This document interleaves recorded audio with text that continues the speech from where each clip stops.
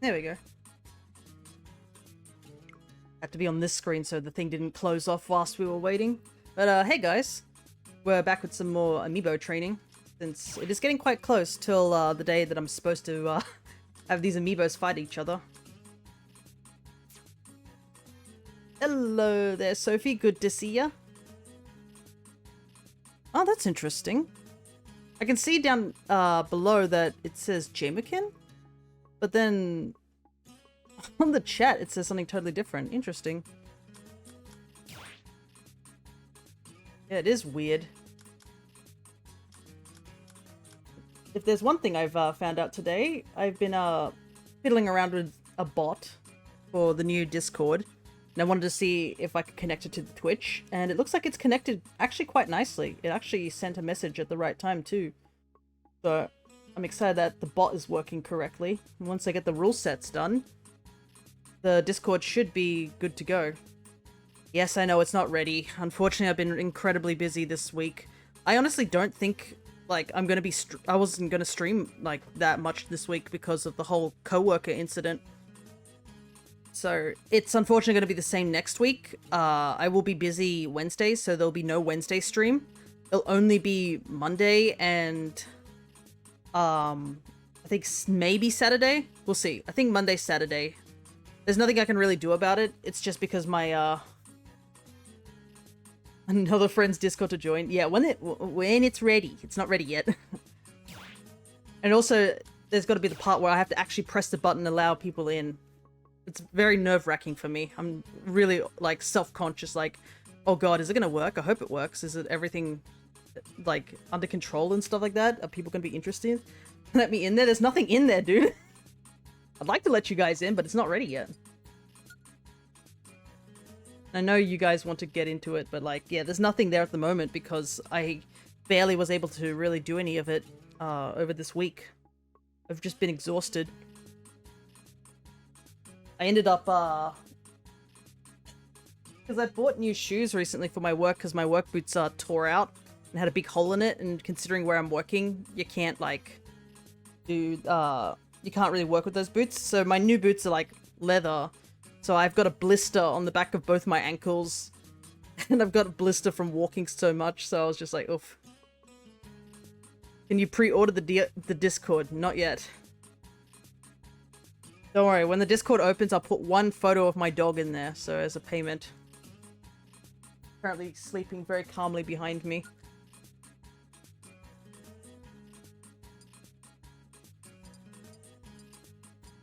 Before I actually jump into this, I realize that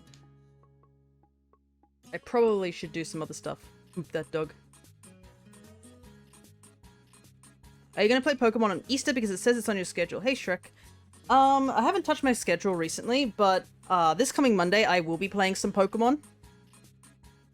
Just a little bit for now, because I don't want to start any major games at the moment due to the fact I am quite busy these 2 weeks due to a coworker getting injured, which I can't really go into too much detail for 2 reasons.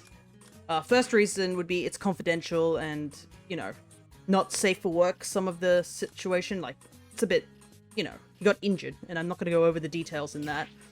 And 2, because apparently my own company is being incredibly quiet about it to the point where none of the people at my work actually know what's going on. But yeah, I haven't really been doing too much on Twitch because I've just been too busy. But yeah, there'll be a little bit of Pokemon this coming Monday at the very least. I'm not doing any more of the shiny hunting month, if that's what you're asking, because can we say yay or nay? It's not life-changing, it's just he can't work. He can't work for a little while because the injury, the place where we work, with the injury he has, you can't work at that, with that sort of thing. It's not life-changing, it's just... The problem is that nobody knows what happened. That's the really weird bit, sort of thing.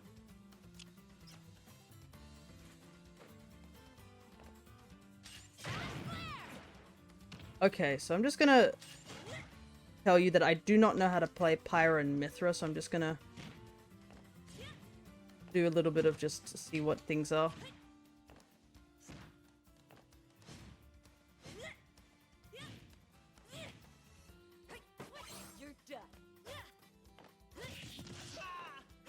Seems faster. Okay. But yeah, I'm sure they'll get better. It's just that the problem is that our company is, this company that I'm working for is being very quiet about the whole situation, which is not great because it's supposed to be covered under workers' comp. And if they don't really say anything about it, it's, you know, what can we do sort of thing is what my workplace is talking about. But yeah, I really need to get on to my schedule a lot better with Twitch. If the Twitch schedule looks a bit funky, it's usually because I've just forgot that it exists. That's really it, all I can say, Shrek. Sometimes I'll be just like, oh, I'm getting ready for Twitch, and I usually, during my VODs, I'm like, okay guys, we're going to be doing this week, you know, that sort of thing. And I kind of forget that there's actually a schedule for those people who obviously miss out on certain VODs and stuff like that, because, I mean, some people don't watch my Stardew Valley VODs, some people don't watch my Pokemon VODs. Some people might not even turn up for this VOD, so...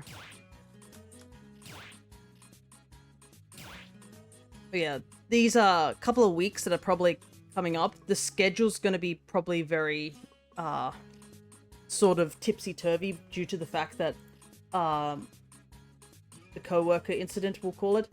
So I should probably say that, yep, Stardew Valley will probably be cancelled then. We'll probably play Stardew Valley on the weekend, rather than, on Wednesday, because I will be at work on Wednesday. But other than that, I think everything should be okay. Monday will be a stream. I should change that. It's not shiny hunting month anymore. Because we're just taking a break with the shiny hunting for a little while. So that I can actually start chopping through my backlog of games that have been, like, slowly piling up. What color do I want to do?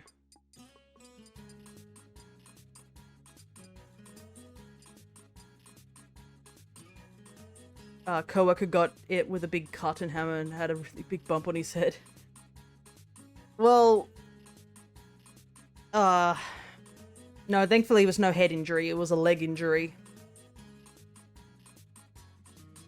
Where, I can't really go too much into it, but yeah. Problem is that even we don't know what's really happened because there's two sides of the story. And when there's two sides of a story, where there's like two conflicting stories, like, and you weren't there at the scene, like, what can you really do?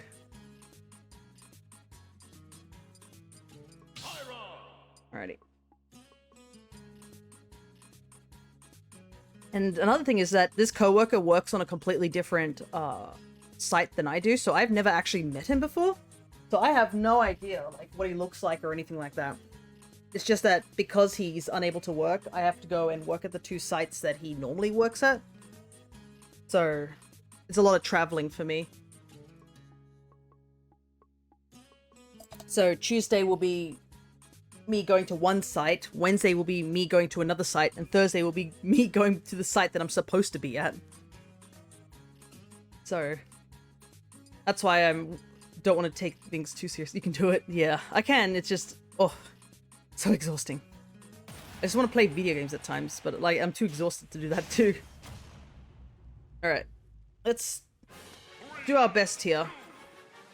So I'm going to be absolutely real with you. I have no idea how we're going to train these two because they're like the Pokemon trainer situation where it's a character that can switch. And a lot of times with Amiibos, you don't want to really train them to switch because they'll end up learning that switching's a bit of a thing, and then they sometimes do it too frequently. I want to see if I can get the down air, but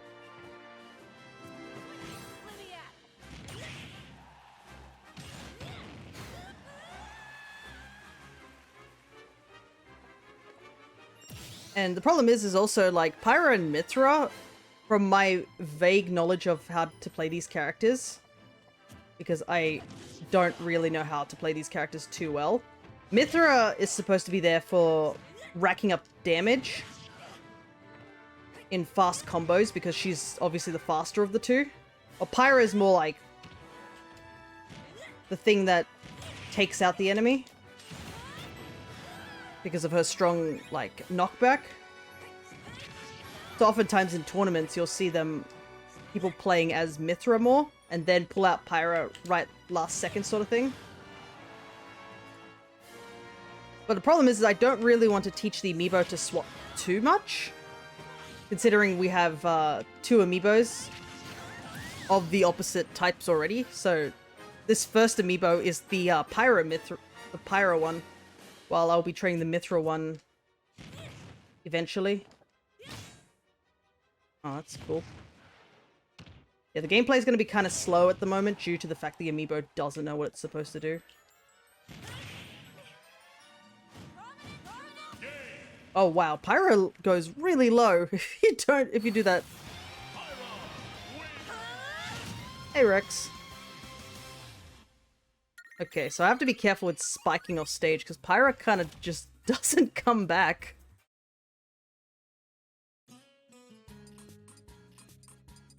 But yeah, for the Pokemon stuff that I will be doing this Monday, I'm actually going to go back to one of the older games. Because I've been thinking about doing something interesting with Pokemon, as much as I've been saying, I don't want to do Pokemon right now, I've done so much Pokemon. But there is a thing I do want to do eventually, or make it a goal once the Discord is open. You know, something for you guys to, like, submit points to somehow. I might have to get Stream Elements bot up and running and stuff like that. But I want to do something where, like, I guess going back to some of the older games and playing with specific rule sets sort of thing.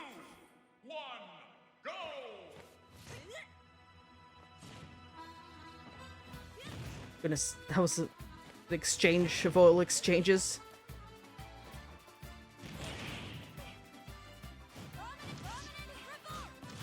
Oh, I'm so dead. Wow, Pyra, can you really not make it back? I guess she wasn't looking towards the ledge, but still, that was really bad. Hey AJ, good to see you. Wow, the range on that.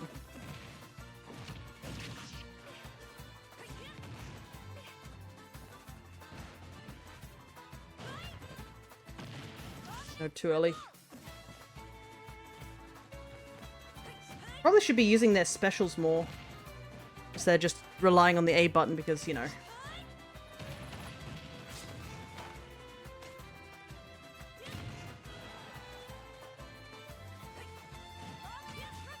Oh wow, she really can't recover.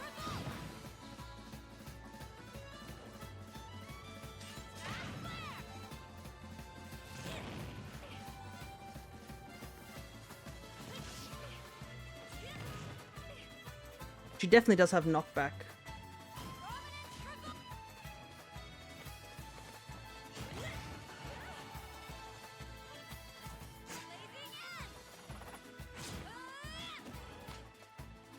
What's this? Oh, that's... Okay, so it's a set distance.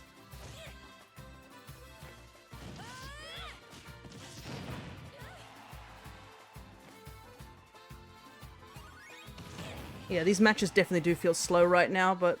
Oh, there's no way she's coming back from that, I don't think. Yeah.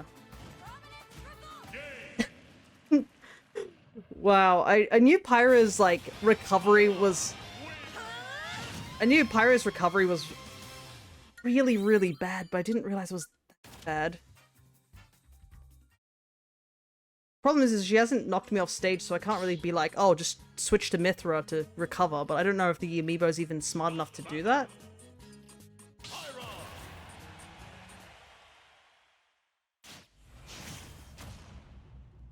I guess we'll find out. Some Amiibos just tend to be smarter than others. I'm not sure what determines the Amiibo being smarter or stuff. If it just follows the principle of, like, the CPU and stuff like that.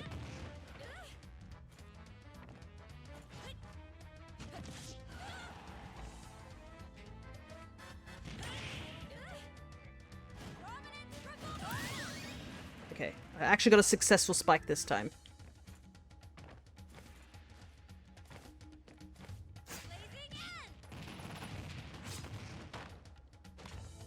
Oh, wow. The lag on her, like, grabbing her sword back is rough.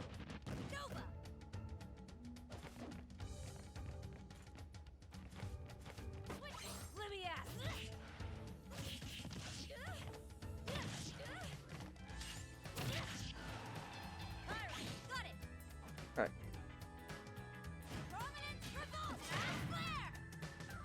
Okay. Maybe a back air? No. Back air doesn't... I don't know. Yeah, she's not making it back. Try to decide if back air actually does anything. It looks like it does launch, but I don't know if it's just because the angle I'm hitting it makes her fly like... Yeah, it seems to be that it flies in a sort of like up to the right.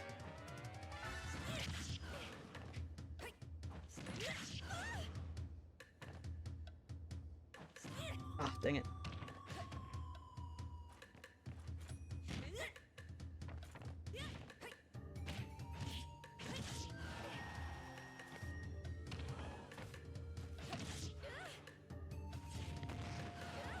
It's a kind of weird arc. I don't know if it's just... If it's just my angling or something like that. Anyways.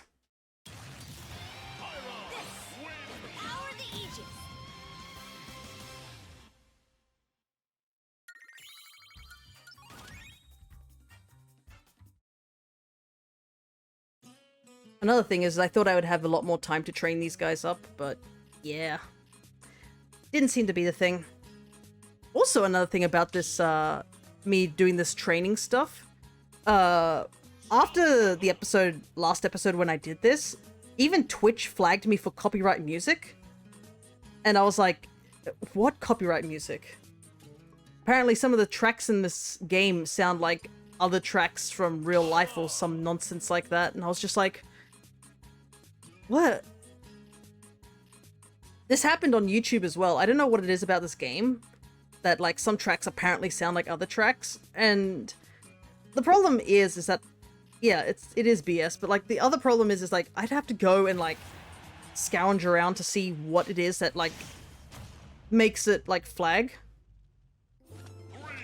Because if I knew what exactly the songs that are like, you know, causing the flagging issue, then I would just turn them off, but they're just at random sometimes. And like I've had like 2 separate songs from 2 separate series both flag as like the same song, and I'm just like, it's really not, like...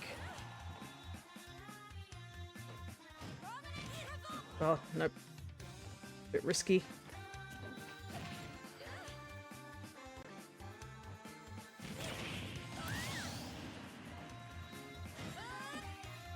Oof, goodness. That felt like it wasn't gonna make it. I legit was like, oh yeah, I'm gonna die for this. It looked cool, so you know, that's all that matters, but... I think the only 2 games I've ever had like copyright issues happen is this game, and funnily enough, like my randomizers for like Majora's Mask.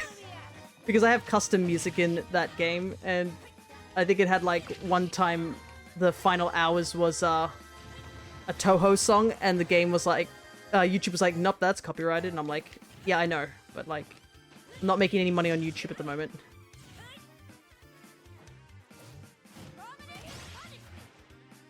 Ow.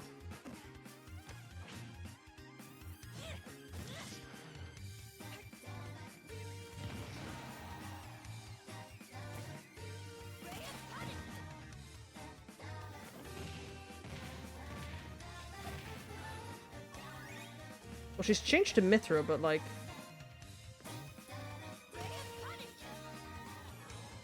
Wow. Never mind. Both of them suck at recovering. But yeah, so if there's anything that says like the music gets like muted on this when I like start it up again on the VOD, then that's the reason. It's because whatever AI monkey they have in the game's like, oh, this is definitely copyrighted, you know.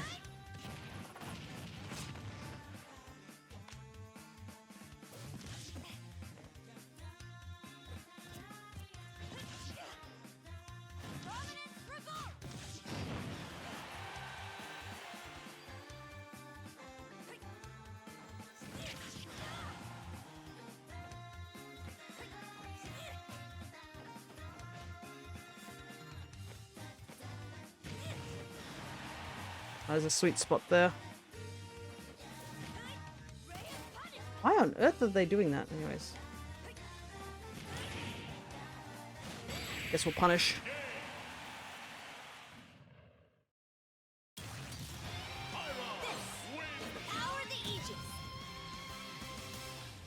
Alright. Not sure for the reason they switched there, but it seemed like once they switch also, they don't tend to switch back. So I'm not sure if that's a good thing or a bad thing.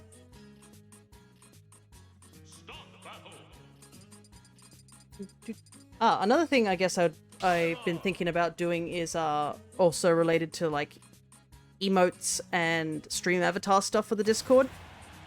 Because as much as I've made a lot of like emotes over on the Alchemist's channel, I don't have many for myself. A lot of the stuff that I've made for them is obviously commissioned stuff, you know. Stuff they're like, hey, can you make emotes for me about this sort of thing? And I'm like, sure. Or sometimes I'm just like, you know what? I feel like making that, you know? The creative process, as one might call it. But like, I don't have many emotes for myself and such. So that's something I have to start like considering. Plus, I think it'd be cool if we had like some way of people like suggesting what emotes we should or could use in our Discord. Or just like some stream avatars.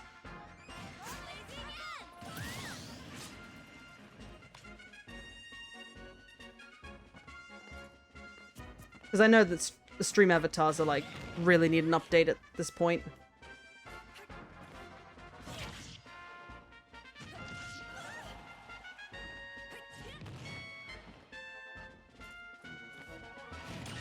Oh, that was such a catch. Holy heck. I honestly did not think I would spike. I thought I was totally going to get crossed up by the up smash. Up smash, the up B, I guess.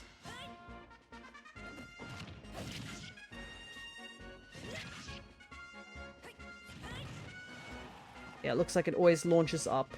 The back air and the forward air. Which I guess is okay. It does have the launching power that it needs. That killed? Wait, was she at 50? That should not have killed. Wait, no. Did I legit kill her on the last stock? What?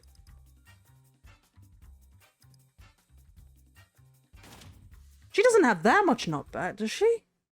I can see why people use her. I'm pretty sure she was at 50, wasn't she? I was like, wait, that had like the whole... I could understand if it like, you know, flashed when she was at 70 or something like that, but I'm pretty sure she was at 50 when it like did the final flash. I am so confused. I feel like if we were like playing this on like, what is it, 1 speed? Normal speed, I should say. These matches would be like going so fast. Yeah, she was at 50. Like, I looked that time when I went for the final smash. What the heck? I know the Amiibo is very light at this point because it's got no defense. But... that's just... a little ridiculous. Just me complaining about, like, DLC being too busted when I'm using characters that take, like, up to 100 before I can actually kill. Because I refuse to change my mains.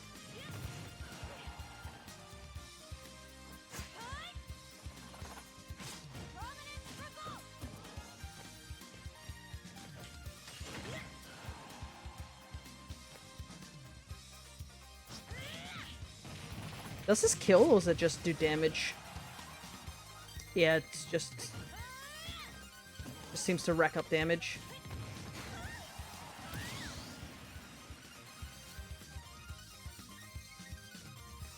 Goodness. She is not going to level up if I keep killing her at, like, such low percentages.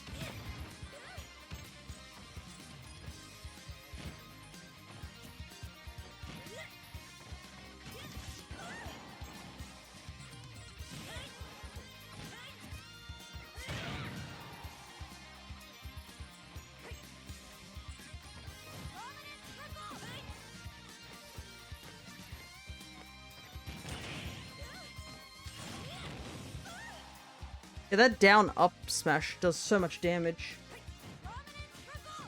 Oh!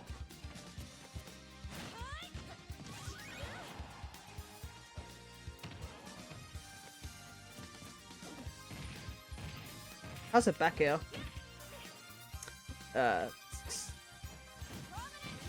Whoop.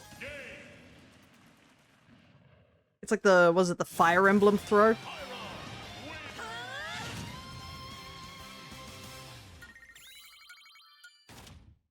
Fire Emblem characters can't throw for, like...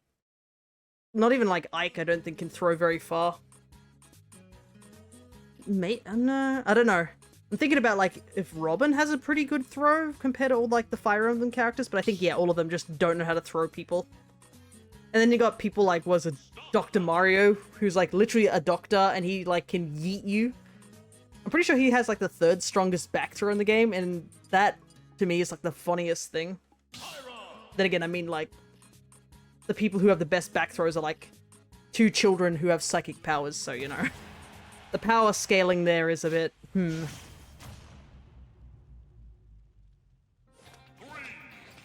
Hey, we saw this stage last time.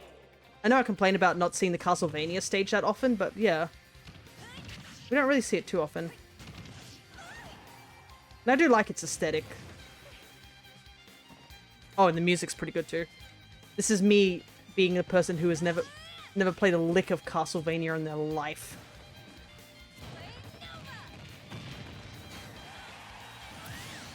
Why does that kill? Everything kills in Pyra. I'm gonna get to Mithra and be like, oh god, I can't kill anything. I don't think Mithra can really kill. That's the whole point.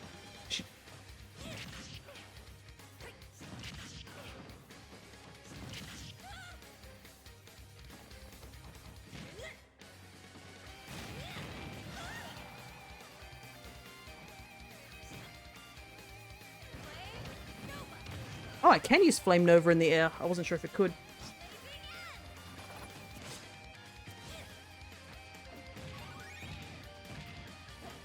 Up air.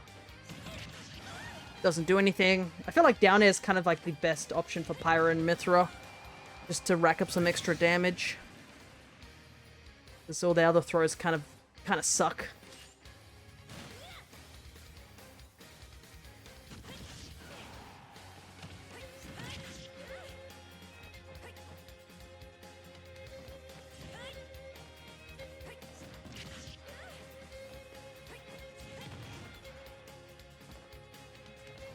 But hopefully you guys have been having a pretty decent week.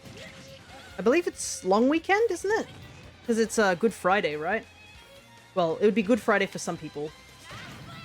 Our Good Friday's already passed. Me and the family got together with our cousins and my sister.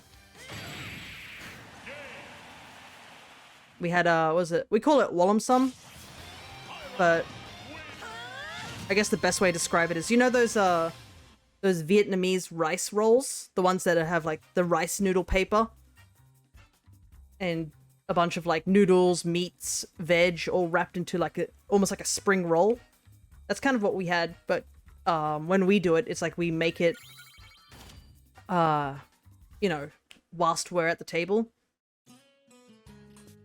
So we have all the ingredients laid out in front of us, and this little tray thing that you put the rice paper into, and it has a little pocket on 2 pockets, one for the rice paper and the other is for water. So you dip it into the water to wet it so it starts to soften, load it up with all your ingredients, and then roll it. The only downside is if you're not experienced with doing that, sometimes you tend to be like, oh yeah, I'll just fill this thing up like as much as I want to put all the ingredients in. And you kind of have to be careful, because if you can't roll it, or you put too much in, it just, you know, breaks into, like, smithereens. Yeah, it's super, like... How do I describe it? You can eat quite a lot if you're not careful. Oh, this song! I don't know how to feel about this song. I know what... the problem is that I like this song in the base game, because in the moment, it's, you know, incredibly touching moment. But obviously it doesn't make sense to put it in Smash. I think they did have it in Smash though, like the original. And then they changed it for a remix, I think? I can't remember. But yeah, this is one of the few remixes where I'm just like, I don't know. It's okay, but I like the original too much to be like, you know, to really fully enjoy this one.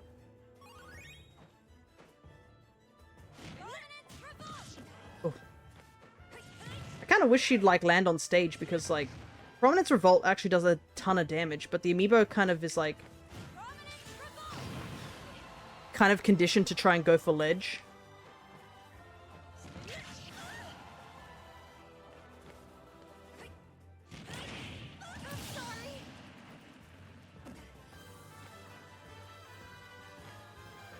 But yeah, this is like, I think this is like maybe one of 2 remixes that I'm not a big fan of in this game.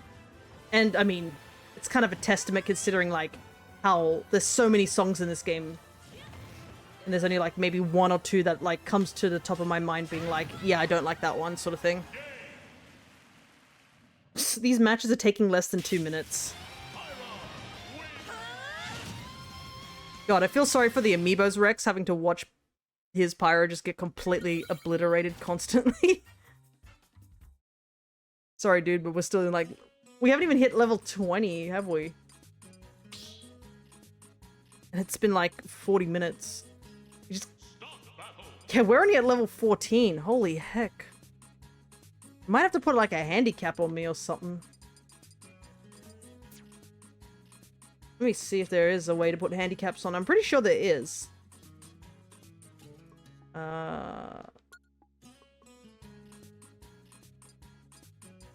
Rule set. Let's see. Probably an advanced, right? Underdog boost. If you're losing, you receive a power boost. Maybe. We'll use that.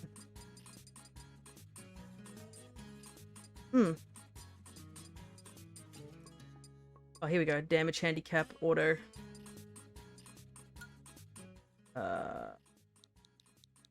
We'll just call this a test. See how it goes.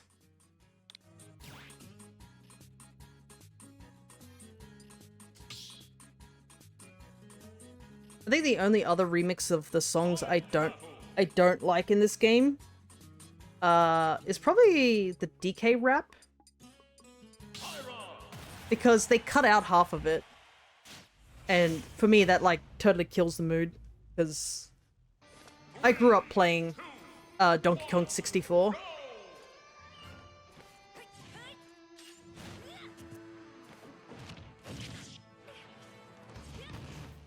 So, the DK rap is, like, in my veins, honestly. It's a good song. It's so silly. But, like, that's kind of what DK64 is. Sure, it's sort of a serious game, but at the same time, it's just all good fun.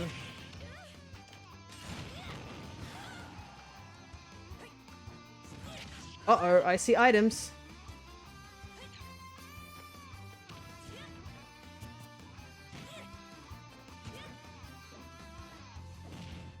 I didn't check if items were turned off. Oh well. Nothing wrong with teaching the Amiibos about items, because I know some of my Amiibos know nothing. Oh! I forgot you the fire sword and I just full on sent that. That was bad.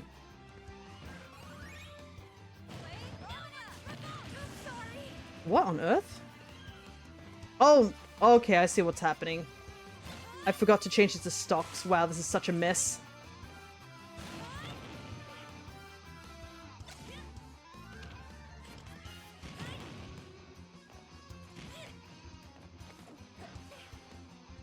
Hello there, Awkward. Good to see ya.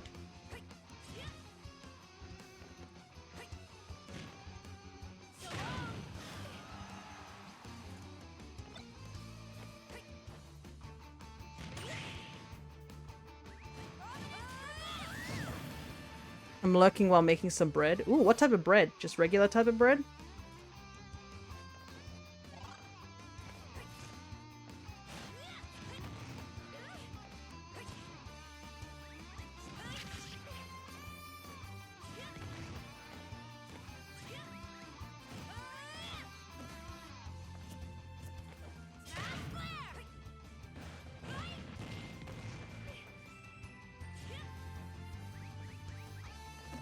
This Tanuki tail's actually throwing me off.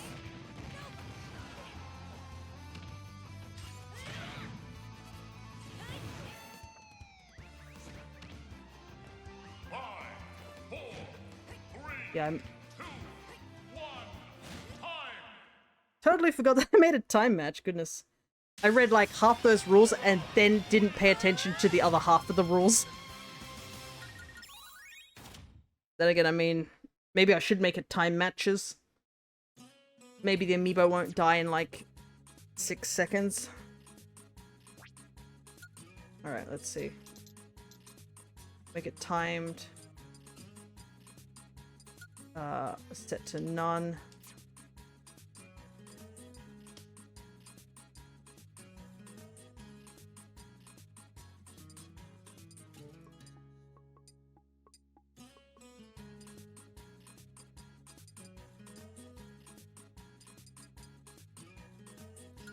I don't know if the underdog boost works during timed match. I guess I didn't get an answer on the bread thing. Maybe they're already making bread or can't. I mean, I can understand if they can't type, because bread is sticky. Homemade fresh bread, if you haven't given it a try, guys, you honestly should. And that stuff, like, is amazing. Nothing is, like, better than making some good, fresh, homemade bread. Freshly made, cooked, and then the butter onto it. Ah, so good. And the warmth of the bread is what melts the butter.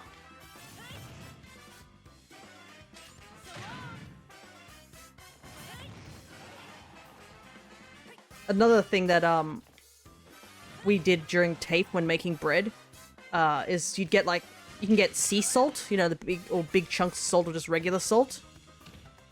And you, before you bake it, you, get that and rosemary or a type of herb. I don't know if any herb can work or you can just go for rosemary. That's what I usually do.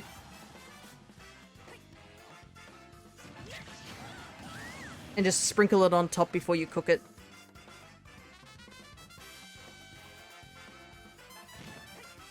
This music is too cheery for what's happening. Then again, I mean, are we really focused at the moment? I'm literally just having a conversation about bread. Oh.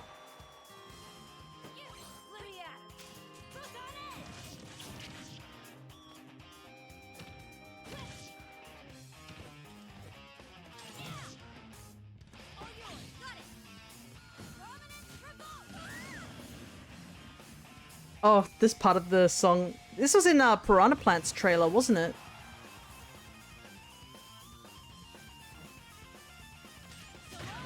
Ooh.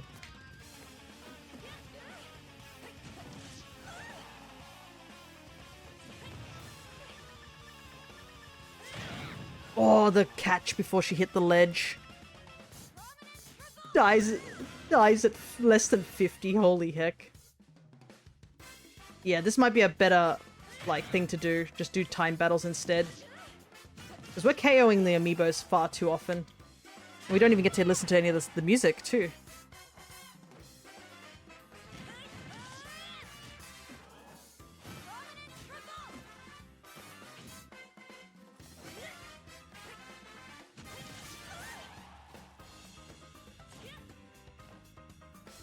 Also, homemade bread's really easy to make, I think. Unless you're like that one student who was in my class in TAFE and failed to make homemade bread. That will forever haunt me, that particular student. Him and one other student. Of their inability to... just food safety.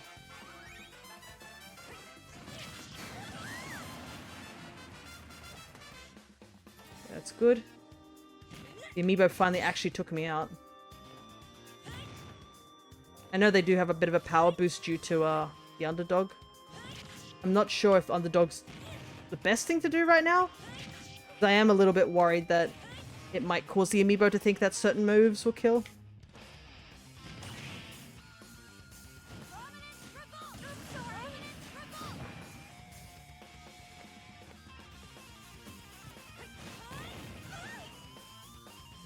Oh yeah, that did a decent amount of damage. Okay, good, she's chasing.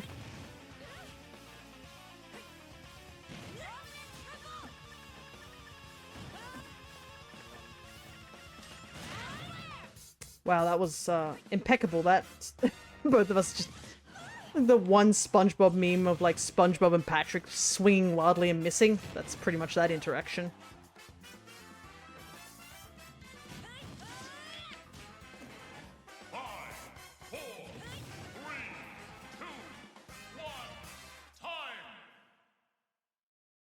All right.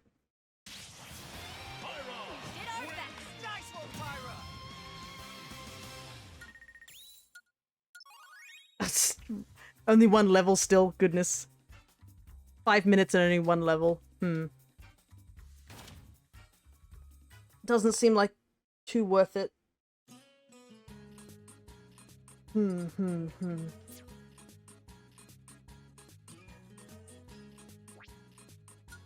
Maybe we'll just make it back to stocks again. Or we'll just put the stock count up a little bit higher.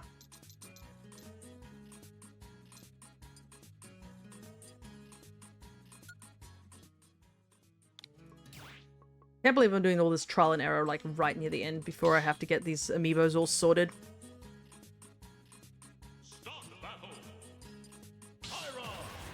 Though hopefully when the tournament does happen, it's a little bit more interesting than me training them. The training part can be a little bit boring.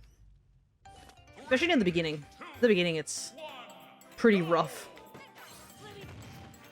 Because they just, you know, don't do anything.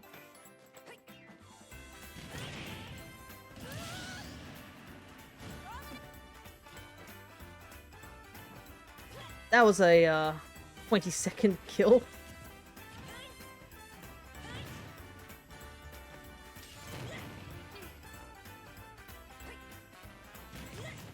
Oh, nope. Missed the sweet spot.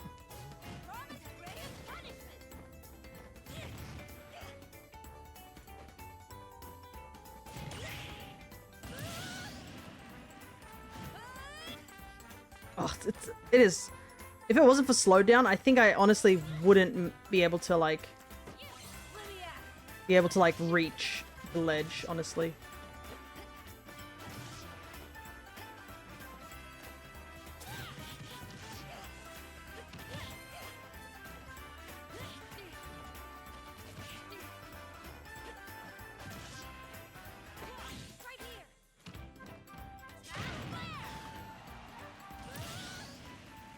Okay, that seems to be good.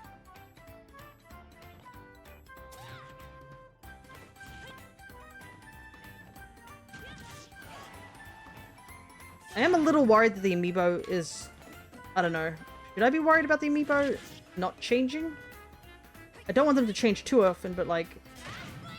at the same time, I need them to actually, you know... I need them to actually kill.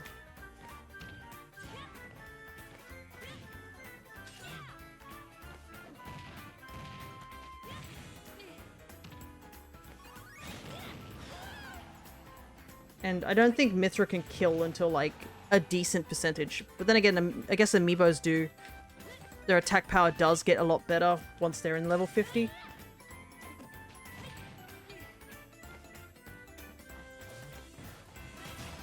Oh, that didn't work.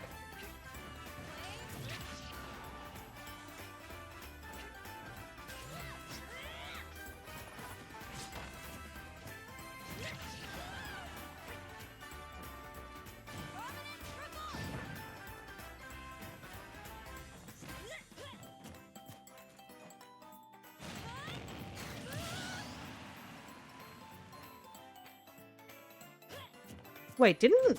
now that I'm just sitting here thinking about it, didn't we get this song earlier?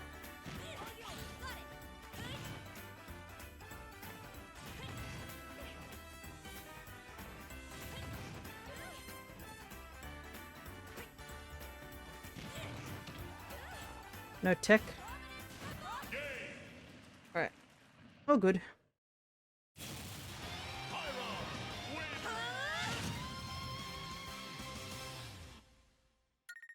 Hey! I just saw, very briefly on my phone that Weiss's, fan is working again. I think they were having they've been having computer issues for this whole week. So seeing that they've managed to get most of their computer running again has always been a good thing.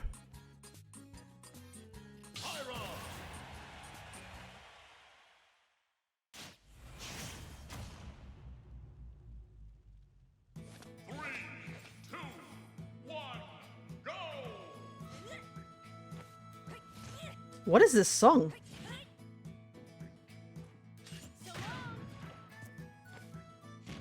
I don't think I've ever heard this song before in rotation. What the heck? It's kind of funny though, because I'm pretty sure out of all the songs, I am not a fan of a lot of the Yoshi songs.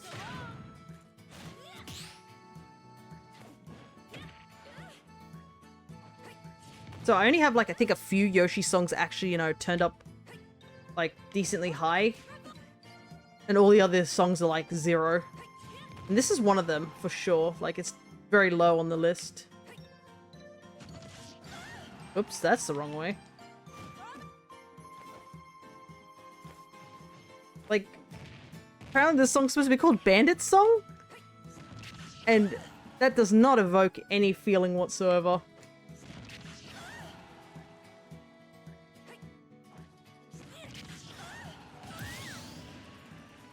Okay, the sour spot killed there.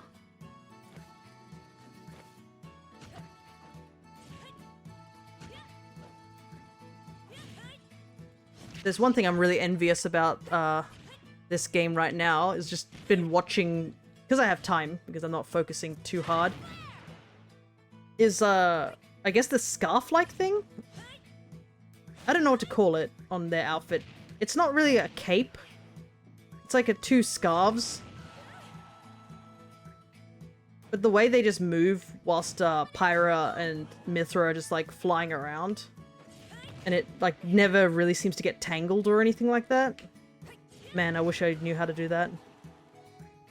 Because I remember when I was modeling a character back in uni, I tried to make a character with a scarf, and holy heck, was that the hardest thing to do. It would twist constantly, get caught on their body.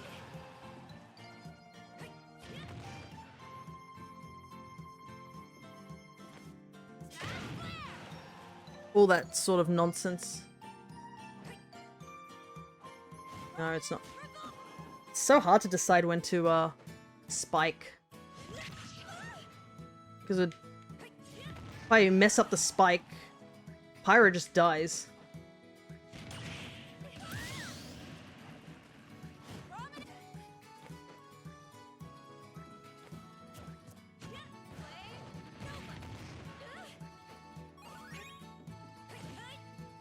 The Amiibo is starting to actually fight back a little bit. Finally. We've just hit level 20. And it's been like 40 minutes.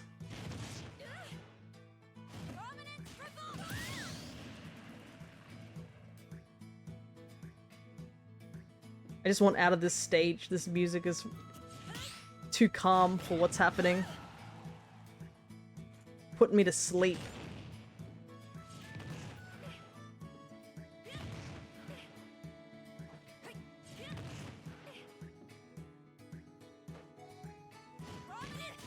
Ooh.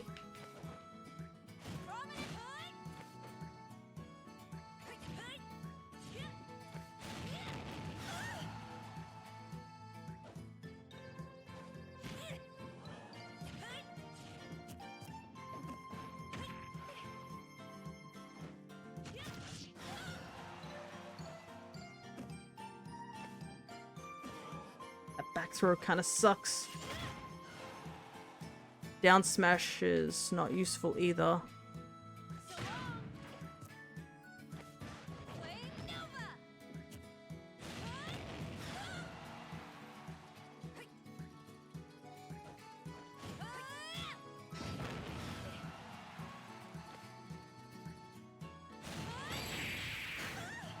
Part of me's thinking maybe I should just spam like Prominence Revolt, I believe it's called. The up B. It seems to do a decent amount of damage.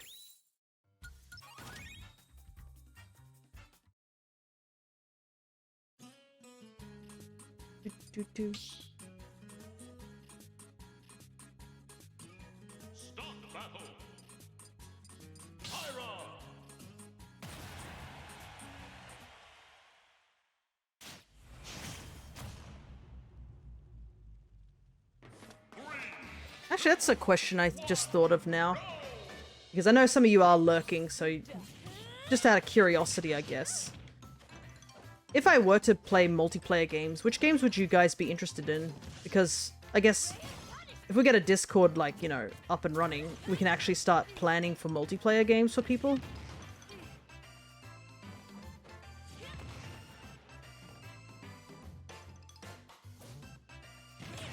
Bye-bye.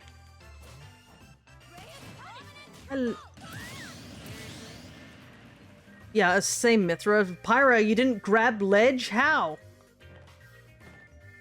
Oh well. Can't... No, I gotta say the delivery on Mithra, seriously. Like, she's so done. That's so funny. Pyro's all like, I'm so sorry I got myself killed, and Mithra's like, damn player, you really do suck and got me killed. How could you do that?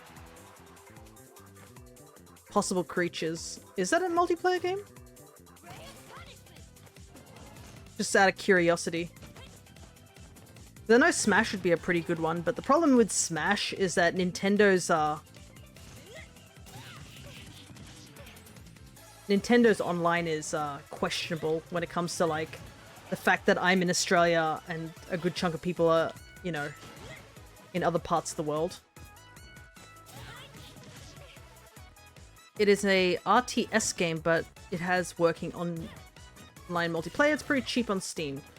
Just want to double check what RTS stands for, just so, because I'm trying to think of what that could possibly stand for. I just need to double check. And so it's a PC game too.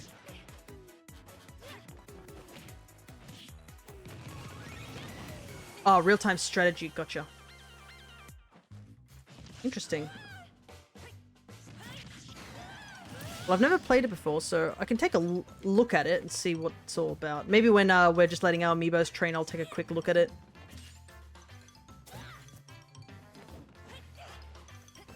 I know Mario Kart's another good one. Because I know over on the Alchemist's channel, they're all about Team Sonic Racing, and I legit don't have the game. So I always get, like, a little envious. I'm like, oh man, I could play some kart racing games.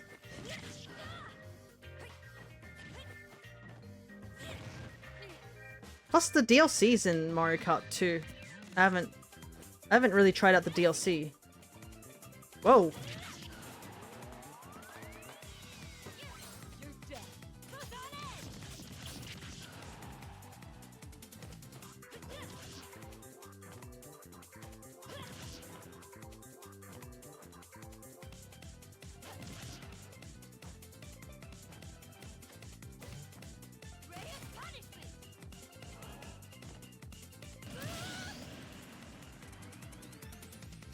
I briefly thought about having amiibos, or doing amiibo tournaments on the arena, because I believe you can.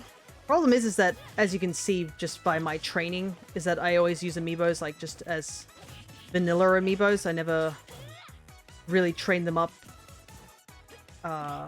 with spirits and everything like that, just because, I don't know, spirits can be interesting, but I like to see the actual skills of the amiibos just raw, as opposed to, like, relying on spirits.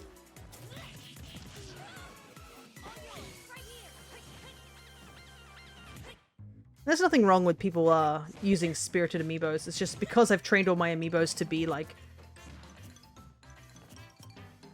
vanilla spirits. I don't want to go out of my way to train them all over again. That would be my only reason that I couldn't really see using it. Using amiibos to have in the Discord, that's all. I would love to, because, you know, there's not really any other reason for using amiibos for me. A lot of them is just Smash related. Like,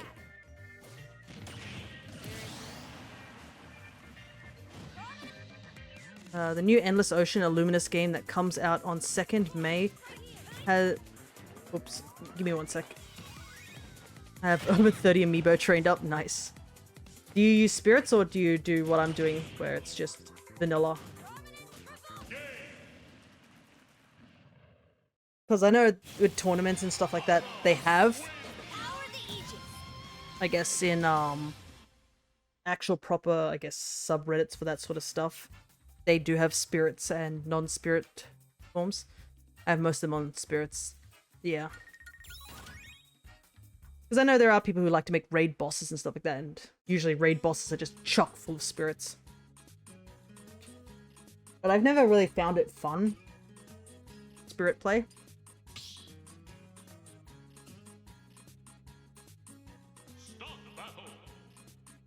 That might be just me saying it because I think the one time I played some tournament with, on Crescent's stream when they were doing Smash, I think two of the other players had, like, fully loaded, spirit kits.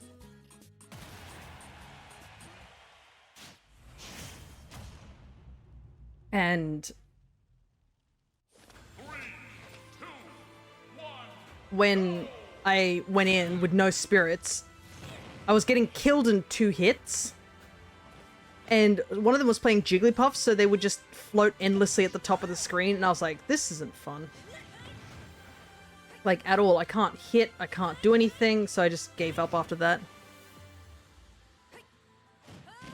Ah, yes, 3 houses.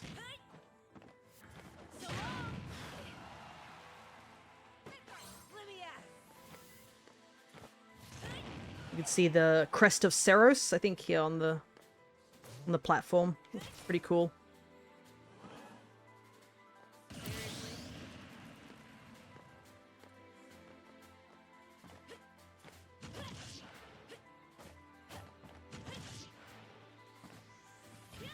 Another thing I know I was going to do for the Discord is, because I know a good portion of people do watch me for Pokemon stuff, is to set up a section for Pokemon. You know, just for people to be able to do Pokemon stuff.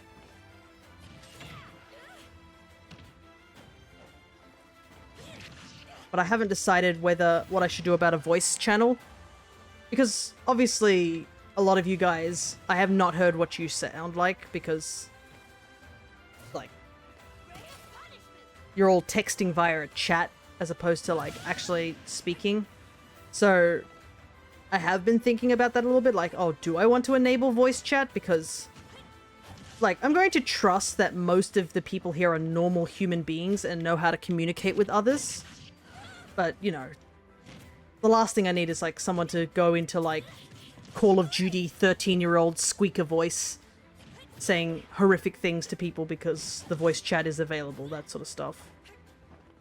Like, I don't think most of you are like that. This is just me taking on the thoughts of trusting that my audience is normal. But I mean, half of you are sleep deprived, so I don't know what to really say.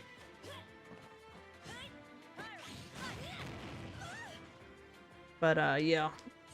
I think I might, once I get the Discord running, the voice chat will probably be either very limited or, like, maybe not usable for a little while. Until I get a, you know, a good feel of it.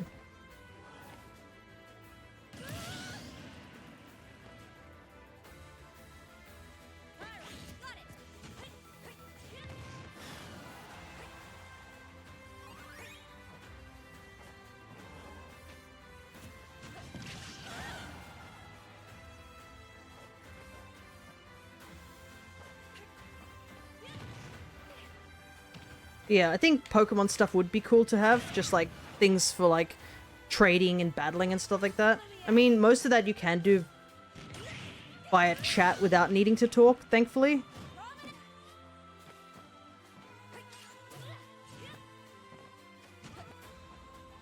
But yeah. You just gotta keep poking me, guys, until I get the rules written down, because most of the chat is actually ready to go. I just gotta find a bot that can type up all the rules so I don't have to type them up, or just have them in a format which is, you know, the people are kind of... Excuse me? What happened there?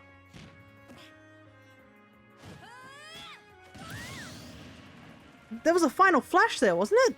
Did she tech? But no, it wasn't teching anything. Did she just armor through it? What happened there?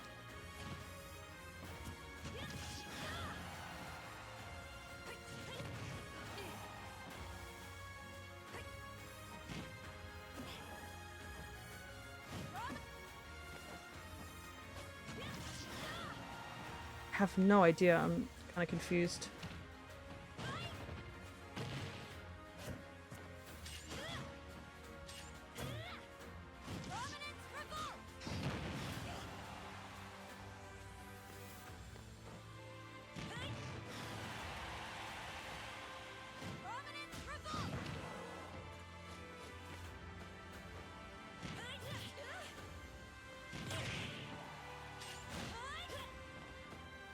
At least she's like teching, or not teching, DIing at least, so she's not always in the line of fire.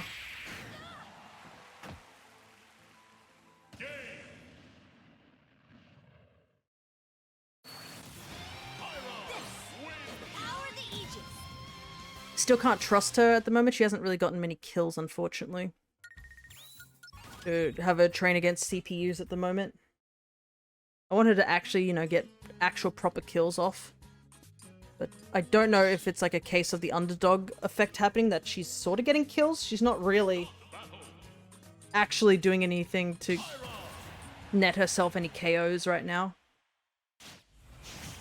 But don't worry, we won't be just playing Pyra and then Mithra for a long time. I do have one other amiibo I need to train, so there'll be a slight variety, but I will be like trying to train up my Sora amiibo, and I'm not sure. I think I'm okay with Sora.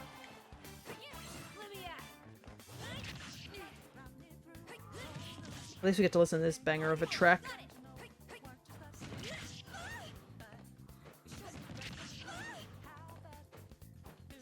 All the flaws that are in... Well, there's not too many flaws. There's a couple of flaws with Persona 5. Its aesthetic is definitely not one of them. Such a good aesthetic.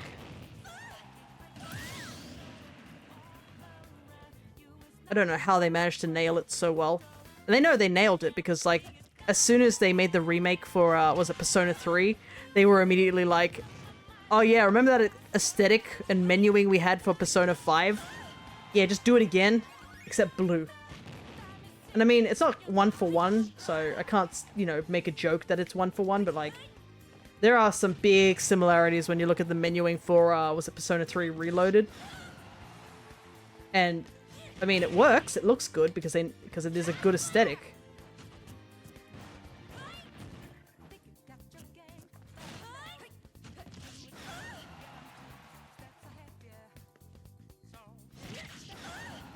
I thought I did the down air.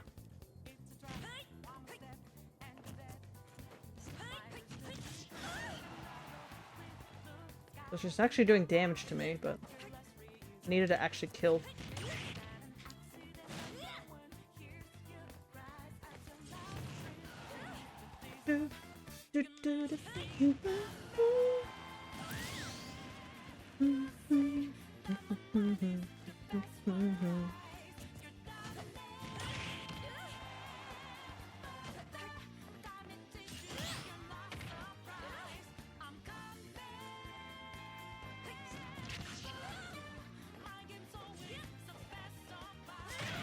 Oh, I'm dead. There was no escaping that. That was a big fumble on my part.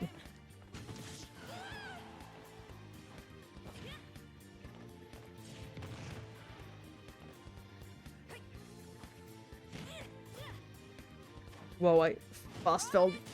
Yeah, I fast felled there. That was my fault.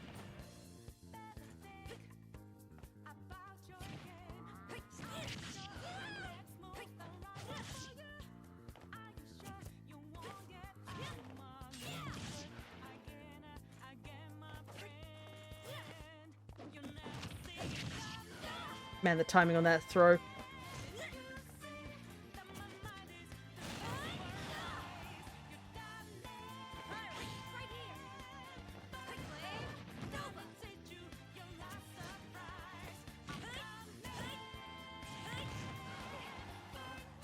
Okay, Doa's resting. Nice. What type of bread is it? Because I know I asked earlier, but I have a feeling you were busy, so... What type of bread is it? Is it just, you know, regular bread? Anything fancy?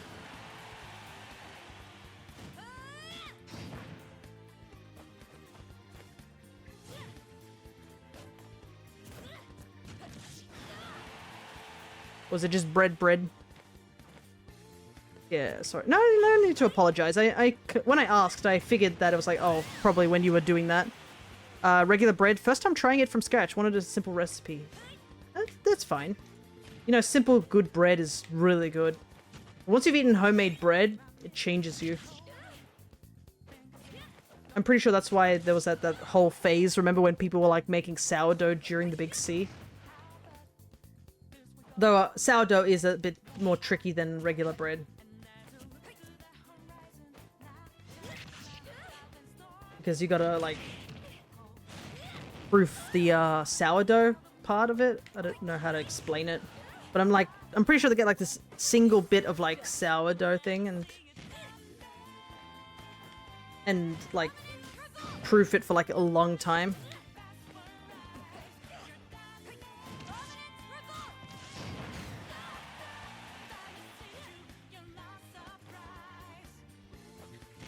Oh, that could have worked.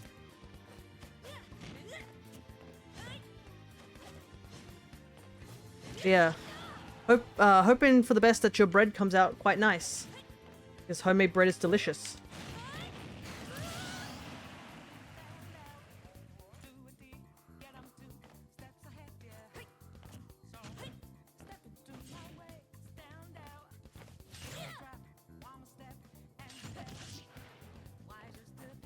There's the new Inzuma 11 game. It's in the eShop. It's still it's free, but it's beta and it works online.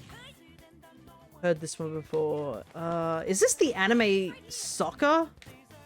The soccer anime? Well, yeah, so am I. Next time I'll try sourdough, but it seems more involved. I need yeah, that's the word, starter. Yeah, so the starter you need to actually make it, and then you sort of keep a starter for like the longest time. I'm pretty sure that's what it is. Sourdough is my favorite. Yeah, the soccer anime. Sports animes are pretty big, aren't they? Like, I'm pretty sure, I don't know. Oh, we actually went to time. Didn't even realize that. Sourdough is delicious and so universal. That is true. And also, you could be proud that you made it, because it's not the easiest bread recipe. For me, I think the bread I've made the most is like banana bread, and I wouldn't count that as bread. It's more like a cake.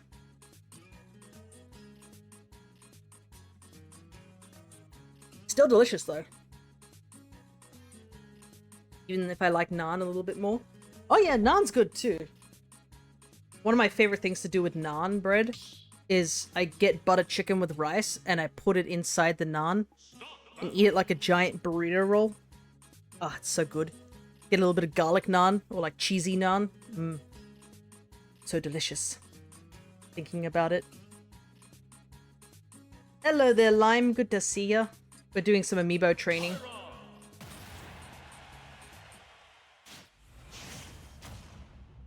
And talking about bread because Awkward's making homemade bread.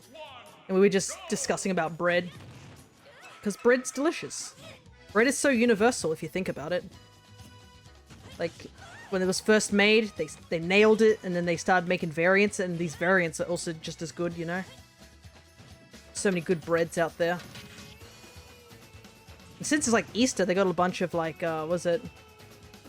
Hot cross buns and stuff like that. Haven't really gotten into sports anime except for Chihai Yafuru, if that even counts. That's fine. Sports animes is like that sort of interesting like area of anime. I know my mom's pretty big in it. She was a big fan of like a lot of the old basketball animes and manga. So we have like, I'm pretty sure we have 2 separate basketball related ones, and we got Haiku as well. I feel like sports animes is like one of those ones where it's like universally a big section of anime. It's not the biggest, that'd be like, what, isekai nowadays, but like, it's a pretty big section. And people like them sports animes. You have such cool parents, bruh, I'm big jealous. Yeah, I know some people do say that. They're like, oh, what's your parents like? And I'm like, well, my mum reads manga and plays Animal Crossing. And my dad was the one who introduced me to video games and still plays video games. I recently asked him about, you know how there's the new DLC coming out for, Elden Ring? And I was like, so, you're gonna be doing that? And he's like, well, I got trauma from the Millennia fight. I don't know. Maybe. I mean, I can't really, you know... I like isekai shows. I like I was reincarnated and killed slimes for 300 years. I think I know that one. Isn't it like... Oh, I think the premise is like, yeah, she does kill, like... She just spends time killing low-level mobs, and then she just ends up at, like, a stupidly high level, but she's just doing it at her own pace. She's like one of those people, like, have you seen those challenges where someone attempts to get a Pokemon to, like, the highest level possible before they head to the next area? Mesmer the Impaler could be harder than Millennia. Yeah, I know, and my dad was like, why do I want to fight something harder than Millennia? And I'm like, for the challenge, I don't know. People actually into hobbies or hobby adjacent, like, dang, my mom is way too old school. But yeah, mum only just got into Animal Crossing because of me. Because when Animal Crossing New Horizons came out, I was obviously playing it, because I started my Animal Crossing, I guess, experience on the 3DS. I was very late into the Animal Crossing scene. And she kept sitting next to me and parroting about, like, oh, you should do this, you should do this, you should do this. And I was like, I want to play the game like I want to play the game. Let me map out what I want to do. And my dad was like, why don't you just get it yourself, you know? Because he had a Switch and I had a Switch, so he's like, yeah, just get it for yourself. So she did. Now she still plays it. It's like sort of like her routine. In the morning, if she's not going to work, she plays it. If she goes early in the morning, she plays it in the afternoon. She gets upset when the turnips are bad prices. Stuff like that. You've been collecting every possible Pokemon before the gym. No, I have heard of, I know that's, one of the challenges. I know another challenge is to, I think some people do it for, like, JRPGs, not just Pokemon, where they try to get their character or their party up to level, like, the highest level before they even leave the first area. The collect every Pokemon before the gym, I think that's called the Professor Oak Challenge. I believe that's what it's called. I've only played the Super Nintendo Harvest Moon, but the rest seem cool too. Oh yeah. I mean, from what I've heard, Harvest Moon is a good game. Well, I don't know how good it is now. I mean, the fact, what's it, Concerned Ape made Stardew Valley because he was getting kind of sick of where Harvest Moon was going. So, who knows?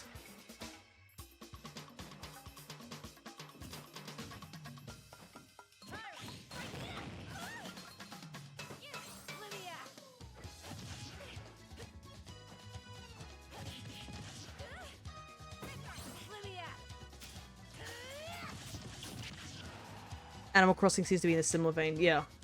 Oh, definitely.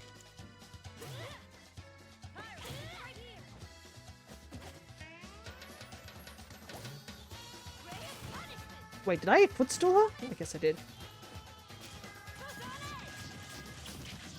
That move looks so weird slowed down.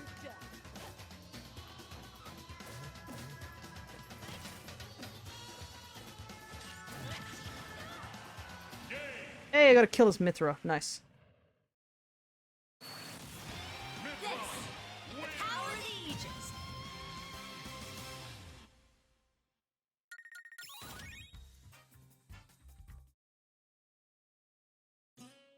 To be honest, watching a Kirby drawing stream would be fun. Yeah, I need to do more drawing streams. I did trial it. But the problem is, when I trialed it, it was when I was sick. And that was a bad, you know, a bad time to probably trial a drawing stream. I would like to do more drawing streams, though. Just me just chatting about stuff. Drawing random things. Plus, I need to do actually some drawing just in general. in terms of getting my thumbnails done, because I've been falling very far behind with the uploads of YouTube stuff. Like, I have a bunch of videos already uploaded, but I haven't got a thumbnail to actually put to them. It's like all the shiny hunting month stuff. And I kind of want to have it all, like, now that we're taking a bit of a break from it, I want to put all the 15 that we've already done so far up on YouTube. So that if someone's like, oh, what's the shiny hunting month, I can just direct them there. I know Discord has a YouTube feature for the bot that I'm using currently, where it's like, hey, if you post something on YouTube, it will show it to you, but I thought, no, not going to do that, because usually when I post stuff to YouTube, I do it in bulk, not one at a time. So you guys would be getting notifications like 6 in a row, and I can imagine that get very, very tedious very, very quickly.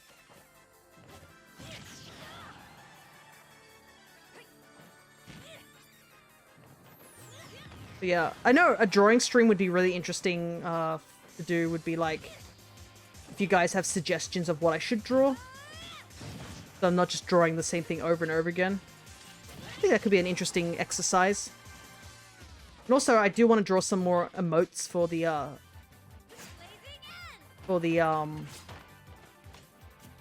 channel at some point.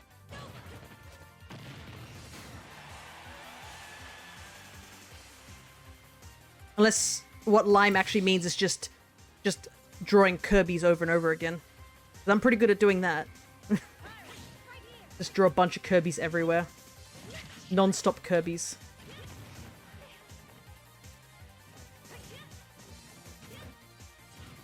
And then I can... If I draw Kirby's, that means I am obligated to talk about Kirby.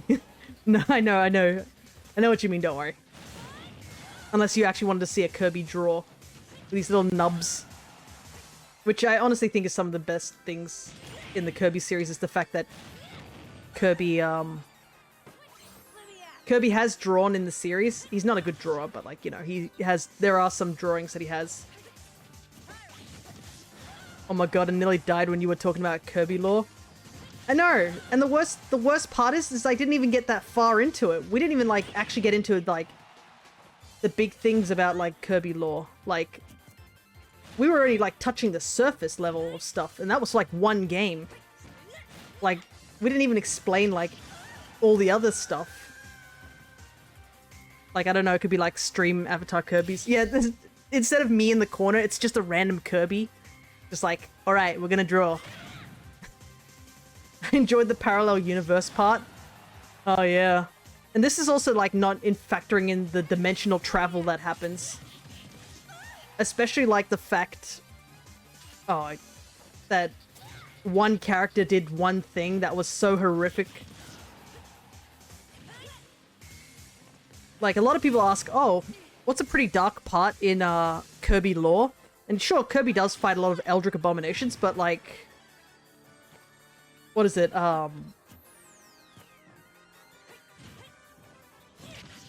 Kirby Planet Robobot, which I do want to play on stream at one time, is legitimately a very dark game. Like, people don't realize how dark Planet Robobot can actually get. But, like, if you think way too hard about it, you're like, oh, wait, this is, like, legit rough. A Kirby with a great jacket. The bleak t-shirt.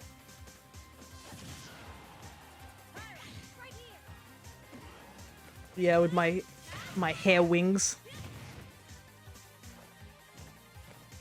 That would be pretty funny, wouldn't it? I will have to keep it into consideration.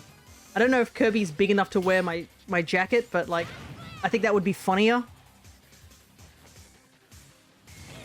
Just the goggles, maybe. I mean, Kirby has worn goggles before. I believe in the Wheelie Kirby, which is a one-time transformation that happens in was it Revenge of Meta Knight? It's like Kirby has like a unique ability for that one section of the game.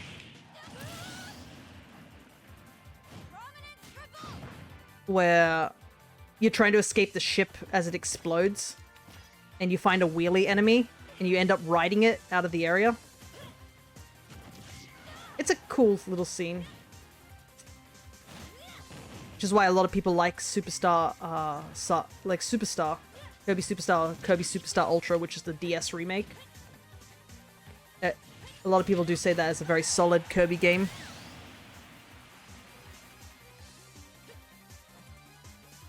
But yeah, we're gonna do more Kirby games on stream. That's end all be all.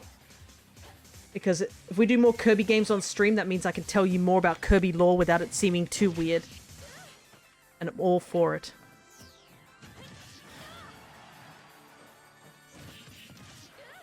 It's like one of those things that I remember I would love to do would be just like make a quiz for people and be like, you know, for somebody who's never ever never played any Kirby games and just ask them like, oh, what do you think this is the answer? I'm all about the lore of games and worlds, yeah.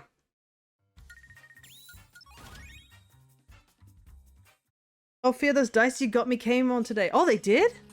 Nice, nice. So if you're wondering what Connor's referring to, it's about the throne thing, because Connor has a throne, which I didn't know about until Crescent mentioned it. Yeah, I bought something for Connor, because I wanted to say thank you for him supporting me on my throne stuff. But I'm glad those dice came in. Do they look cool?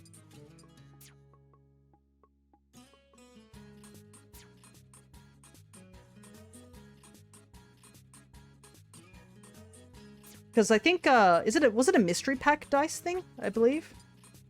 So I'm not sure, like... Not sure what they look like. They're blue and white? Nice. Oh, interesting. She's not aggressive. She got enthusiastic. I don't know how to feel about that. Maybe I wasn't attacking enough. Well... Can we make them OP? Not these ones. These ones are my personal ones. Maybe if I've somehow gotten an amiibo and then make it into like a raid boss, that would be cool. I mean, I technically still have to retrain that Ganondorf amiibo. But I'll see. I like to see if I can make all my amiibos into teams of 4 so they can have team battles if I ever do that. What do I want to do about this? I didn't expect it to be enthusiastic. I was hoping for aggressive, but no, it's enthusiastic. We'll just, put her away for now.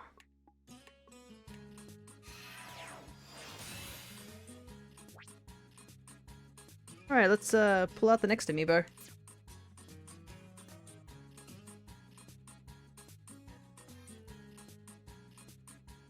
Yeah, I think, like I was explaining a little earlier, I'm not one for spirits because I think spirits aren't that terribly fun, because a lot of spirits are like, put armor and high smash attack on amiibo, question mark, question mark, question mark, profit, sort of thing.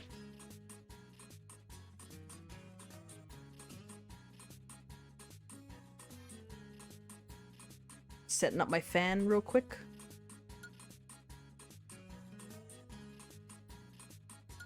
Alrighty, let's see how this goes. This is going to be interesting. Stop battle.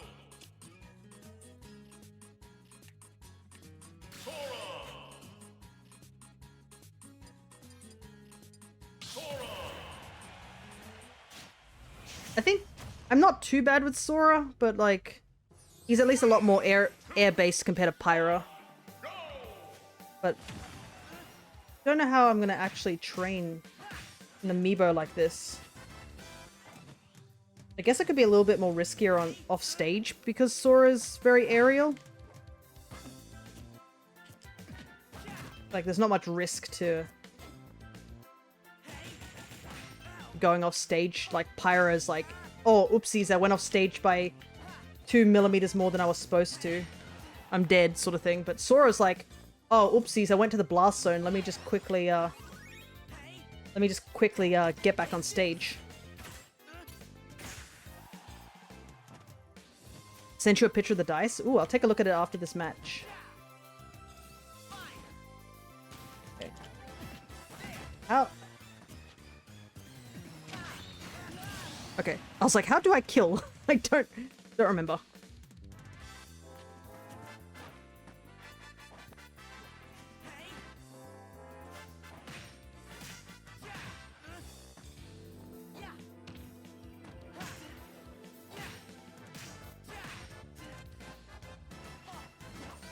Oh, I almost forgot that Sora does that absurd down air, which, like, can kill himself if you're not careful.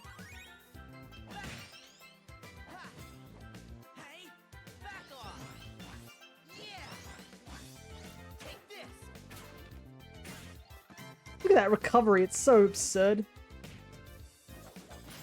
Hiya. Problem is actually killing the Amiibo is also going to be kind of rough.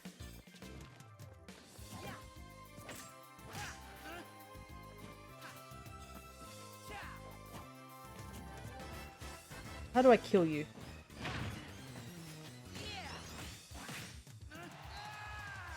Okay, there we go. I was like, how do I do this? Thankfully, it's because Sora's, like, stupidly light, isn't he? Isn't he lighter than Isabelle? And Isabelle is quite a light character, too, so...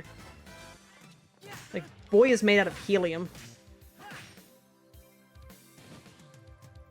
Oh, this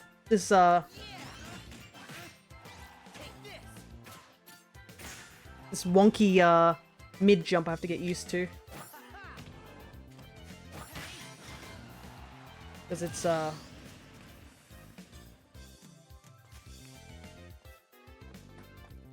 it's like, Ness and Lucas's mid-jump, and it's a bit hard to get used to.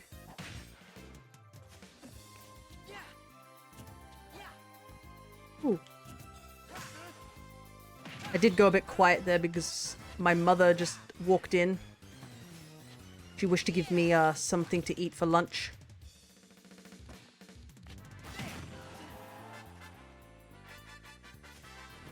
It smells very good.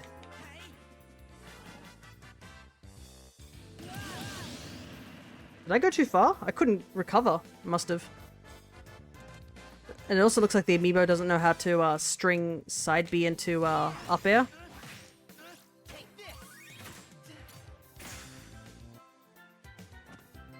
I've got a chocolate hot cross bun. We were just talking about bread earlier too.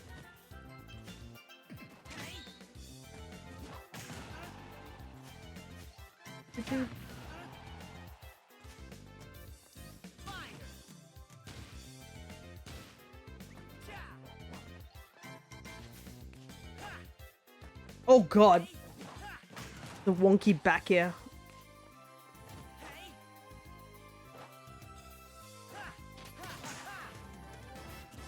What? You hit me with counter? Oh yeah, that's right, Sora has a counter. Oh! Oh! The Amiibo was like, oh, I can see you want to go for that shield break. No. No shield break for you.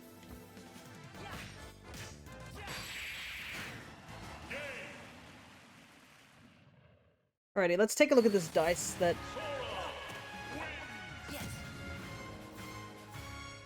our friend Connor has shown me. Ooh! They're quite nice. They're like a cloudy sky sort of a feel. And the black numbers stand out really well.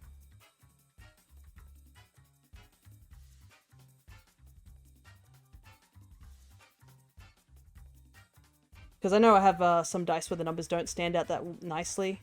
But yeah, these ones stand out quite nicely. Especially because it was a mystery gift one, wasn't it? Like a mystery grab. So I had no idea what they were going to look like.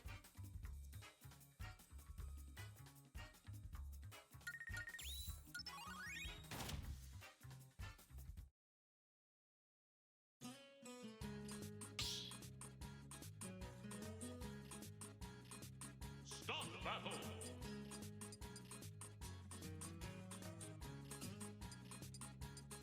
Sora. I have to say, I do like Sora's third game outfit. Maybe it's because it looks a lot like mine. I mean, can't go wrong with a hoodie short sleeve. Oh my god, it's the one remix I was literally talking about earlier that I was really upset that it gets cut in half.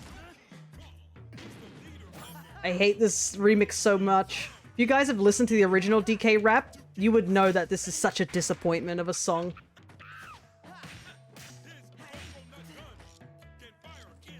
But I don't think we're allowed to listen to the DK rap on stream. I wish I could.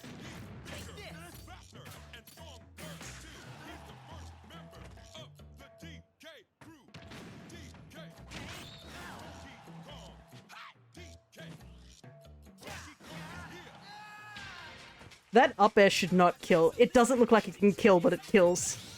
It's one of the few dice sets I have that's like the mixed color. Oh, I hate this remix so much. We're gonna listen to it for so long too. No. Guys, quickly, you gotta talk about something so I don't have to listen to this remix. Because I hate it so much. Why did it show up? I'm pretty sure I put this on, like, never show up. Whoa! What the heck? It set me, like...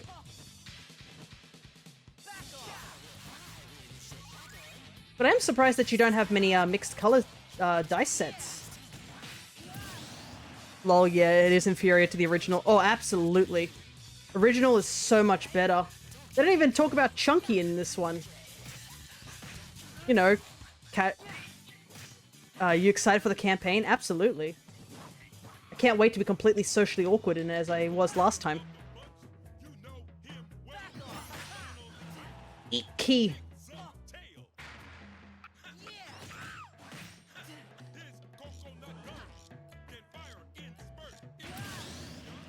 But I know everyone is looking very forward to it. It's when is it?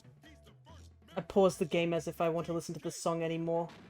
The 7th, so in less than a week.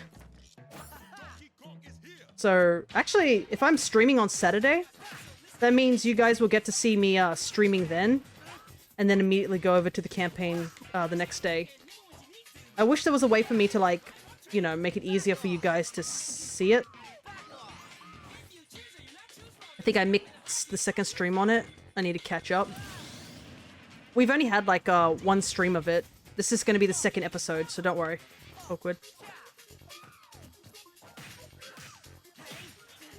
But I think Crescent mentioned that all the D&D stuff is going to be recorded onto their YouTube. Oh boy, I think I went too far. Okay. Ooh. Oh, I thought there was one scheduled. No, you haven't missed it. It is scheduled, but... Okay, we're freed from mediocre DK rap hell.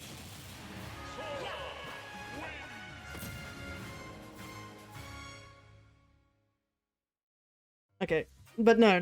The one that's scheduled is the second episode. So you haven't... If you've watched the first one, you haven't missed anything. Don't worry.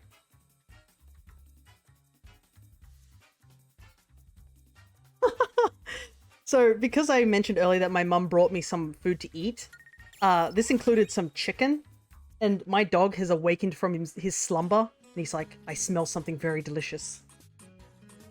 And because I have a fan, it's probably blown all the chicken sent over to him.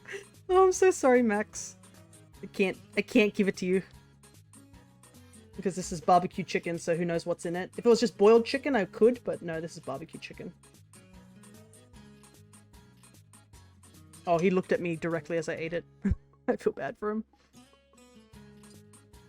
But I can't have him eating food on my bed.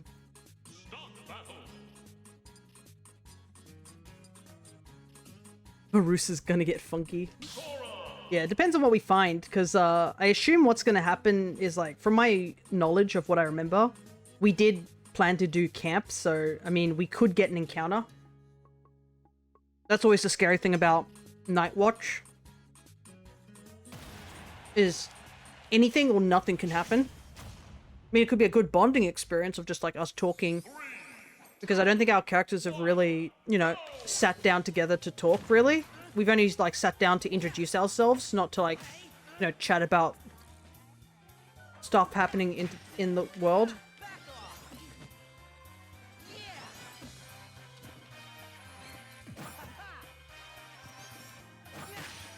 I'll do it again.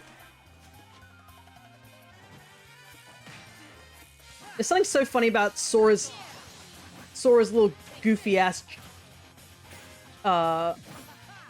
mid jump where he's got his legs like whee into this little sort of jump. He's so goofy.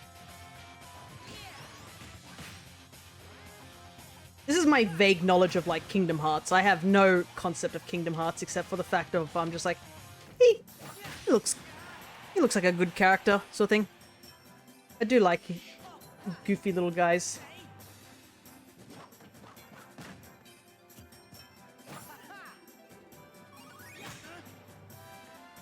I'm a big fan of Kid Icarus Uprising. Goofy little angels.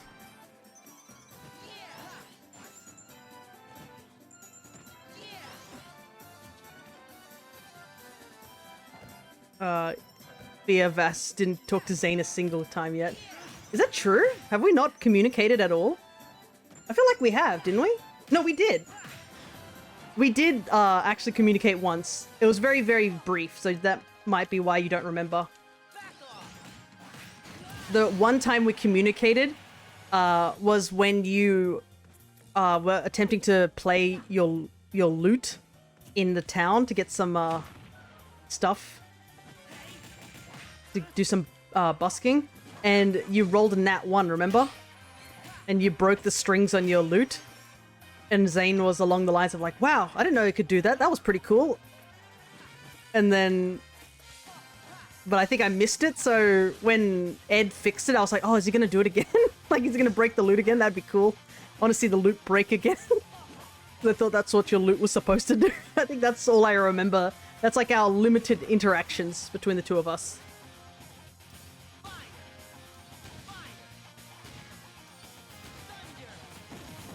Amiibo, what are you doing? He's just using the B button. Oh yeah, we just haven't, yeah, we haven't had a proper conversation. It's more that we've acknowledged each other. So that's pretty much our limited conversation. I think the person I've talked to the most is, was it Jax's character? I forgot his name. Not Krem, the other guy. The guy who killed the guy. And I was like, oh, hey, dude. I'm totally fine with, and he's only slowly getting realized that, like, oh, right, this kid's really weird. Whoa, that wasn't supposed to be a dash attack. I was trying to do a side smack. Yeah, I think I did talk to Krem a bit as well. I think I did ask, like, was like, okay, with, you know, he was like, okay with us being friends. I think that's what I remember. Krem's a cool guy. Oh, yeah, he did. And also the coffee thing too, wasn't it?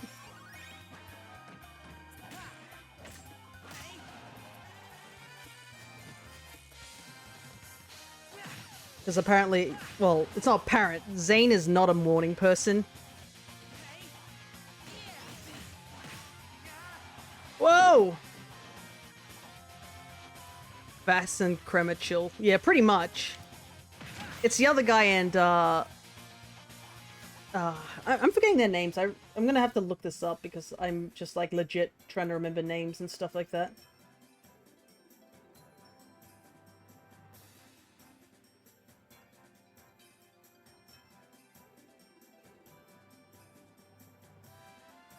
I hate how I don't remember names at the top of my head at the moment. G'day, hello there, Ronald. Been a while? It has been. Because I'm trying to remember. I'm currently trying to do some remembering of people's names in our D&D session because I realize we don't have our names displayed like in our other Discord, because I'm in not other Discord, other D&D session, because I have 2 sessions of D&D. So I'm trying to remember like names from like 2 separate like groups, and it makes it a lot harder for me to actually remember names. It's is it Dre? Dre's character, I think. Strolling out of bed wearing your blanket and everything was an indicator. The indicator was when I rolled out of the bed and hit the floor. So round for the shiny hunt, still no Lunala. No, unfortunately, the last hunt we did for Lunala didn't give us Lunala. We are taking a bit of the break from the shiny hunting month for a little while. Because right now I'm training up some Amiibos for my tournament that's happening at Easter. Because obviously I got some new Amiibos. Whoop. Dang it, I forgot the counter. Oh, I can see my doggo is now wide awake. I probably should take him downstairs. I think the chicken woke him up. Yeah, it's a bit sad, but the upside is, ever since sometimes the RNG fishing is just too much, I get it. Well, actually, I think the game knows I've been doing too much RNG manipulation in other games, so it won't give me the Lunala. I think that's what's happening. So, if you look at my shiny decks, you'll notice that I've increased my the amount of like mons I've caught to 700 in a very short period of time, because I've managed to catch 100 shiny Pokemon that I didn't have just using RNG manipulation in Pokemon Black. So, yesterday I caught shiny Kyurem, shiny Cobalion, shiny Terrakion, and shiny Virizion. And I've been just egg hatching all the shinies that I was missing. That's nuts. Yeah, RNG manipulation is pretty busted.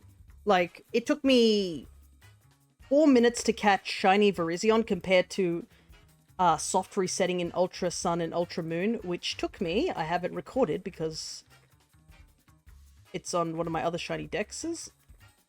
Give me a second. It took me 1,359 resets for doing it soft resetting. So you can see how I've become a fan of RNG manipulation. And it turns out, I thought, like, 4th gen was not too bad for RNG manip. Black and white is way easier to RNG manipulate in. Some areas are a bit rough, but like, just doing egg hatching and stuff like that, it's crazy easier. It's a lot more efficient. Yeah, it does. I know some people do see it as like cheating, because I know one of my friends are like, isn't that just cheating? And I was like, well, I'm not using any like outside things except a timer and something to find certain shiny frames, but the actual game is not manipulated in any way. But yeah, I know some people do find it as a means of cheating, so that's understandable. But good news is, since I caught that Virizion, I don't need the second Virizion, so I'm thinking I might give it away at some point if anybody would like a shiny Virizion, but that will be at a later date.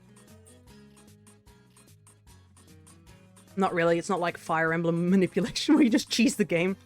Fire Emblem manipulation is put all the stonks into one unit and just go ham.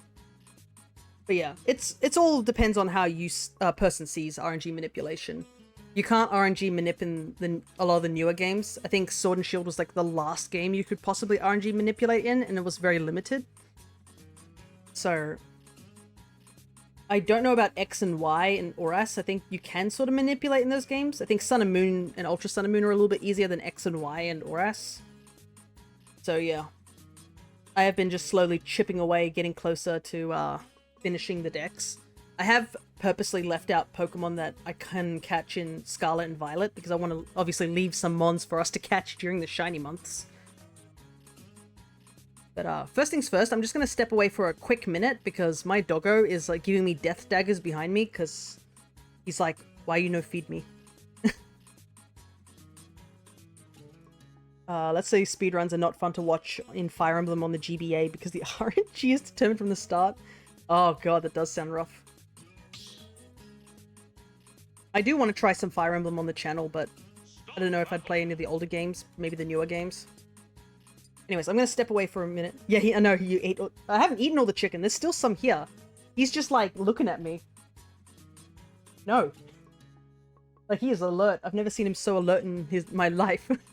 Alright, I'm gonna step away. I'll be back in just a moment. I have to sort out my doggo because he is like...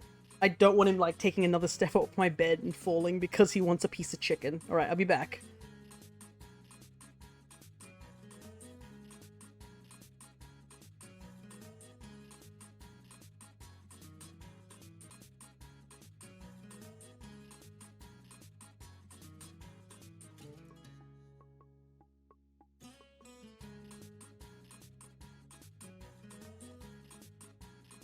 I am back.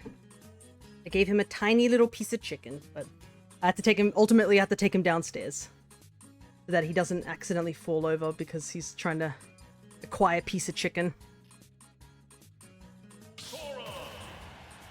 Look, I'm not heartless, but like, he got too excited for that tiny piece of chicken and I realized that maybe it was a bad idea. Because now he was just like, he's like, where's the rest of it? I'm like, no.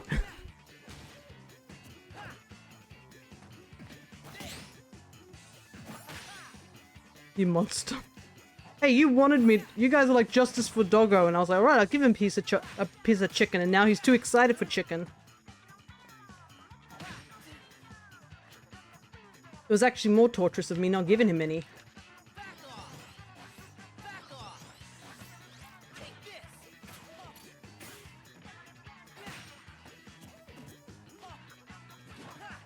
Also, if you want to try playing the old stone, try Sacred Stones. Oh, yeah. That's the one with Ephraim and Erica in it, ain't it? And it's not complete bull. Pretty easy comparative and a good time overall. Okay. I think out of all the Fire Emblem games I've played, off the top of my head, is I started an Awakening. I played Awakening, Fates, and Three Houses and Engage, I think? Have I played any other Fire Emblem games? No, I think that's it. I would like to try some of the older games, so just because, you know, each game is its own separate story, so you obviously get different characters. But yeah, I started very, very late in the Fire Emblem scene, but you know. Fire Emblem wasn't really that big. Like, heck, I only knew about Fire Emblem very briefly because of, like, Smash. And that was in Brawl. Because I missed out on Melee. So all I knew was like, okay, Martha's from Fire Emblem, which is a game series I know about. It's some sort of strategy game. I've never played it, don't know anything more about that. And Ike is also from similar game, I guess. And then I learnt that, was it Radiant Dawn and stuff like, and Path of Radiance, I think it's called? Very, very expensive and like out of the budget. Sacred Stones is a good game to start with, or if you have a GBA Switch Online, you could play Blazing Blade. That is true.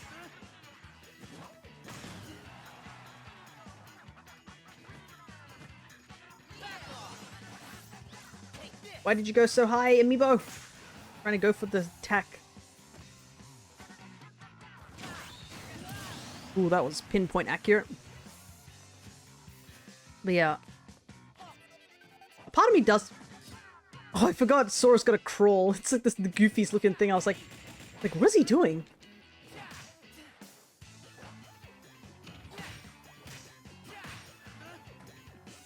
Awakening would be another good game to try out. That's for sure. I mean, it'd be a good nostalgia trip for me. Because it was the game I started with.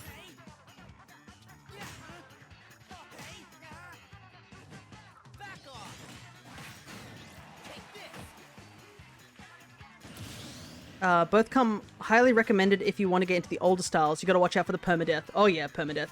Awakening's fun too, yeah. Awakening, I think I mentioned this on another stream, I think one of the Shiny Hunting Month streams, how basically Awakening was like, oh, this is a Fire Emblem game. And the demo came out for it, and I was like, yeah, I'll give it a look. And I had, like, literally no knowledge on Fire Emblem besides, like I said earlier, Smash. And I was like, okay, I'll give this Fire Emblem game a go because I have a 3DS. Sort of thing. And I got hooked on that demo. I was like, oh shit, I have to play the actual game now. I got so invested in just the demo alone. I mean, how could you not be? You're introduced to, like, a set of characters that all seem to be decently interesting, and then all of a sudden a giant portal opens up in the sky, and these zombie creatures come out of it, and then a person calling themselves Marth comes out of the hole as well, and, like, defeats some of them. And you're just like, what on earth is happening? That was me with Mario and Luigi Dream Team. Oh my god, that was me too. That's so funny. Sora's face when he gets hurt is just like, eh. Just poor kid. But yeah, I had watched all the Mario and Luigi games and was such a huge fan of that series. And I hadn't played it, but I was like, man, these games look good. And then Dream Team came out on the 3DS, and I was like, you know what? This is it. This is the day. This is the day I get a Mario and Luigi game. You know? I've become a fan of them. I love the music because, you know, Yoko Shimomura. But, like, I'd never played any of the games, and I was like... The first game was on GBA, I'm pretty sure, Superstar Saga. And then Partners in Time and Bowser's Inside Story were DS games, and I never saw them in shops, like, ever. I think I saw Bowser's Inside Story once in an EB Games or something like that, and I didn't pay attention to it, because I didn't realize what it was, and I was like, oh, okay. And then I think that's when I started getting into the series, like, actually watching them. And I was like, oh, wait a second, this game looks cool. And then I went to go look for it and it was gone. And I was like, Sag. But then, you know, Dream Team announced and they're like, it's for the year of Luigi. And I was like, absolutely, I will do everything in my power to support my boy. And yeah, you know, got Dream Team and I also got Paper Jam. I'd actually never finished Paper Jam. And I bought Superstar Saga's the remake version on the 3DS as well, but I didn't play it, nor did I play the remake for Bowser's Inside Story. I always found it weird that they skip Partners in Time.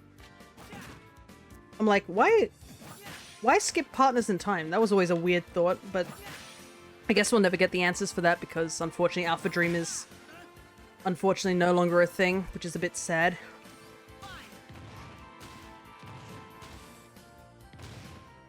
Just gotta dodge Amiibo.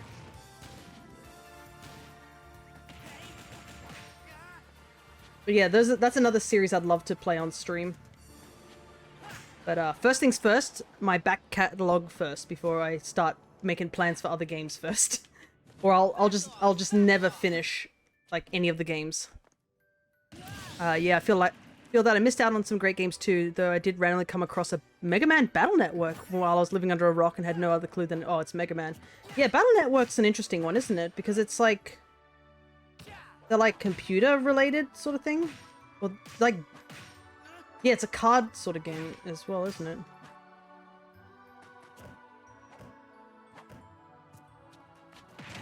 Oh, far out.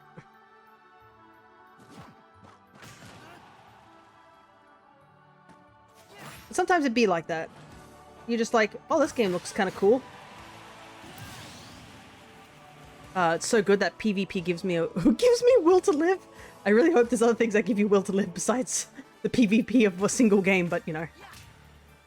I have heard like a lot of Mega Man games are, you know, good and such like that, but you know, the series is... whereas I think it's stagnant at the moment, unfortunately. It's like my thoughts with like the Rayman series where it went... oh, that's the ledge! That... I thought I was above. I thought I was above the platform and I didn't realize I just fast fall to my death. So you always check what's below you, kids.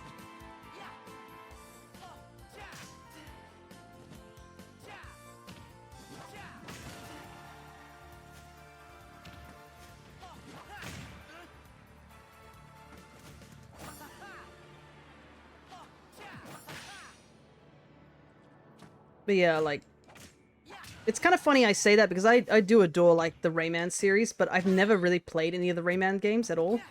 I just think he's a funky dude. That's why I was so excited for when the Sparks of Hopes had him come back.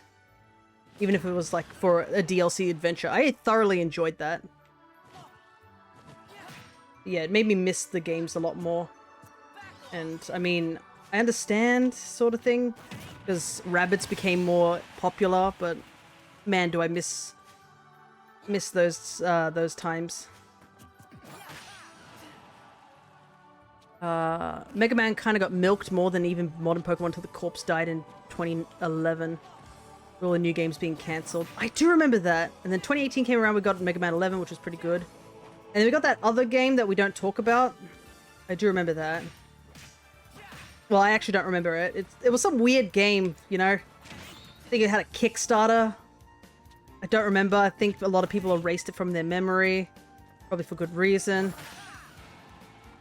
Something about pizza explosions, you know. Oh well, it's a shame we'll never know about what that game was all about.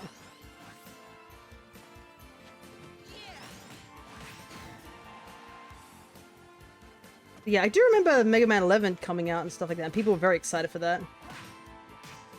And it makes you feel like, you just think, look at the company and you're like, guys, this is what we want. And Mare ni na Binai, the game that made me cry like an anime fan or night.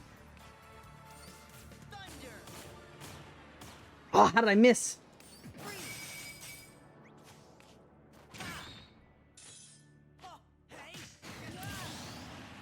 Yeah, that game. It doesn't exist, right? Yeah, we just don't talk about it? Yeah. The thing is, I feel like the premise could have been good, but it was just the execution was done so poorly.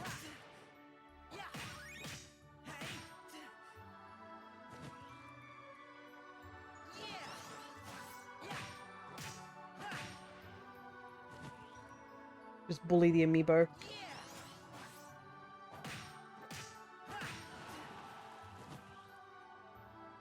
As we can.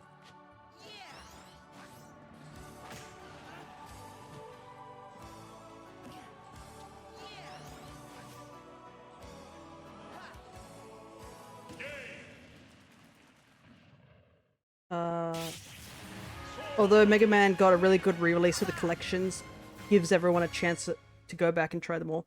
Yeah, I kind of wish they did that with Pokemon. That's the one thing Game Freak's not doing really well. Besides, you know, technical part of Pokemon. Because, like, once they shut down the 3DS thing, there's, like, no way of getting certain, like, mons up to, or playing some of the older games, and, like, getting mons up to that. That's why a lot of people, like a lot of shiny hunters, like, rocketed back to, the old games to do shiny hunting, because, yeah, after a while, all that stuff's gonna be locked. It's kind of why I've started RNG manipulating a lot more now. Was because I got to a point where I was like, wait a second, yeah, there's gonna be, like, no way to get these Pokemon up to, like, the modern games, like, to home soon, unless you have to use, like, a external way. So I do want to try and get as many shinies as I can in the older games, which I almost have. I think I'm missing, like, a couple of them, but most of them you can get just normally. Got new people trying that goated series. Bro, Battle Network getting a collection with online PvP reinvigorated the competitive scene. Ah, okay, yeah. That's what I feel like Nintendo should be doing. At least Nintendo is doing that now with the Virtual Console, but, like, yeah, it still kind of sucks.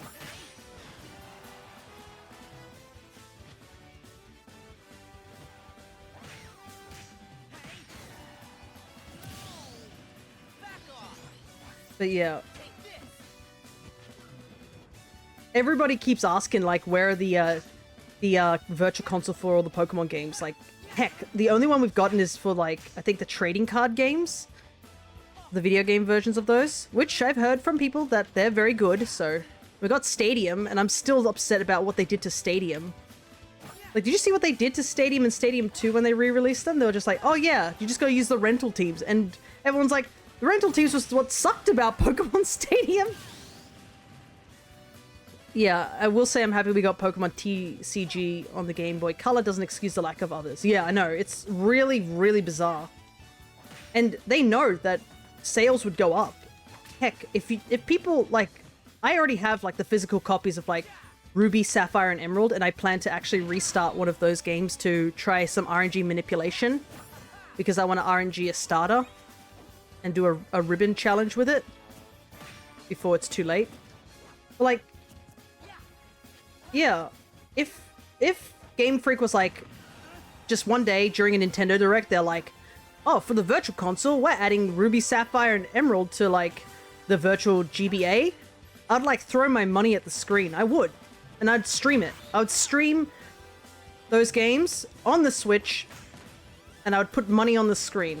I'll have a really shitty PNG sitting on the screen of money. Because I would. Of course I would. For my favorite generation...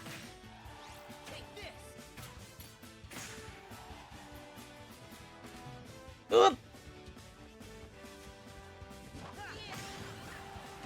Oops, I did. Yeah, and obviously, look, I'll take Gen 1 TGC meta when the card games were actually fun. Yeah, rental teams were awful. Which is kind of funny because I only had rental teams when I was a kid. I didn't have anything earlier than Gen 3, so... I was forced to use rental teams, and I know they're bad. I gotta rebuild my classic Blastoise set and destroy the whole game. Shitty PNG of money? Who doesn't like that? I'll put, like, a bad PNG and it'll still have, like, the, it'll still have the white and grey squares, you know, when it says it's a PNG but it's not a PNG. I would totally do that just for the funs of it.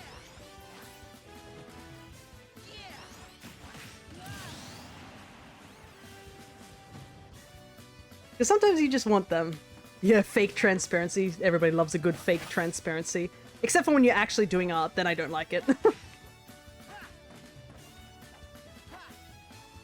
Turn around. The chat didn't like adding a period. Oh, is that what it was? Maybe it thought you were typing up, like, a website or something. I don't know. Or a hyperlink.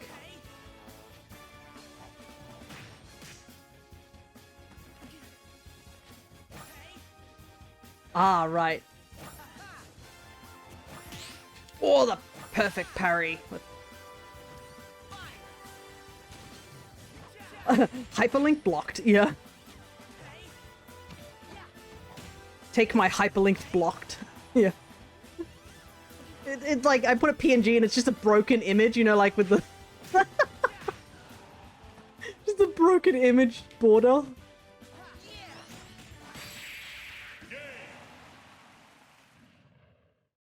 Oh my goodness.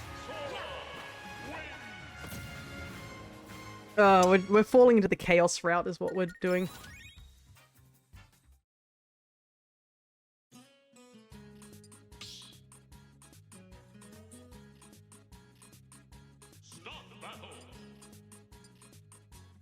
It would be like, what's his name? Absol Blogs?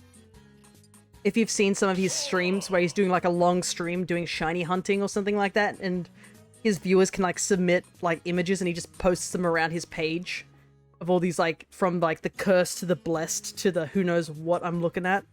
That would be a fun thing to do.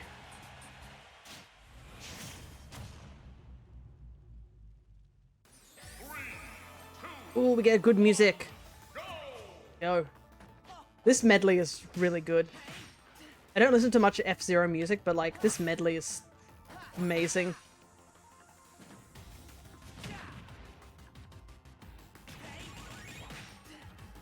Give me 1 second, I will read that in just a moment. You can see it's a big wall of text. Just chilling to the banger of a track.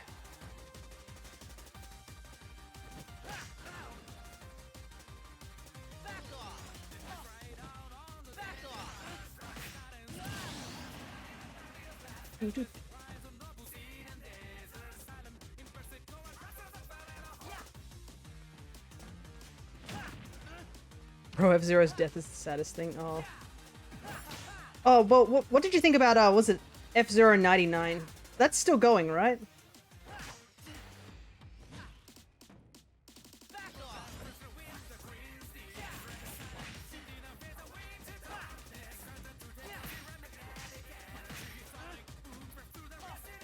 I love this English, it's so good.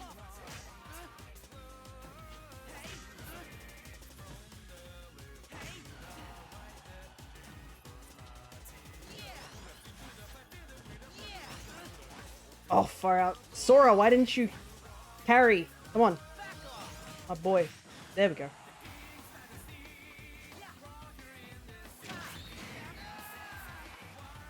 Okay, well, if by any chance you end up curious about Gen 1 Pokemon cards, I've been thinking about doing a PvP stream of it, because the GBC card games has a base set, Fossil and Jungle sets with a few exclusive cards. Is this like the actual games? Burning Horizon! F-Zero 99 is novel, but it doesn't really match up to X and GX. Understandable, but it definitely looked fun from someone who's, like, never played F-Zero. I was like, yep, that's a game that really just, like... Because F-Zero is definitely a very chaotic game. Like, if you think about it. Like, you can die easily. You're going at top speeds and stuff like that. But yeah. I can understand from, like, also the F-Zero fans' perspective that 99 was a bit of a, like, a tease. So I can definitely understand, like, your thoughts on it. But watching people, like, playing it looked pretty fun. I won't lie. I don't think I would play it because I'm not that good at going that fast. But yeah, I never grew up with F-Zero, so I missed out all missed out anything that was before the GBA, and mostly the GBA. I think I started on DS, and I missed out GameCube. I started on N64. Yes, on Switch Online. TGC basically lets you play with NPCs to get cards, and you can link up with friends. Hang on, you can link up with friends on the TGC, but you can't do that with Pokemon Stadium? Like, you can't use, like, your old... Well, I guess you can link with friends, but, like, stuck with, like, rentals.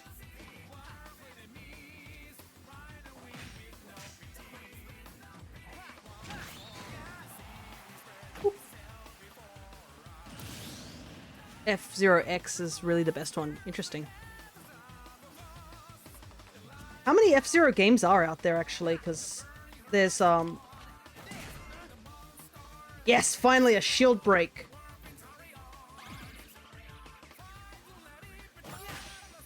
For 20 damage, let's go!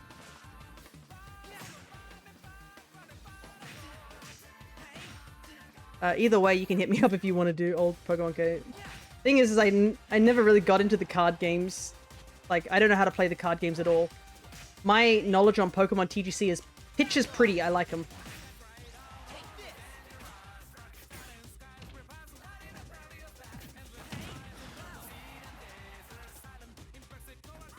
Yeah.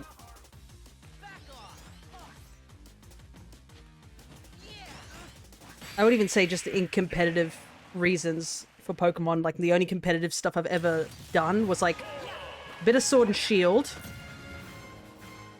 and Scarlet and Violet. That's literally just my only knowledge on competitive stuff at all with Pokemon. I'm just like, Pokemon look cool, and I like to try and now do the living dex and shiny hunting. That's kind of my playthrough of Pokemon. I do like playing Nuzlocke, though. That's another thing I'd like to do. We haven't done a Nuzlocke on this channel for a very, very long time. There are 3 F-Zero console titles and a couple of handheld games. The Game Boy games have a really good tutorial. Okay.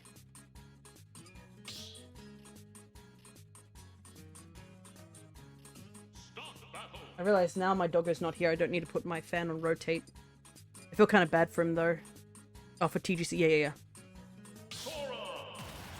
I can't imagine what F-Zero's like tutorials are.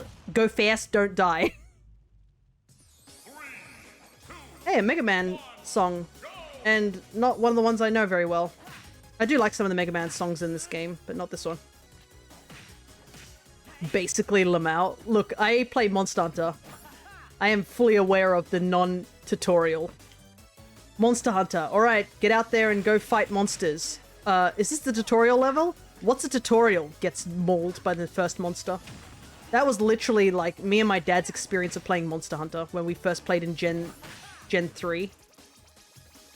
Because, like, if there's something I will say, which is pretty funny, was, 3 Ultimate was on the Wii U. That's where we started our journey of Monster Hunter. But we played the demo for, 3, and I died within 15 minutes.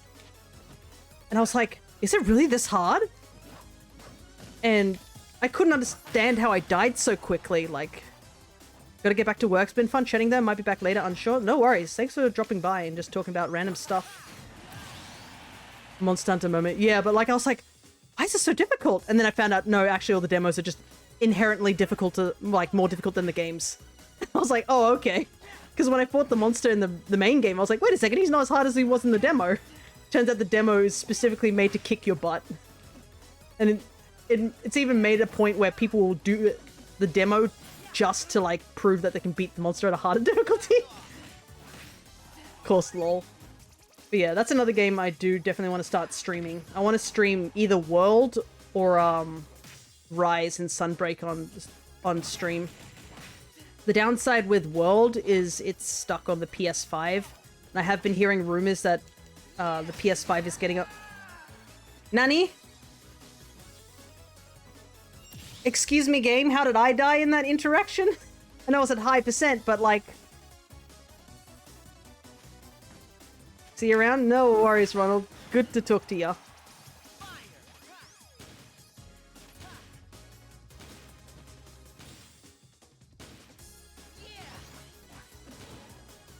Hey,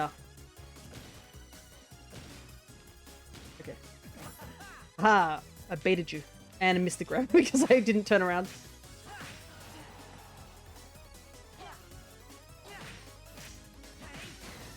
Also, I like the implications that he's apparently working. I like to think he's at a desk job watching me stream. He's probably not, but like, it would be funny to think that.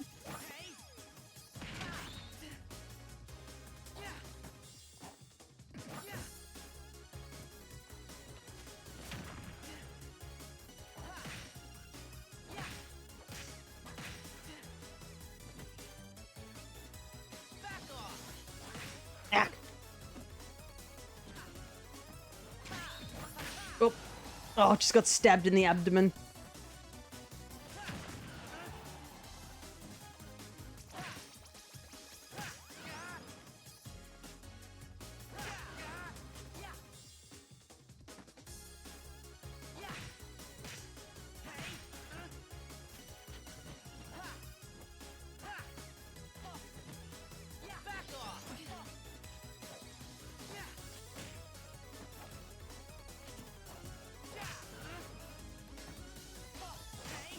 Sora Amiibo is actually giving me a little bit of trouble. Trying to hit the thing. Come on.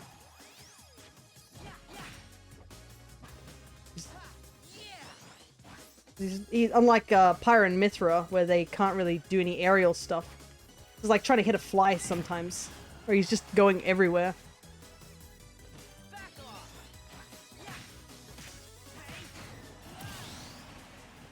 I am getting better at Sora, I think. I think I'm getting a little bit used to his little weird loopy jump. I think that the issue I'm having right now is that I'm reminded of, like, my main pit and stuff like that. So I keep thinking that sort of mentality of jumping and forgetting that that's not the case. You train him well if you can't hit him. I guess. Oh, that was close. That could have ended pretty badly. But as much as, like, I want to be like, oh, I can't hit him, I need him to actually kill me as well, which he has been doing. It's not too bad. I just don't want him ended up in the same category as the Pyro Amiibo we just trained, where he ended up enthusiastic. That's fine, I'll let him take that kill. Because I kind of forgot that I need to tell the Amiibos, like, hey, this actually kills. Because if they kill you with a certain move, their AI is like, oh, that move must be effective. So they tend to use it more if it kills. That's kind of why we ended up with having to restart our Ganondorf Amiibo, because I kept accidentally doing up tilt and killing him with it. So he realized that, oh, it must be a good move if that's happening. God, I love Sora's down throw so much. It's just... It has such a this bitch empty yeet to the ground sort of feel. His back air does that too, but like... Sora's throws are really, really good. They have such great animation compared to like Pyra and Mithra's, where they barely can throw you anywhere. Which I find so funny. Pyra can hit you with a sword that can send you flying like hundreds of meters, but like, God forbid she tries to throw you. 3, 2, 1, time. Alright, we went to time on that one, but that's fine. Sora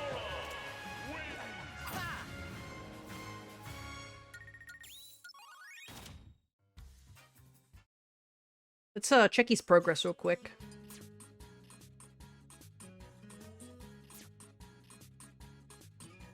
That hot cross bun is looking very tempting at the moment.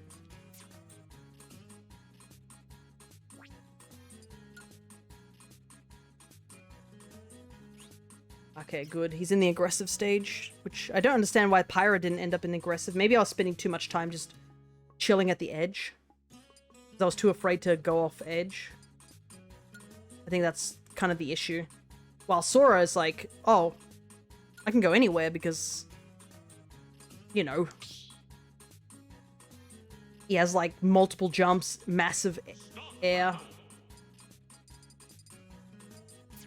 think I'm in regular smash. Let's just go out for a second.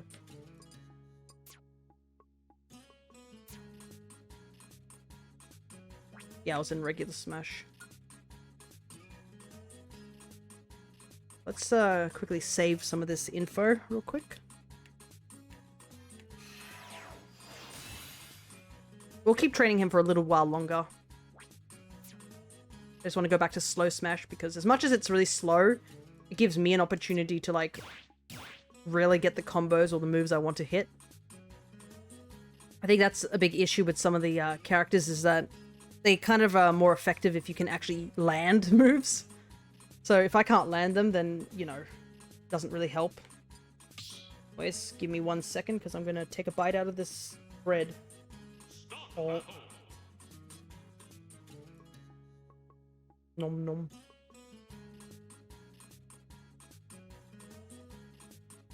Mm.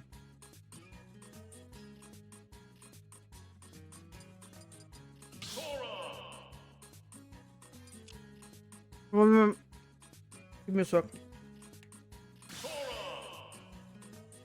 Are the Amiibo actual models?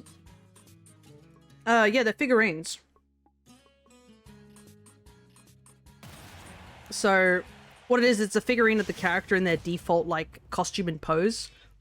And the actual mechanism that makes them fight is a tiny NFC chip that's in the bottom of the base.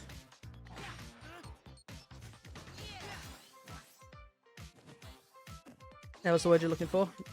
Yeah, that's fine. Sometimes you just don't remember what words are. I've done that far too many times. My favorite example is when I forgot a word and I was like, what is this word? I know what the thing I'm talking about is, but I don't remember the word. And I was legit sitting there for like ages trying to figure out what the word was. It got to a point where I even went to bed and I couldn't even remember what the word was. And it was about 12 at night where I was just sleeping, and then I stopped, sat up, and I was like, oh, escalator. Apparently I'd forgotten the word escalator. And I was just so like, oh, that's the word. And then I went to sleep. So don't worry, English language is hard at times.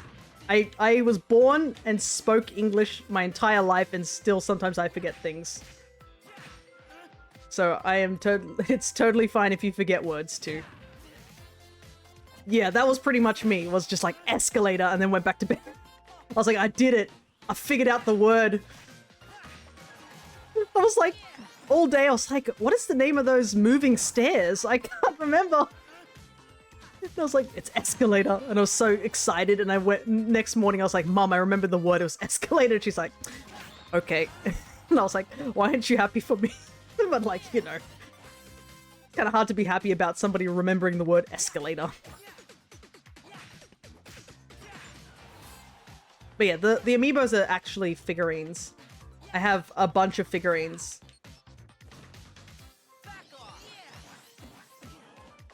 And when I do the amiibo tournament, I'll actually have my webcam on them, so you'll get to see them.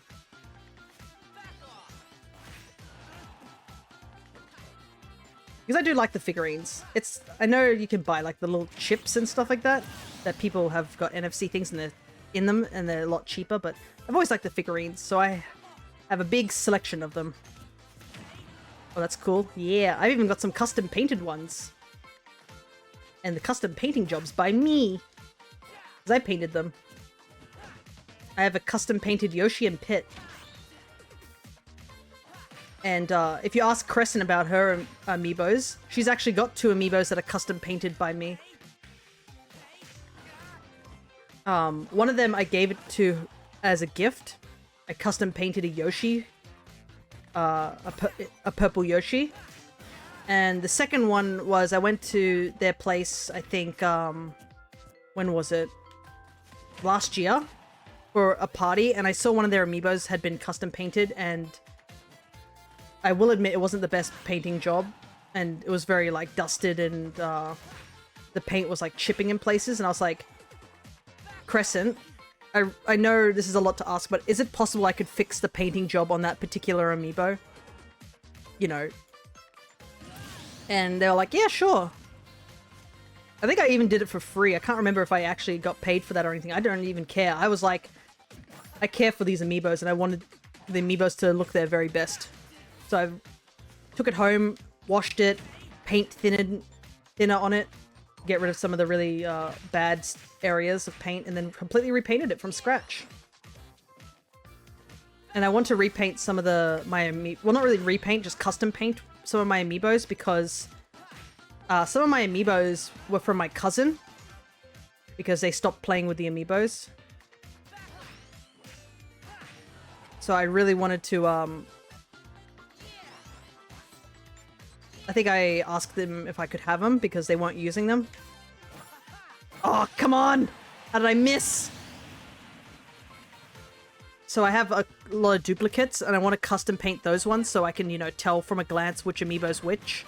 Because obviously, if they look identical, then it's really hard to tell.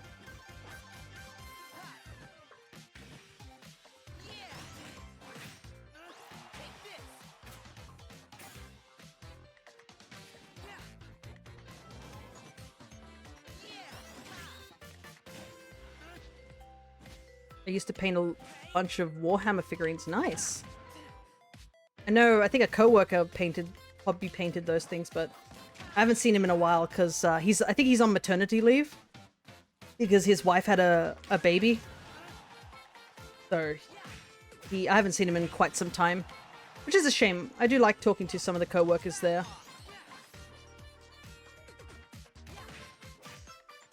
I'm not the most social person when it comes to talking to people in public, so the fact that I've like gotten a little close with a good chunk of the co-workers at my workplace is always nice. I think it's because we also just talk about the most random, useless stuff, and that's like right up my alley. There's not many female co-workers there. There may be like 1 or 2 that show up, so the conversations are so much more interesting for me. Like, why do I want to talk about feminine things? Let's talk about video games and all sorts of horrific things that happen at our work at times.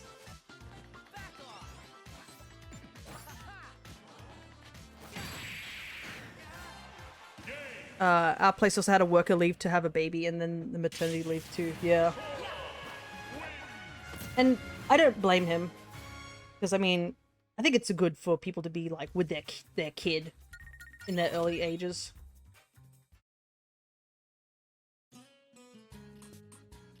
But yeah. And also a lot of the coworkers are a lot older than I am, so it makes sense they have kids. Like, I think one of my coworkers has literally got like two daughters and stuff like that.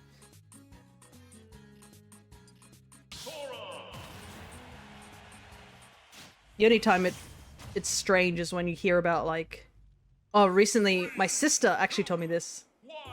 Oh yes, best song in the game.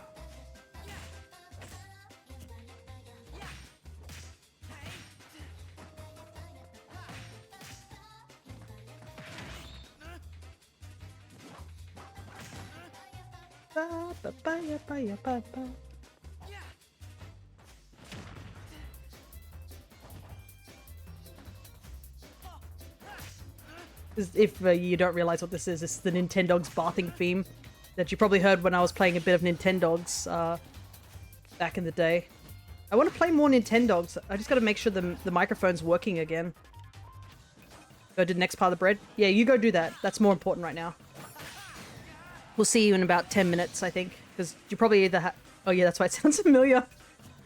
Yeah, it's a vocal version where it's got someone singing it. It's one of my favorite songs in this game because it's so goofy.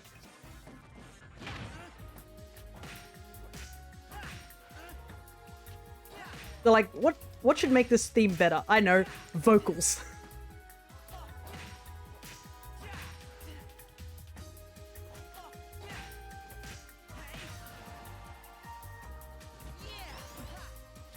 Popped in to hear that, Lamau. Men just seem to have more interesting conversations, speak from experience. One job is female dominated. It's all about makeup, random pop stars no one cares about, but my work is... the work is all male dominated and it devolves into nonsense. Oh, absolutely. It's so much fun sometimes. And plus, you get to hear about the horrific things that happen. And some guys don't care. Like, we had there's a horror story that, like, happens at our particular work. Whoa! Oh no! Can't believe that. Okay. There's a horror story about one of the co-workers where they believe they just found him as a baby at the workplace because there's no way any regular human acts like he does. And I don't know how much I can really say on stream considering it can get a little gross. Because there are some things that, like, some of the things that he's done... Because I'll give, like, the basic context is that I work at a sewage treatment plant. I do general cleaning. And there's one guy there who... They had a story where he was doing something not wearing gloves involving, like... Let's say disgusting stuff. And at some point, he decided to roll himself a cigarette, so he just patted his hands down and just rolled it and, like, licked his hands and stuff to, like, do it. Apparently, two of the crane workers who were nearby, I think one of them vomited just watching him do this because of just the implications. I've never seen that happen, like, I've never met this guy, I don't think, but yeah, that's what I heard, and I was like, I don't know if I could handle that. Yikes, yeah. He's also, I think the same guy also lost his, jacket. I think he was near one of the one of the pump areas, and a cockroach crawled onto him. And he was trying to frantically get it off, and it caused his jacket, I think, to fall into one of the, sewage areas. And I don't know if he said this jokingly or, like, in serious thoughts, where he wanted the jacket back because his sandwich was in one of the pockets. And some person was like, please, no, don't eat the sandwich. There's probably 4 STDs involved in that story. The worst thing is that he's totally fine. Apparently he's still alive to this day, so that's why my dad's even like, I have no idea what that man is made out of.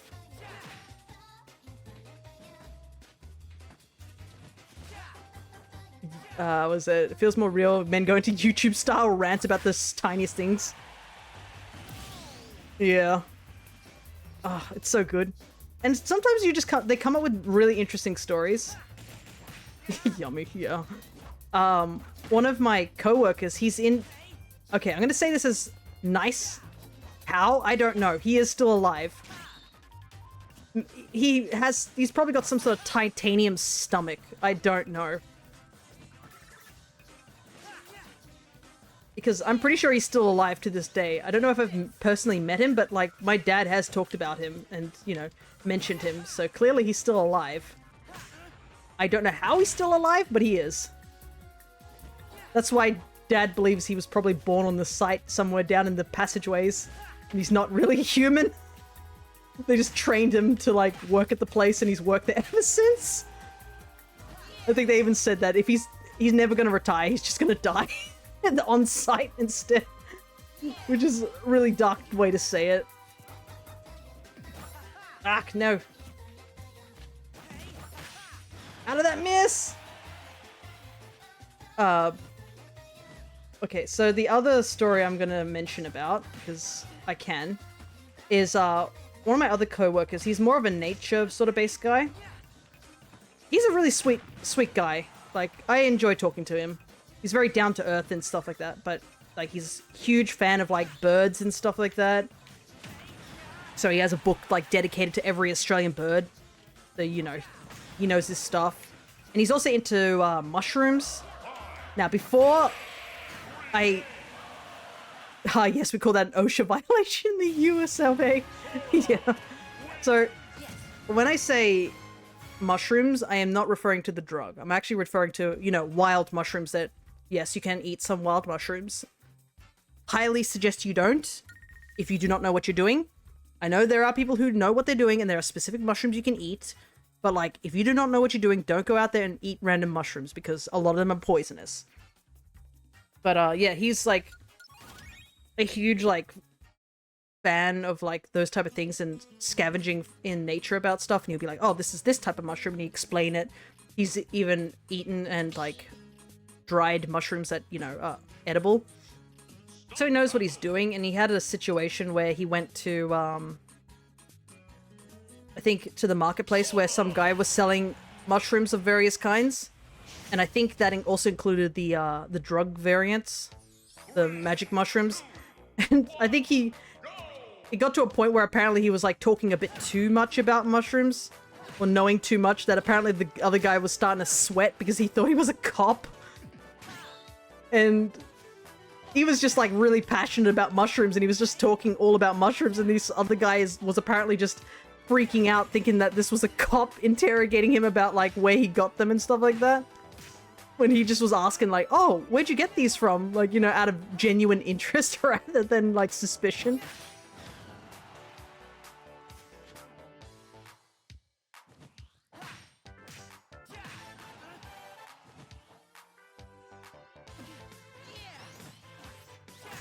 Oh, look at that back air.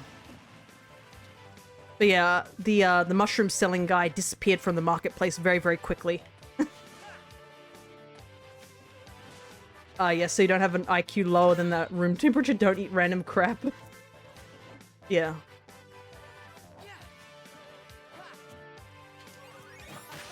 Oh, I just realized we're already at level 35. Mushroom lovers get mistaken for undercover agent. Yeah, I know. He was like legit like interested. He's like, oh, where did you get this sort of thing? And the other guy was like, oh god, I'm getting interrogated. And it wasn't until he like explained the story to us that everyone else in the group was like, hold up, is he like, I think the guy was actually fearful that you were interrogating him, and he was like, oh really? Like he legit didn't know. He's such a great co-worker. I'm just bullying this amiibo. Because he can recover. Most amiibos couldn't, but he can. Oh, he's doing it! The amiibo's doing the side B. Let's go. He's learning. Oh, the catch! But yeah, that's why our work is so much fun. But it is a dangerous site. You do have to do all these sorts of things to like... you have to do all your... It's sort of like there's some construction involved. So you have to be careful around a lot of the machineries and stuff. Especially since I'm just doing general cleaning. So there's obviously some areas where like, you can't go there because, you know, it's dangerous. Don't be careful of these things. And you never know because like, the other day when I was at my work, my dad came in like, came home because he worked at a different site. And he was like, hey, did you hear there was an incident at your work? And I was like, no? And apparently just, yeah, some other worker ended up in a crush situation where they accidentally crushed their finger under some machinery. I believe it wasn't anything serious. We've had more serious, like, things happen at our work. Yeah. Apparently it happened while I was there at the site and I had no idea it was happening. Because I just happened to not be in the area. Which I'm kind of thankful for. I really wouldn't want to see that.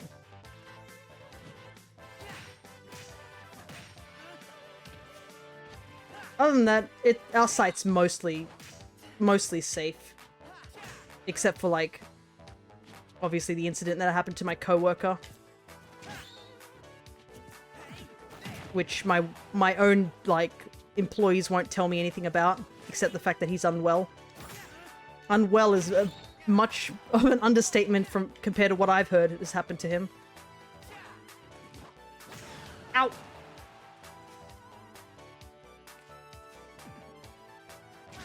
Yeah. You hear way more interesting... Oh! Could I throw him?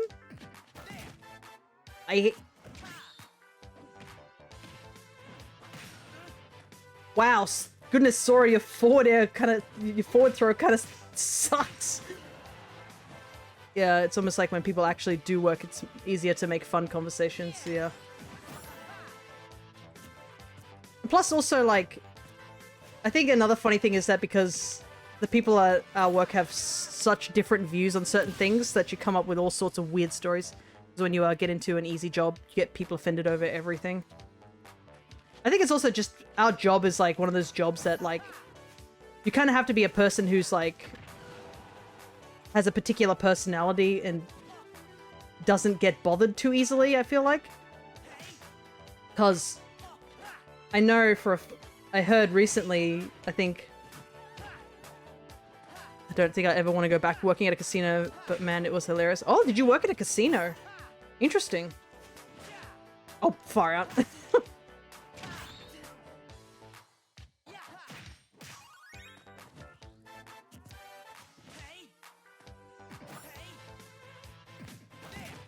Oh god.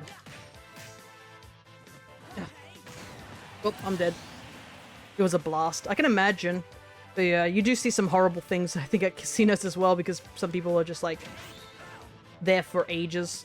But I can imagine you come up with some very interesting stories at the same time.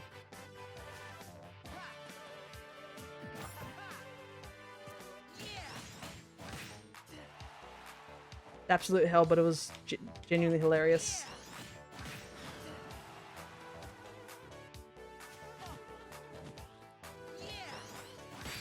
Aha!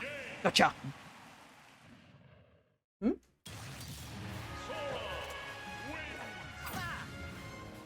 I can smell something burning and I was a little concerned. I was like, where's that smell coming from?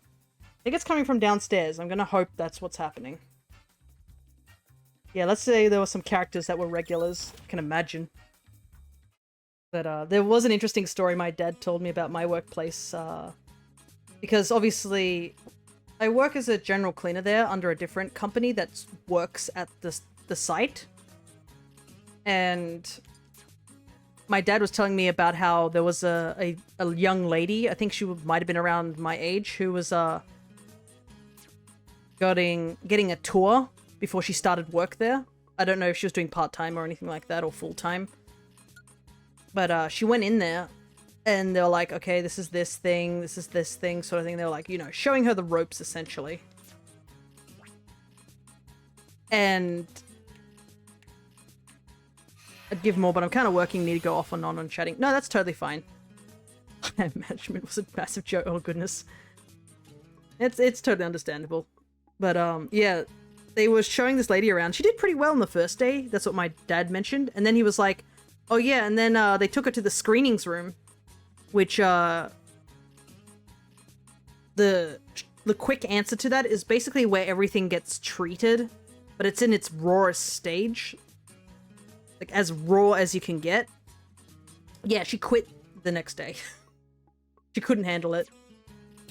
And, I mean, I don't blame her. Because you need to learn to turn your nose off if you're in that place. Which I have learnt because I've worked there for like a couple of years. My nose is like, we're here, and I'm just going to turn off right now. So I don't get bothered after like 5 minutes. But yeah, she quit very, very quickly. So I do think that if you do want to work at where I'm around working, you kind of have to have that particular mindset or you just will collapse very quickly. Anyways, I'm going to quickly take a small break as I eat this chocolate hot cross bun because it's nice. And we have finished training Sora. This one's going to be a bit of an interesting one to train. We're going to be training the Mithra amiibo now. But the thing is that, like I said earlier, it's Pyra that does most of the KOs. Oh, I have no idea how this will go. I'll probably try to rack up damage and then go for the kill with Pyra. I think that's probably the best plan. Maybe that's what I should have done with the Pyra amiibo, where I should have been more aggressive, switching to Mithra and stuff instead of just waiting with Pyra. That's why it ended up as Enthusiastic. I mean, Enthusiastic's not bad, but they tend to be a bit more like... a bit more laxed in the attacking stage.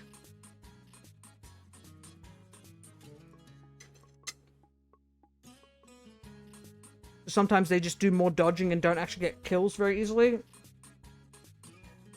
So you tend not to want to see Enthusiastic.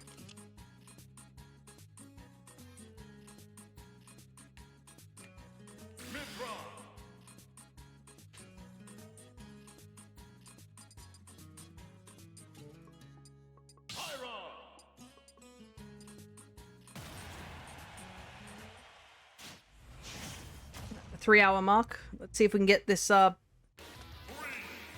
Mithra amiibo done.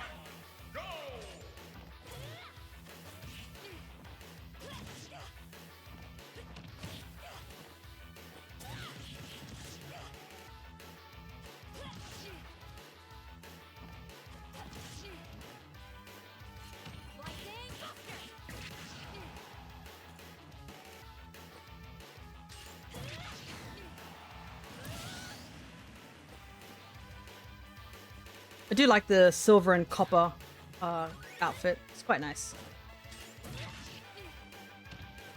I think a lot of Mithra and Pyra's outfits are quite nice, except for maybe like 1 or 2 that I'm not the biggest fans of.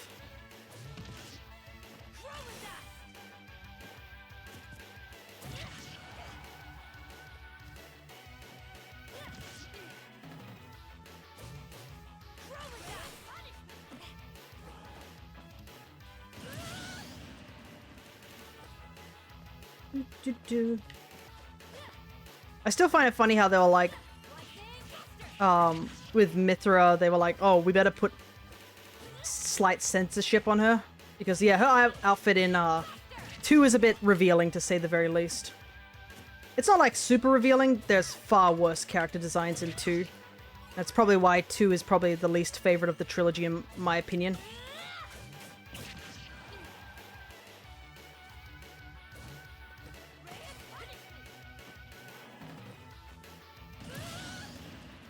But I actually prefer her Smash Brothers, like, outfit. I always found her outfit a bit too much. So it's kind of funny how the slight censorship that they added in Smash Brothers actually makes it look like a much nicer outfit.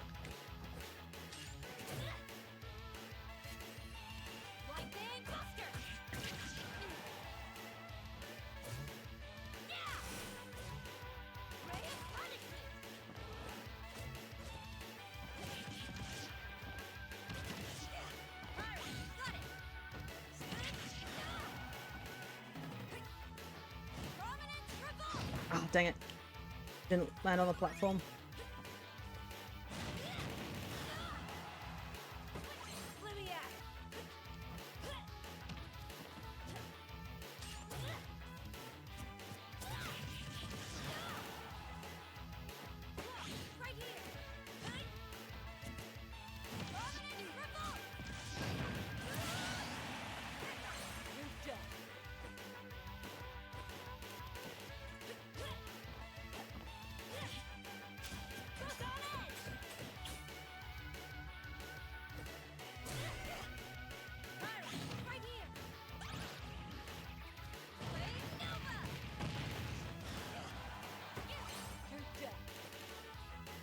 Maybe I should have just gone for a side smash. I don't know what would have done more damage.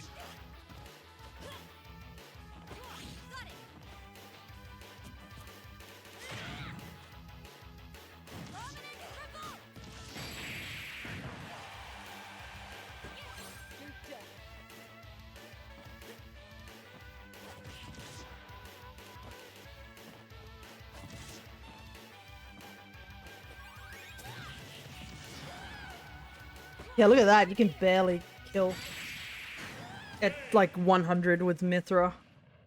Okay, dough's in the oven. Woo!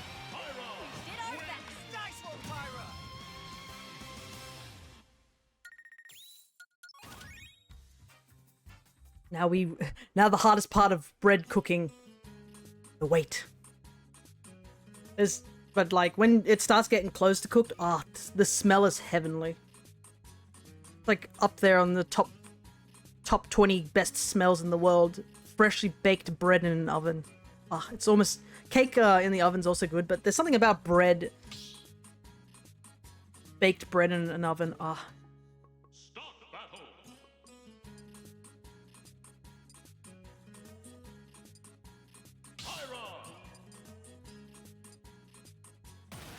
Yeah, I'm looking forward to it. Yeah. I'm looking forward to like hearing how good it is or not. How long do you have to oh, we got this song again. 30 to 20 minutes. Oh, so we are going to get to see it. Because I'm pretty sure we still have, we have 2 hours of the stream.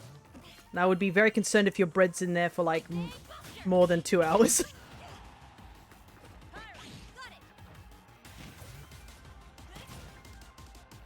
Pyra! What happened there? I didn't jump. Well, I don't want to be teaching that to the Amiibo. Give me a sec, let's refresh. No contest. Interesting. They have 2 different clapping animations. I mean, they are technically... It's weird how to describe them. They are technically 2 different people, but at the same time, 1 person. Start battle. Pyra. I can't really go any more into that because that's, I'm pretty sure, spoiler territory.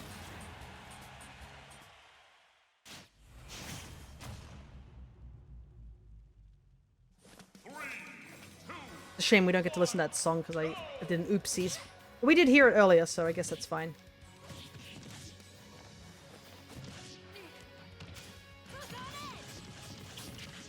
I watched a bunch of random parts of the game.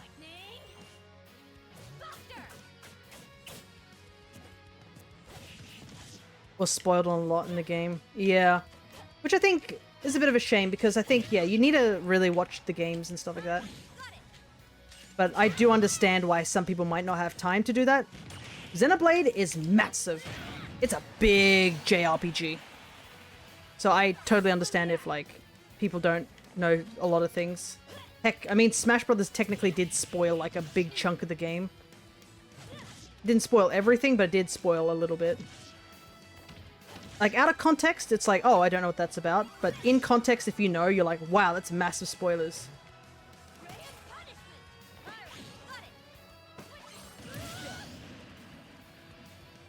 It is definitely a series I want to stream because I do have all 3 games on the Switch. Now that a definitive version is for the first game. Yeah, I was watching a stream from time to time, but unless you were there for the entire time, you missed a lot. That's why we have to save our VODs on YouTube, you know? That's why I did that for Dragon Quest XI, because I was like, I knew how big Dragon Quest XI was, and I was like, heck, we didn't even technically 100% the game. There's a lot that we missed out on, but there's a lot that I don't think I have time for, so...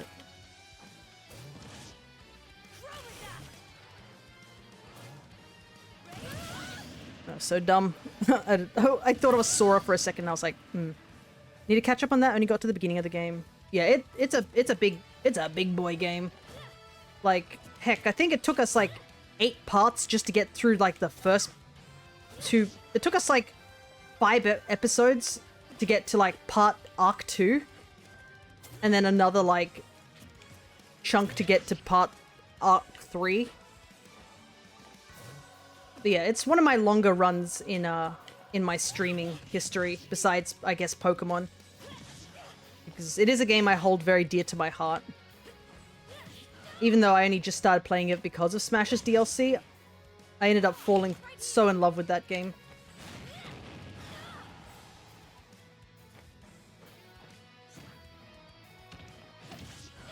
"18 parts, yeah, pretty much. It's massive. I mean, Pokemon is big as well, but like...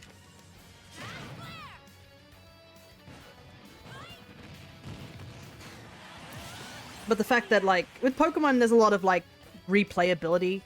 I don't know, I think it took us 10 episodes to get to the end of the main story, and we were doing that very slowly, I think, in Pokemon. And then, obviously, the DLC. But, like, if I cut out, like, a good chunk of, like, the event quests, past, you know, after the story stuff, I'm pretty sure Pokemon would be shorter.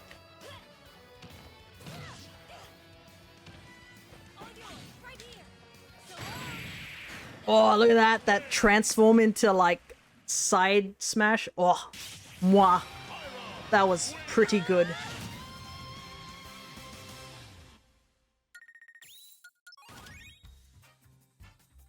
And I do want to play more Dragon Quest games.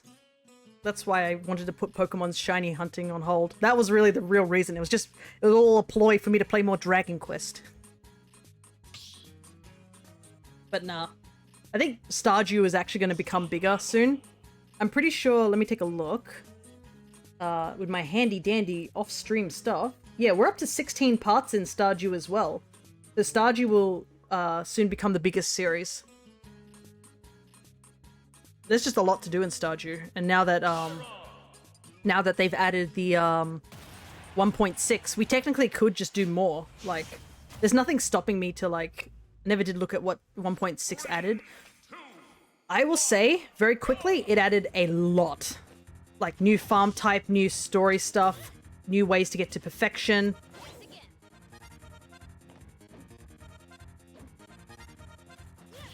What else did it add? It added more dialogue, more festivals. It added unused material. Apparently the Desert Festival added, like, items to the game that were cut out in the main game. Added more pets. You can drink mayonnaise now, much to Concerned Ape's dismay. Which was a really funny joke, because Concerned Ape, I think he literally says that he despises mayonnaise. And there was 2 reasons he never made it that the players could drink mayonnaise. Is one, mayonnaise is in a glass jar, and he didn't have an animation for that. And the second is that he despises mayonnaise and pickles. But now you can drink mayonnaise, and if you drink it around certain characters, they're like, what is wrong with you? Essentially. It's so good. Concerned Ape loves that game. And then Concerned Ape added a whole new, like, event that can happen during summer. So any sane character. Yeah. I think the only...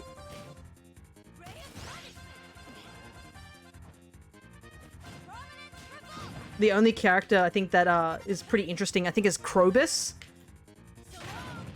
If you eat Void mayonnaise, the made from Void eggs, if you eat it next to him, he goes, yummy. But, like, yeah, every other sane character's like, what's wrong with you? As if they're... I like how they're like, what's wrong with you drinking mayonnaise, but they never question your character being able to eat an entire pizza in one bite. Or, like, an entire chocolate cake. They're like, yeah, that's fine. But mayonnaise is where I draw the line.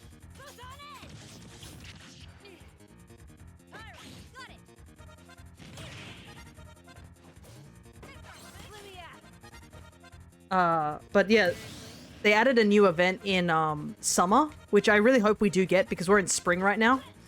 I really, really hope we do eventually get this particular thing. because it's a very interesting event.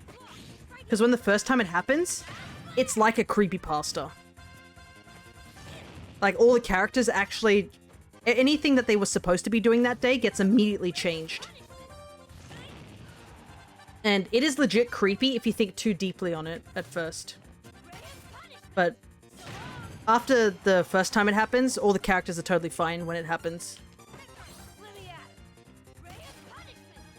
Because, you know, interesting. Yeah, like, I saw somebody's playthrough of it where they did it for the first time, and the characters actually act.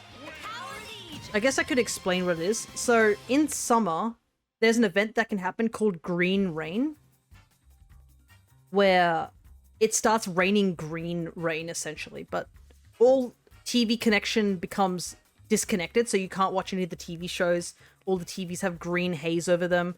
The farm is covered in a green haze. Giant ferns and trees and moss and grass grows everywhere.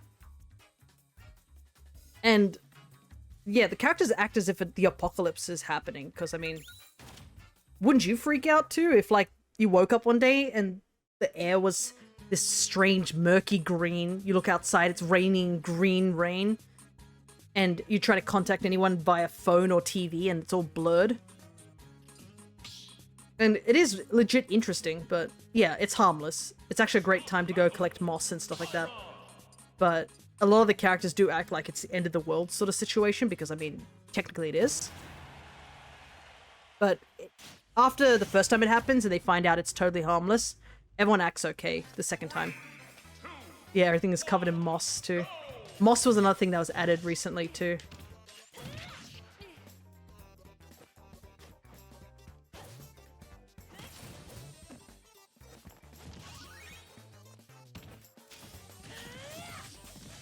On the Mithra Pyro censorship, yes, I'm late. On one hand, I despise censorship. On the other hand, I despise the group's horny on main complaining about it.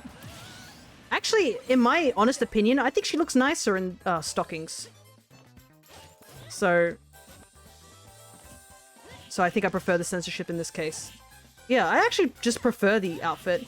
I do understand, yeah, some censorship's a bit odd.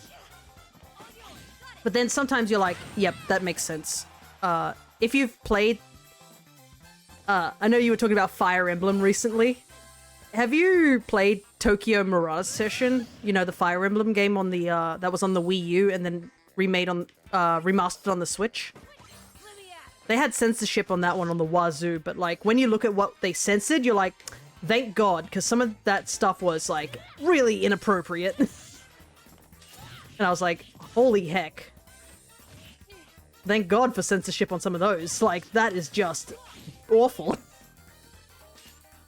I have not actually. Isn't it a weird SMT Fire Emblem crossover? It sort of is. But I'll explain my best, because I do want to actually stream it one day. Because, unironically, I love that game so much. It's so much fun. Music's great. The characters are quite fun. And I think it's kind of funny because I know that people are like, what is your favorite Fire Emblem lord? And technically the main character counts as a Fire Emblem lord if you think about it, because he is the main protagonist. And I do like him. I know some people say he's really boring at times, but I think he's just, like, a very quirky dude. And I think my favorite part about it is just the fact that everybody clearly has feelings for him and he just either doesn't see it or he doesn't care. And I'm like, yes, finally, I can make him an ace character. And it's not weird. He has pure ace written on him, honestly. But anyways, the censorship bit I'm going to talk about. So there's an event in the game, which is, I'll call it a side quest, because that's kind of what it is. Like Persona has side quests, there are a couple of social side quests. And one of them is supposed to be a on the streets meet and greet, because it is an idol an idol industry, or, you know, entertainment industry.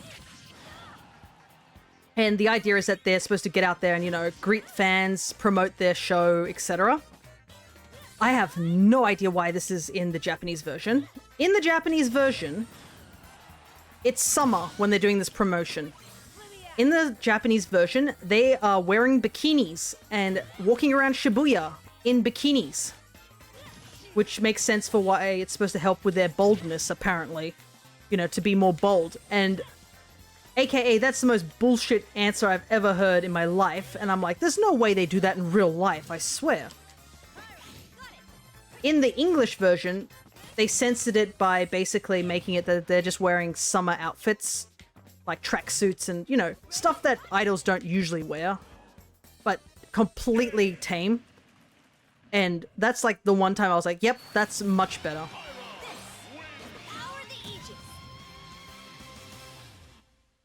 There were a couple of outfits I think that also did get censored because they're a bit too provocative and a bit weird considering some of the ages.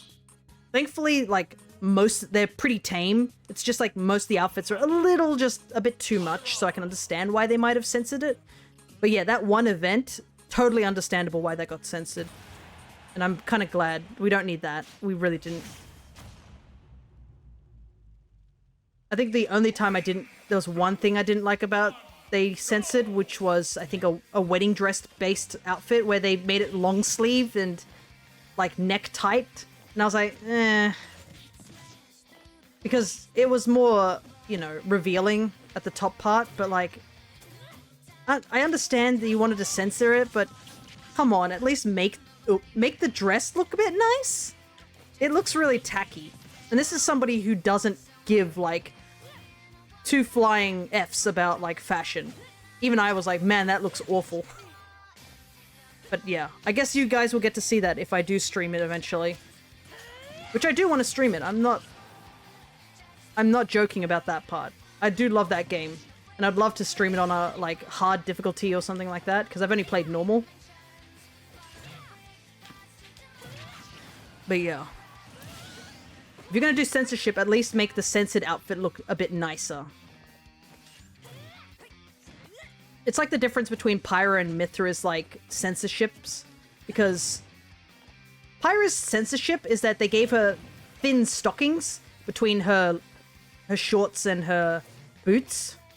Which, you know, it doesn't really do much. She is quite revealing in her outfit, especially around the back.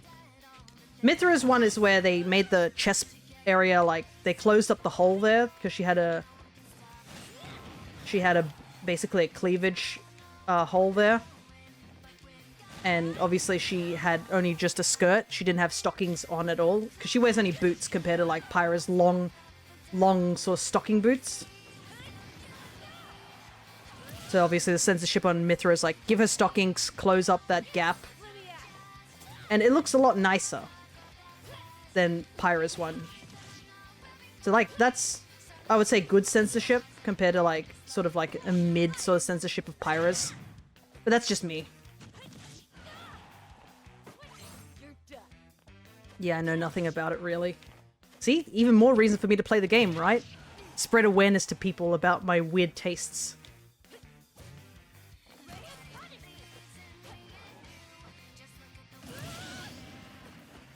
Because there are a couple of games I bought that I'm really interested to give a go on stream.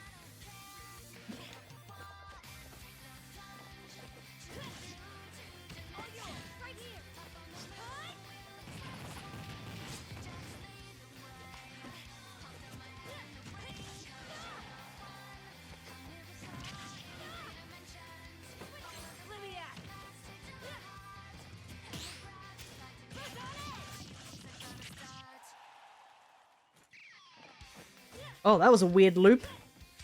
Well, I guess because this song's supposed to end at a certain point.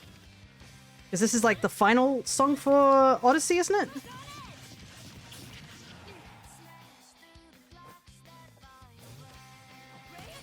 It's crazy how much Odyssey is like... Oh boy, I made a mistake, No! Oh, that was a misinput.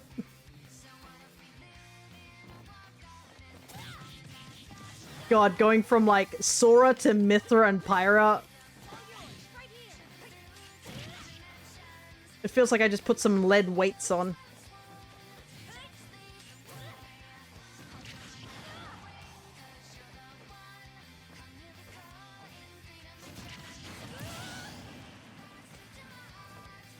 But yeah, it's kind of the thing that I really wanted to do with streaming is, like, play games that I like and see if anybody else enjoys my tastes. Maybe you guys do. Maybe you guys are just like, why am I playing this? And that's maybe entertaining in some way or another.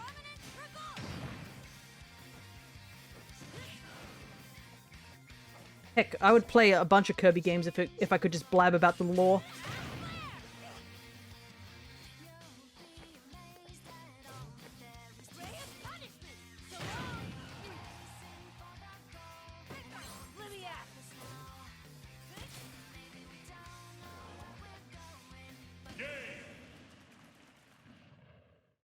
Alrighty.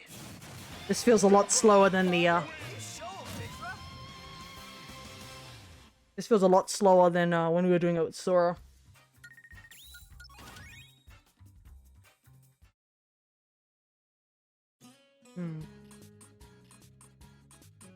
It might be because, with Sora, I was at least going off stage to fight. I wonder if we should just,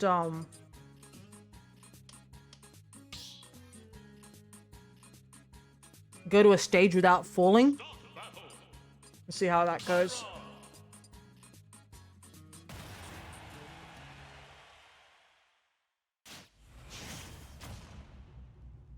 Oh my goodness.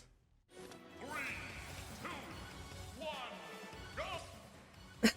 What is this?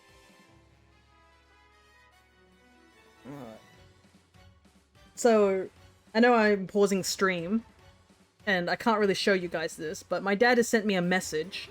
I believe he's out at the moment. No, he was out an hour ago. This one he sent. I didn't realize I had this message. But he sent me a picture, and I will do my best to describe what this picture is. So, imagine... Do you guys know what a buggy is? Like those weird-looking small cars? So just imagine a yellow buggy, and on the front of the buggy is a picture of Pikachu wearing a baseball cap dabbing. I'm not making this up. There is a dabbing Pikachu on the front of this man's car, and my dad just took a picture of it and sent it to me. Oh, goodness.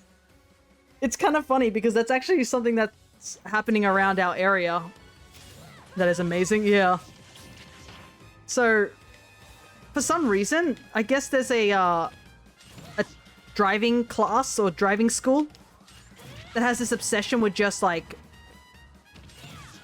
using Pikachu in a totally, it's definitely copyrighted way, but yeah, it is literally a picture of Pikachu dabbing, and I don't know how to feel about it.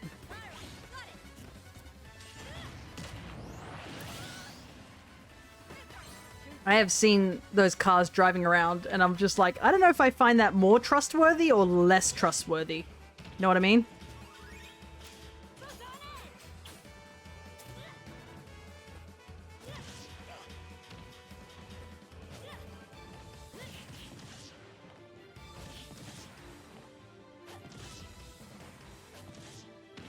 Why does this song sound like a Pokemon battle theme? This sounds like something you'd hear in, like, Gen 4. Does it not? Like, listen to it.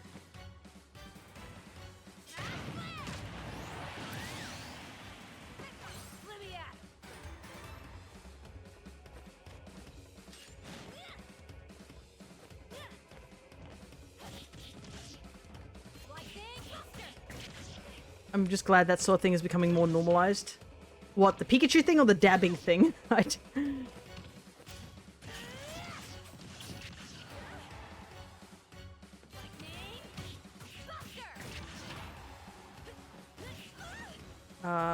There was an avatar, the blue people vehicle that became famous on the internet. Oh, right, like, just...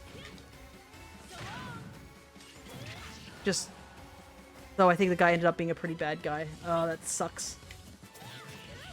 I don't think I've really seen an actual anime vehicle, because I know in Japan they have some of those where, you know, it's like a vehicle with people's favorite characters on it.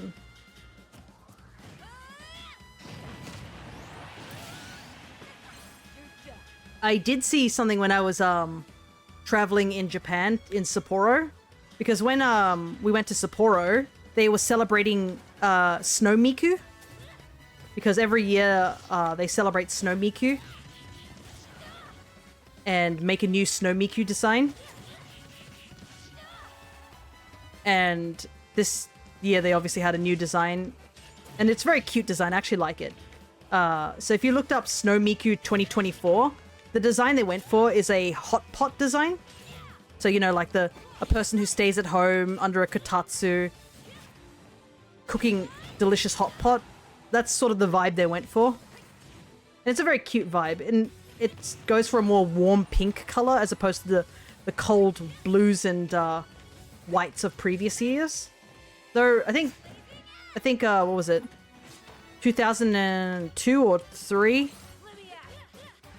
They had a design where it had more pink to it. But yeah.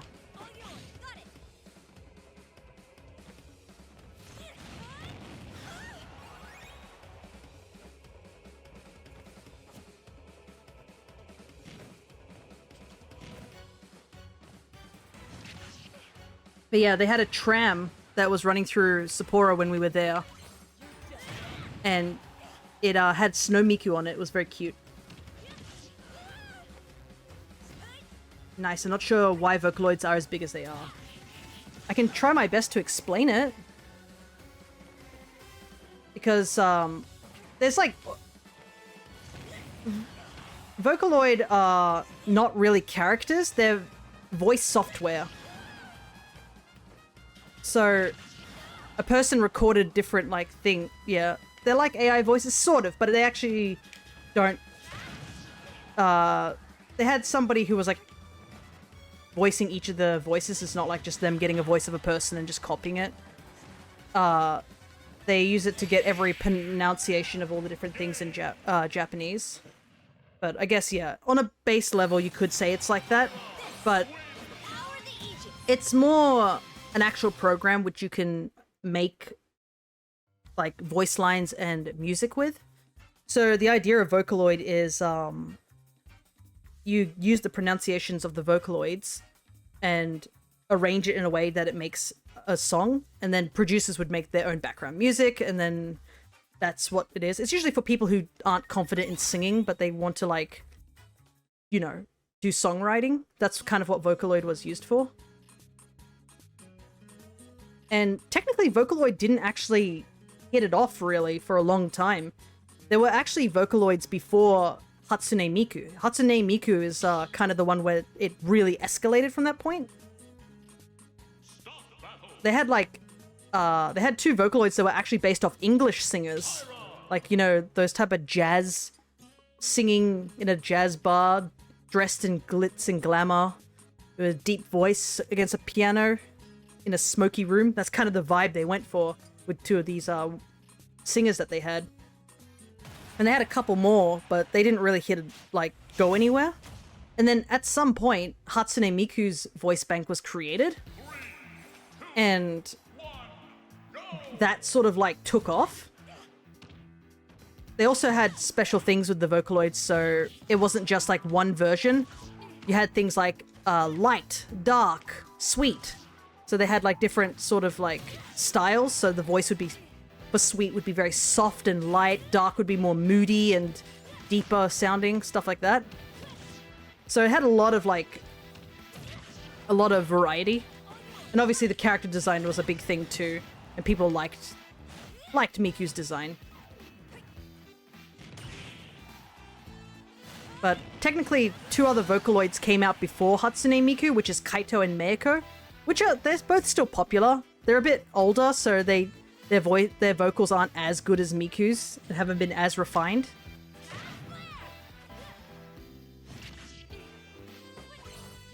But yeah, Miku really took off, and then after that, that was the two twins being Rin and Len Kagamin, which are my personal favorites, especially Len. But they were made to be like just a male and female version of the same singer. And then eventually Megarin Luca was added, and her gimmick was that she actually spoke English, so she was bilingual, which was a first in Vocaloid. And even today, like, when there's still Vocaloids being made, and also there's, like, I guess Kryptonoids? There's like a sort of other genre. So Vocaloid is one section. There's like a huge chunk of things. Anyways, that ends most of my rambling about Vocaloid because I do like Vocaloid. Oh, I had no idea Rin and Len were Vocaloid? Yeah, they're Vocaloids. They're done by the same voice actor too. I believe she says that for Rin, she sings with her head, sort of like in the nasal sort of area, whilst for Len, she sings more in her chest. It's really, really interesting. But there's a whole bunch of different Vocaloids and, I guess, Cryptoloids and stuff like that. A couple of personal favorites is there was one called Teto Kasane, I believe her name is. She was actually a fanloid, so she was made by the fans. And somebody just made her design and made her voice and stuff like that. And she was not official in any way, but she became a fan favorite. And I think only last year she actually got an official release. Like, she's been accepted as an official Vocaloid, which is wild. Because I knew her back when she was a fanloid like years and years ago. Yeah, there's a lot of great producers out there who make music with Vocaloid stuff, and it comes in a whole range of stuff. You got pop, you got creepypasta, you've got rock, you've got techno, and it all depends on the actual artist too. Some artists' actual tuning of Miku and other Vocaloids is also unique. So yeah, you can see why it's a very big thing over in Japan. Because it's not just like the actual voices and stuff. The characters are cute and people can make all sorts of designs for them, but like some producers are just amazing at their work.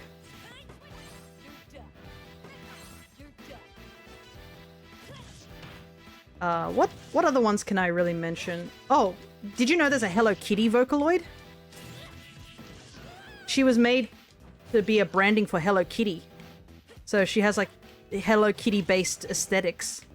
Yeah, I just thought it was an AI voice. Yeah, it's a huge thing. I know there's videos out there that explain it in better detail than I did, but yeah.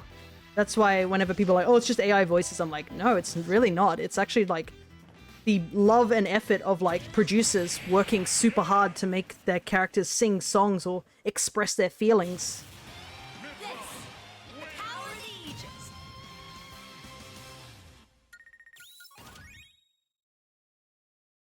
Because like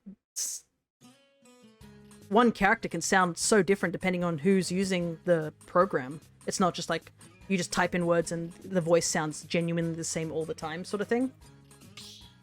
You could get two different producers both using Miku and they could both sound vastly different.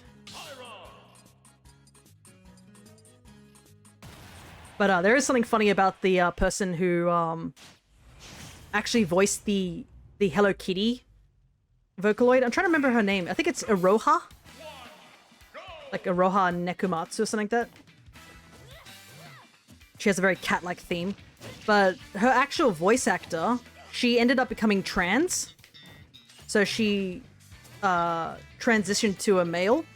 And she, well, I should say he, basically was like, oh, yeah, so I've transitioned and you might miss like my singing of the past where I sang as a female. Don't worry, you can use the Vocaloid.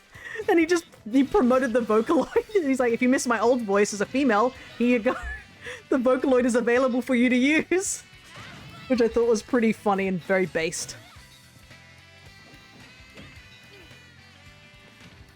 But yeah, I think I've rambled probably a good chunk about Vocaloids now.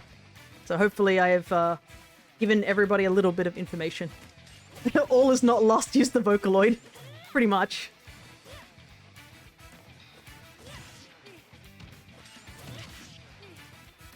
He simply did not change gender, he simply stored his gender elsewhere. Oh goodness. That's cool and he's cool with that, yeah. It definitely is cool. He sounds like a cool guy. But yeah, Vocaloid is still really big, even to this day. There are people still making songs, like, every day. Bread's almost done, smells great. Oh, getting jealous of how good that bread probably smells. Can only just imagine how delicious it'd be smelling right now.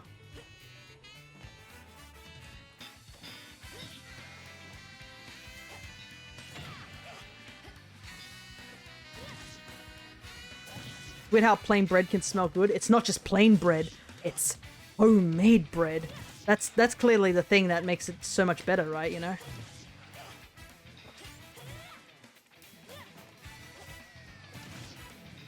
Homemade bread, anything homemade is just a step above, like, commercial shopping versions.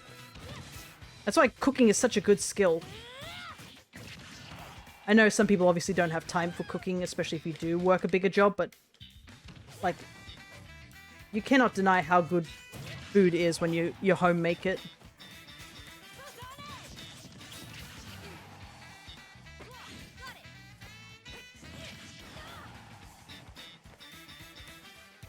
Make sure you give it a good taste test when it comes out.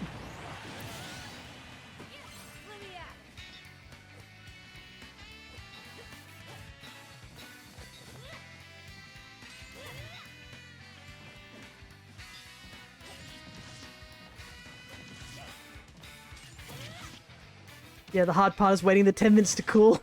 Oh my goodness. You don't know how it must feel about... Have you ever tried making apple pie? God, the wait time is horrendous. With apple pie, you can't eat it straight away. You gotta wait, apparently, 4 to 5 hours for it to, like, really rest and such and, like, develop. That is so hard, honestly. I've looked at apple pie and been like, man, I just want it in my mouth.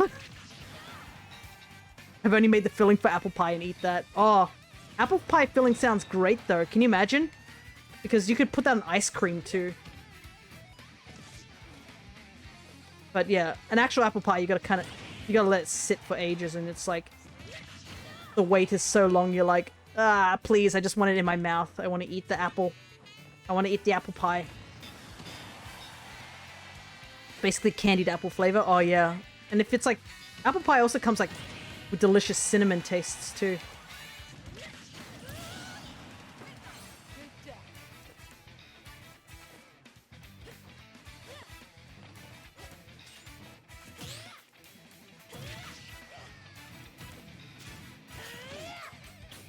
Oh.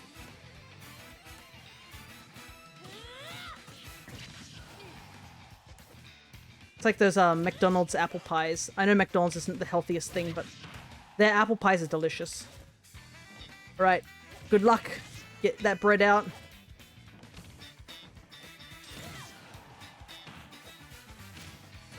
Don't burn yourself or anything like that.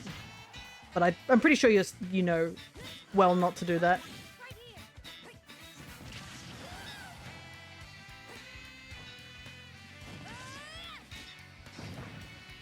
Okay, that doesn't work unless you're on the ground.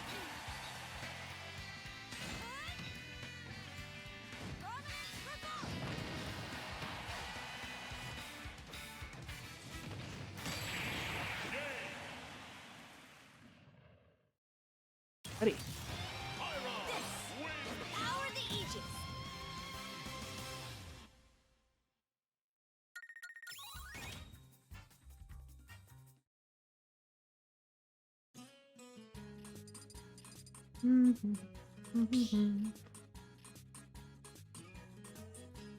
Start battle. Pyron. Almost to level 30.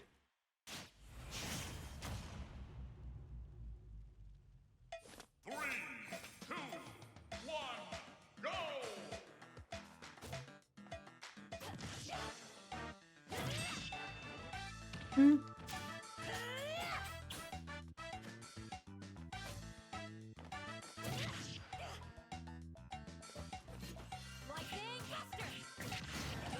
Shouldn't have rolled. This song is ironically one of my favorites. It's such great training music.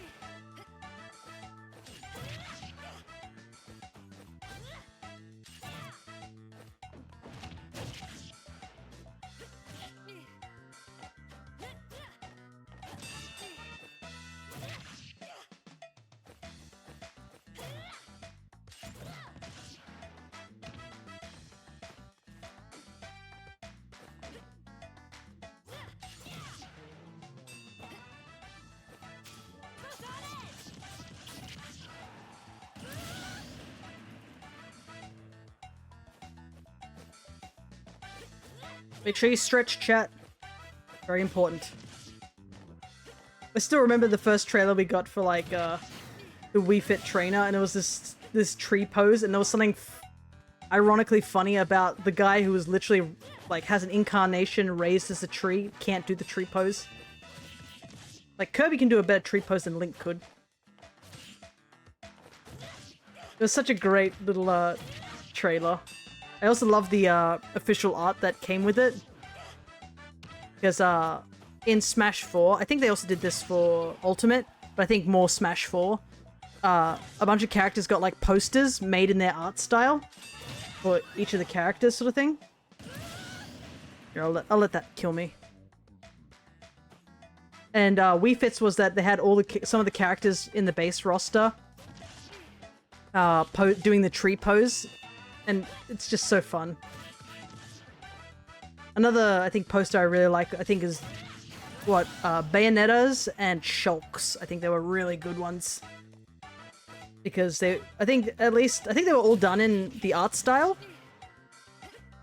So it was done in the Xenoblade art style for Shulk's poster. And for Bayonetta's poster, it was like the light versus dark sort of thing. And also, you know, extra brownie points because my boys are on it, so, you know. Anytime my boys are promoted, always gotta give it a bonus point.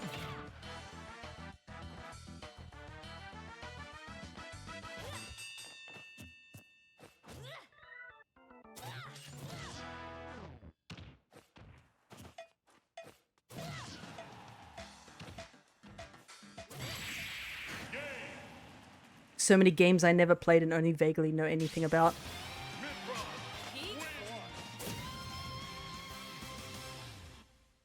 Oh, that's a good victory pose. I forgot about that one. Yeah, that's me at times too. I used to do a lot of watching games as opposed to like playing them. Bayonetta seems like a fun game. I think it is. I've played a little bit of the original on the Wii U, but I never really finished it. I think I just do love just how absurd that series is. There's nothing... Oh, there's just one really great moment, I think, in the original Bayonetta, where she's just walking through a tornado, and she mentions about... I can't really swear. Could I swear? I can swear a bit, but like, she basically says something along the lines of being a celebrity, she stands there and a truck literally just falls on top of her, and she just destroys it like no one's business, and it's the funniest thing ever. Like, the game takes itself not seriously and too seriously, and it's so good. You legitimately start the game with a nun and a fat Italian man at a gravesite where the fat man is, like, peeing on someone's grave, and she's just, you know, making prayer about this dead person.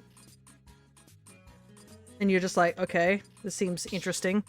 And then all of a sudden these angels show up and they're these weird bird creatures and you're like, hey yo, what is this?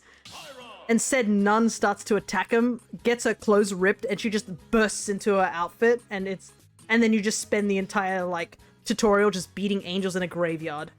And as a dude throws guns at you to reload. It's so good. And then they were like, you know what? That was pretty good. Let's top it off even bigger in Bayonetta 2.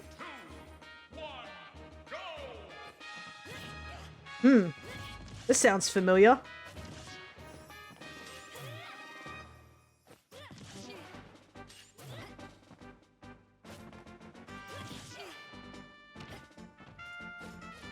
But like, it's so good. And also like, just Bayonetta's design's so great. Because she's inherently supposed to be drawn sexy. And I know my thoughts on like anything related to that sort of topic is very vague, or just I don't care most of the time. Romance really is not a selling point to me whatsoever, or people looking sexy. But like, I look at Bayonetta, I'm like, yep, she's supposed to be a sexy character and she plays it so well. It's not too overly done, but like, she's got that confidence, you know? She's like, yeah, I know. And what are you gonna do about it, sort of thing. And also, I like her, was it Bayonetta 2's is my favorite design. I don't know, I think I just prefer the short hair. 3's design's not too bad, though. I haven't really watched anything about 3, I will admit. Maybe I need to go and watch a walkthrough on that one. I know there was a bit of controversy with 3, but that was more the voice actors rather than the actual game, so I should give the game a go at some point. Watching it at some point. But I guess that's the beauty also, how we're talking about, you know, a bunch of games we haven't played. I guess that's like one of the big things about Smash, is it introduces people to so many different games. Like, it was so funny to see, like, Xenoblade get represented in Smash 4 with Shulk. Because we played Xenoblade, me and my dad played Xenoblade on the Wii, and it was a very niche-ish sort of game. Now it's actually kind of big.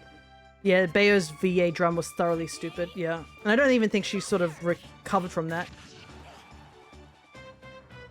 It's such a shame too, because, like, it was just an awful thing to happen. But it was so dumb as well.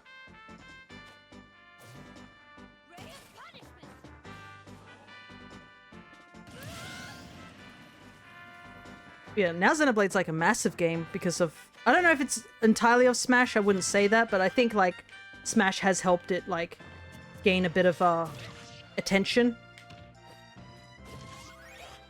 And I'm sure that's the same for, like, other games, too. Like, for me, I think, what? Oh, she got the kill. Nice.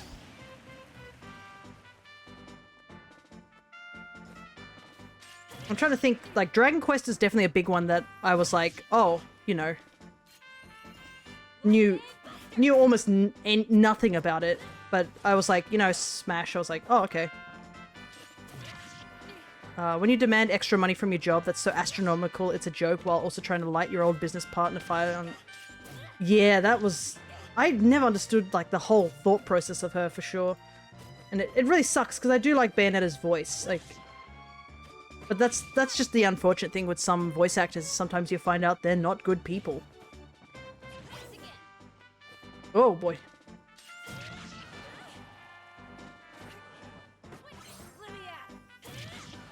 Smash got me into Persona. I'm quite happy about that. Oh yeah. Understandable. I know some people got into Persona 5 because of Smash.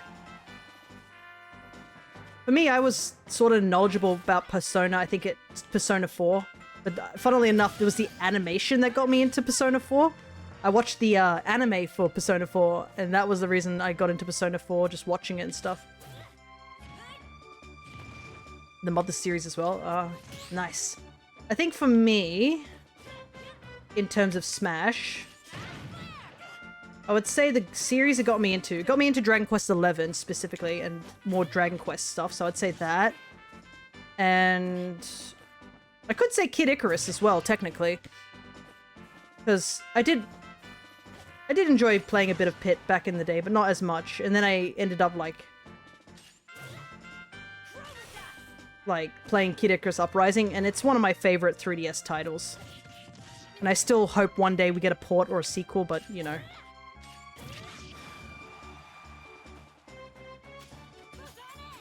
Oh, I'm so not gonna make it. No! Mother really is special, especially the first one. Yeah, I think, can you play it on the online store?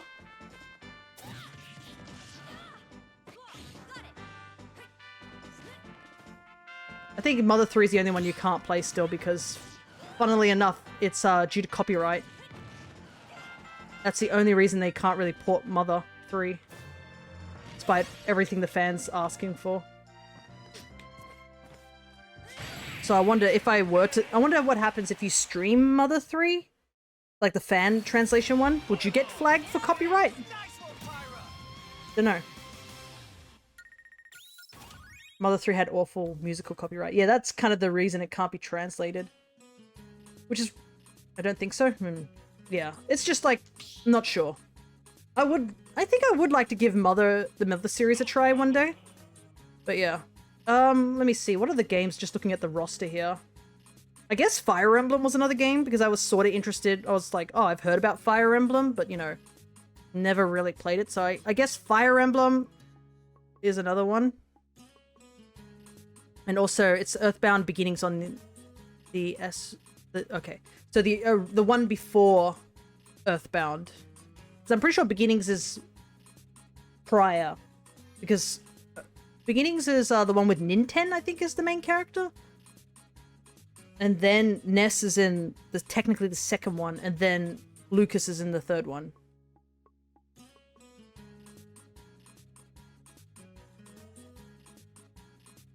I think that's how it goes, right? I'd say be ready for an old-ass RPG with some old-school oddities. Yeah. I do one day want to do that, but it's kind of low on my list at the moment, just because of time and stuff. Oh, I know another game series I got into because of Smash. Kirby. But not in the way of like, oh, I want to play the Kirby games. It's because I'd played Smash, and that's when I wanted to start drawing, actually. That's how it started. And I was like, I could draw a little bit about Pokemon, but I wasn't that good at the time. Because, you know, I was only in high schools, and I'm not going to tell you about my abilities back then. I don't think they were up to scratch. Or maybe it's just because, you know, the cringe. I'm like, I'll fight you to the death if you want to see any of my old stuff, sort of thing. I just call Beginnings Mother at this point. Okay, gotcha. Yeah, Earthbound Beginnings is first, then Earthbound. Gotcha. But, yeah. I wanted to learn how to draw a bit more better. And I was like, oh, well, I better start on something really simple. So maybe I should look in some of my other games that I have. And on my... like... on the N64. And I had like a couple of games, but like it was mostly like Zelda, bit of Mario stuff. And I wasn't really good at drawing humans. Still can't draw hands. Travesty. I call myself an artist, I can't draw hands. You see these little nubs that I have down here? But anyways, I ended up looking into drawing stuff from Smash 64 because I was like, well, there's a decent amount of characters from all over. And I was like, well, Kirby seems easy to draw. I mean, it's literally just a circle with nubs, right? So that's kind of where I started. And yeah, from that point on, I started drawing Kirby stuff. And my friend was like, oh, they enjoy drawing this character called Kirby. And when they went to Europe, they found Squeak Squad. And they were like, hey, do you want to play this game? And they bought it for me as a souvenir. And I ended up finishing the game in 2 days. And they're like, I bought this game for you to last for a lot longer. How did you finish it in 2 days? But it showed how much I enjoyed that series. So yeah, technically I could say Smash introduced me to Kirby. And I guess it's... from then on, it's been... history, that game, to me. Mother is truly excellent in storytelling sense, but as a game you might need a walkthrough. I can imagine. A lot of RPGs do need a bit of a walkthrough. Heck, even like when I was doing Dragon Quest XI, I've played that game quite extensively. I was like, still a little unsure on certain things. I had to look up the walkthrough for that. I was like, wait, where did I get this item again? Or like...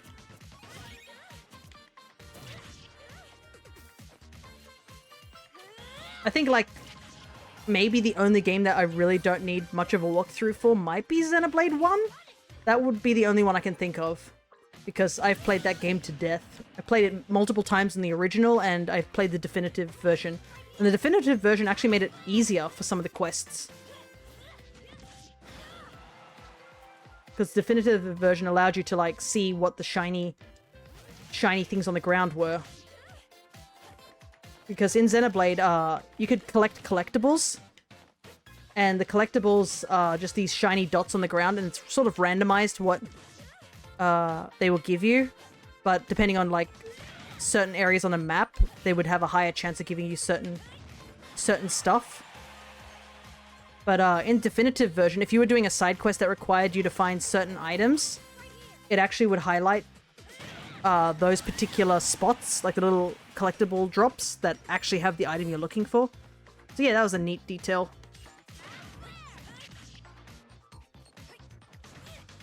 Though there is something, I don't know which I'll decide to do if I do stream Xenoblade, is I've played Xenoblade 1 a lot, and I actually prefer the Japanese voice acting for that. I don't think the English voice acting's that bad. It's still pretty good for, like, considering how a lot of English voice acting can be pretty hit or miss for JRPGs. Looking at you, Dragon Quest. Dragon Quest is pretty bad with its English voice acting, in my honest opinion. That's why I played Dragon Quest XI in the Japanese version. I much prefer the Japanese for that. But Xenoblade 1, I prefer Japanese. Xenoblade 2, I've not played in Japanese. I've only played in the English. And Xenoblade 2 is notorious for having a very mixed voice acting due to the fact they didn't give much direction for the voice acting. They just gave them a piece of paper and was like, here you go, just say your lines. They didn't tell them like the context of saying the lines. And I know there's a lot of people that make fun of Rex's voice actor. I think he's okay, at least in Smash. He sounds a lot better because I think he has more direction. But yeah, in the original games, he kind of didn't have any direction, so some of his voice acting sounds a bit jank and even memeably bad. And Pyra and Mythra also had a bit of a oddity with their voice acting too. But voice acting in Xenoblade 3, I think, is really good. I think I do prefer the English in that one compared to the Japanese. They really knocked it out of the park with voice acting in 3. So that's my slight dilemma is like, should I play the first game in Japanese and then the other two in English? Or should I play them all in English? Or should I play them all in Japanese? It's like a bit odd because I think it'd be odd just like if I played the series and then it went from like Japanese voice acting to suddenly English. But yeah, it's such a first world problem. My true problem is I actually have to start playing the games. I'm backlogged. Like, I do want to play Xenoblade, but it's pretty far down on the list and not high up there as something I want to do right now because it's a big commitment. Like, you guys thought Dragon Quest XI was big? You have not seen Xenoblade. Xenoblade is massive.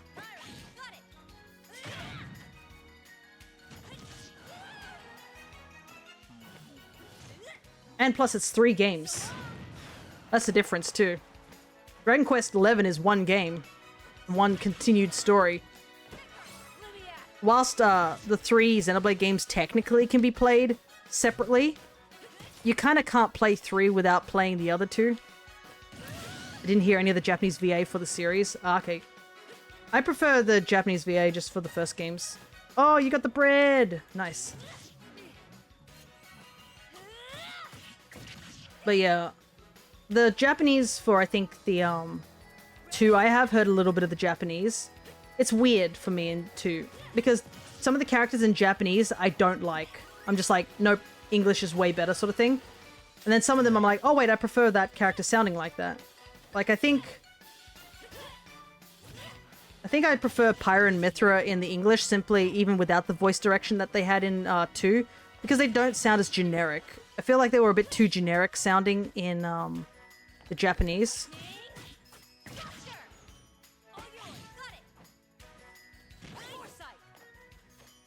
Nani?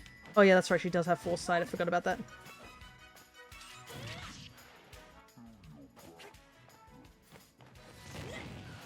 But yeah, it's everyone's honest opinion of what they want to choose. And I think that's a big reason why you should actually have the choice to choose, which I'm so glad that the Dragon Quest XI had that choice. And a lot of the Dragon Quest games seem to have that choice where you can just choose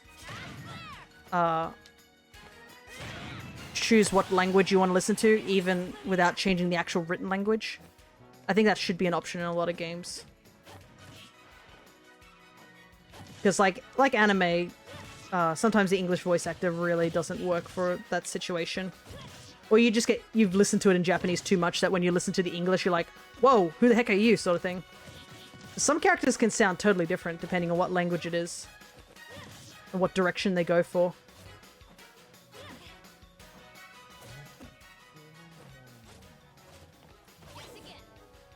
Oh, come on. Man, it feels so much slower when that foresight hits because I'm playing in slowdown mode. When you also said awkward when you said you got bread, does it mean like you have bread available that you can eat, or it's you haven't been able to eat it yet? What we need is the VA to be fluent in all languages.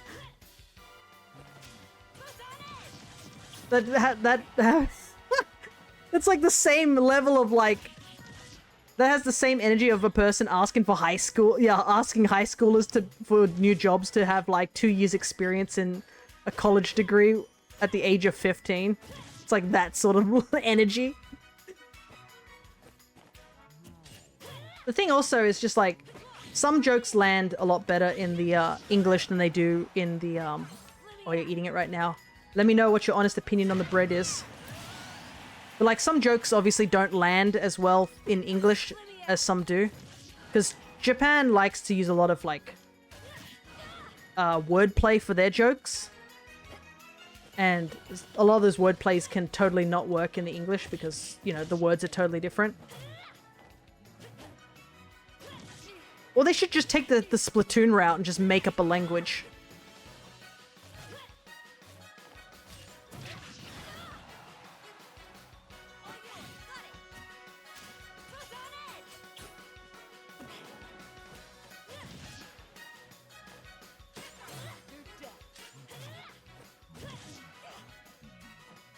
That's actually another thing to casually point out with the Splatoon. Oh, that was a mistake. I didn't mean to do that. I accidentally walked off the edge. Very crusty bread, which I prefer. Inside is nice and chewy while still being fluffy. I knocked it out of the park. Yeah, it does sound like it, don't it? You put anything on it, or you just eating the bread by itself?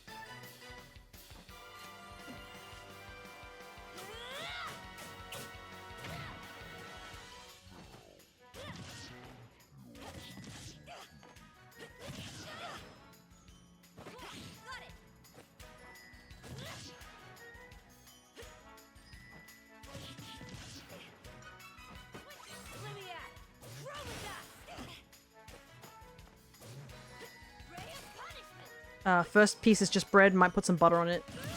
Gotcha, gotcha. Just be careful. You might be talking to me and then like 10 minutes later you're like, look down and the whole bread's gone.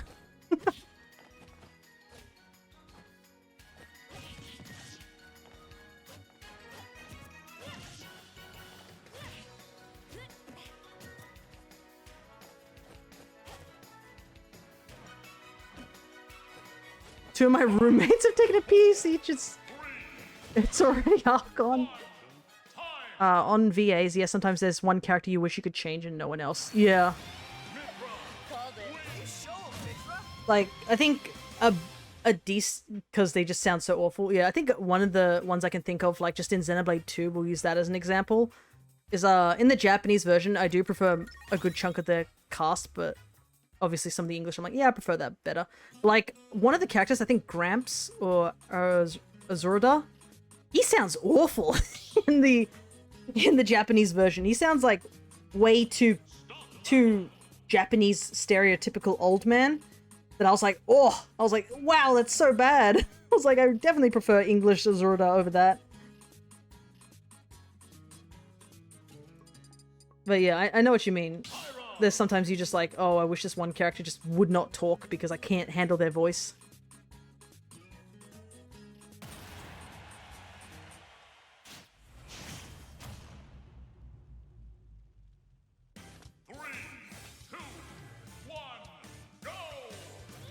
Okay, I think this will be the last session with this Amiibo. We'll check on how well she's doing.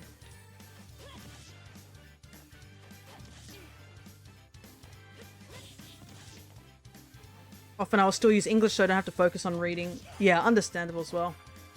But I still prefer subtitles anyways. Even if I understand what they're saying or not, sometimes you just need subtitles because, you know, sometimes you're like, I can't hear the audio without my subtitles. Basically me and Marvel vs. Capcom Infinite. Mega Man X sounds so generic while everyone else in the game sounds good. Especially when you compare to Zero and Sigma God Forbid.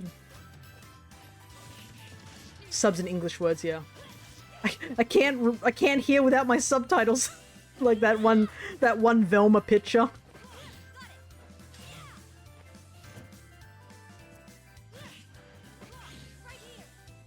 Also, the subtitles have to be decently sized. And I'm saying this for my dad's sake. Because my dad, his eyesight's not as good as it used to be. And I've seen him play some games where the subtitles like abysmally small, and he's like, I can't legit play the game. It's also interesting because we were talking about Xenoblade and stuff like that, but did you know there's a game called Xenoblade X, which had a slight MMO bit to it that's only on the Wii U, and it never got remade or anything. You know, Monolith Soft, I'm still not sad. I'm still not bitter over Xenoblade X not existing. You know, just get, is it there? Anyways, one of the game's biggest criticism is its subtitles and its text in general. Like, if you've not seen anything about Xenoblade X, just look at their text font. It's abysmal. Like, even I'm like, wow, this is so small. It's decently, like, I have really good eyesight. Probably, like, the best in the family compared to, like, the fact of, like, a lot of my family members and stuff like that. And I can barely read some of the subtitles. My roommates always have subs on, and they watch everything in English. Yeah, there's nothing wrong with that. Like I said, sometimes, even in English, some person might say a word and you're just like, I cannot hear them, or, like, I don't know what they're saying. My favorite, what was it? My favorite subtitles are those ones where they're like, what is it? Where they subtitle things that are not necessary. That's my favorite type of subtitling. Subtitling like animals making noises or something like that.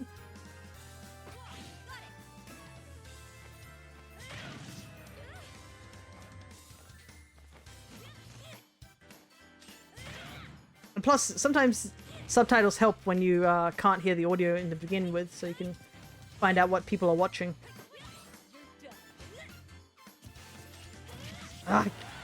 Can't hit.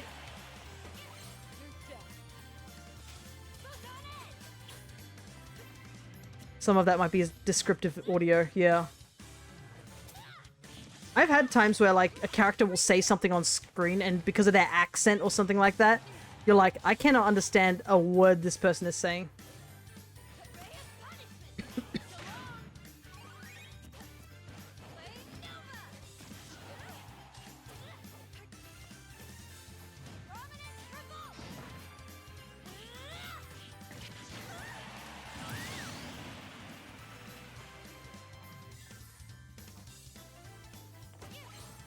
Sometimes they even have the emotions, like, sarcastic, yeah.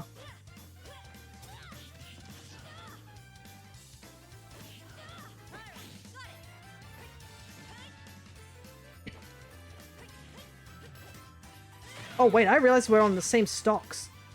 Have I really wasted that much time trying to take them out? Wow, the angle on that one. That was a sweet spot if I've ever seen one. I just realized we're like having a minute, 2 minutes left, and like I have only taken off one stock.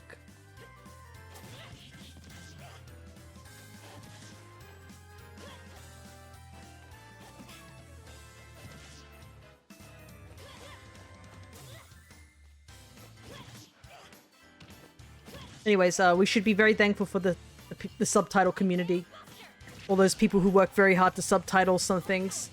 Sometimes they gotta subtitle stuff like stuff in Japanese and they're just like, I don't know what they're saying already. And then putting them English subtitles. That reminds me of one of the aliens in Mass Effect.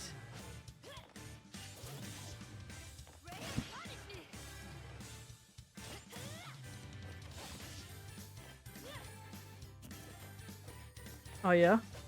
I don't think I've really done... I haven't really looked into the Mass Effect series. It's not my cup of tea.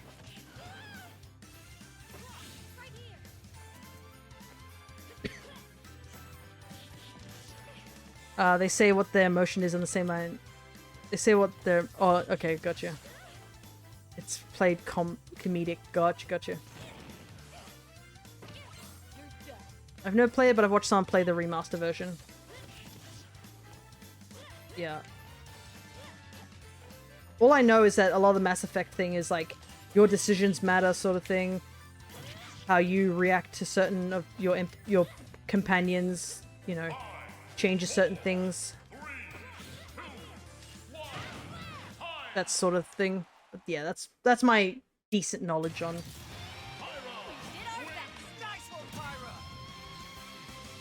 prefer Dragon Age. I have heard about Dragon Age as well, too. Alrighty, let's check on the Amiibo's progress, shall we?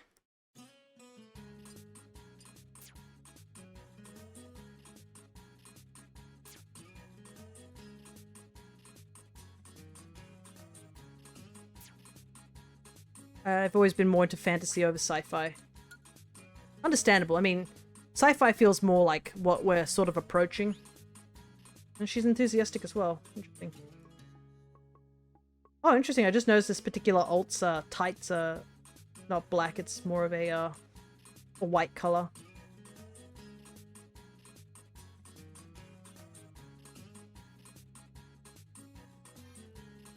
Alright. Turn the learning off, I guess. I should probably go over to the other Amiibo and check that out.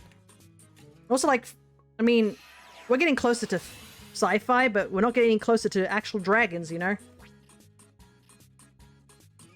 There's my answer. Checkmate.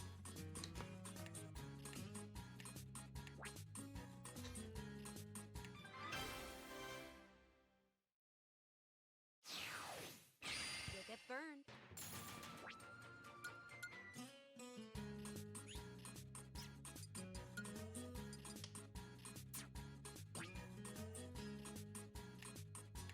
Anyways. Wow, we just hit the 4-hour mark. I think we did pretty well. I'll let them fight amongst themselves for a little bit. So they can get their levels up. We'll see how well they're doing in general, just to see how they go against other competitors. Because it's all good and all if we train them, but if they can't get kills or anything like that, then, you know, that's cause for concern.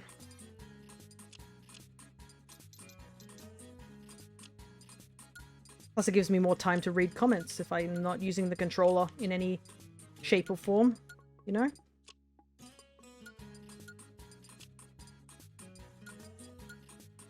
Right. Scan in Pyra. Scan in Sora. And scan in Mithra.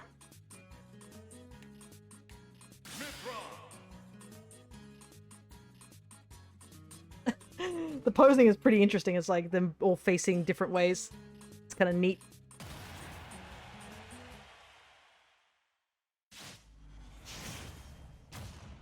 What have we got?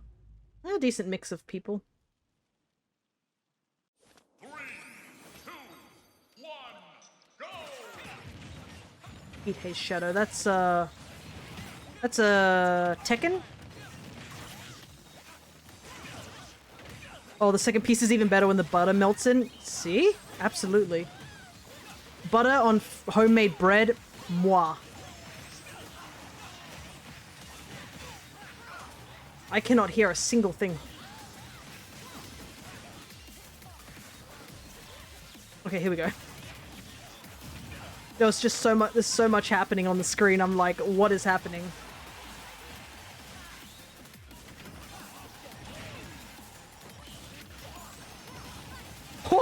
The Wii Fit trainer sniping Falco across the map. My money's on Sora. Everyone's in the hundreds. It's all about the kills now.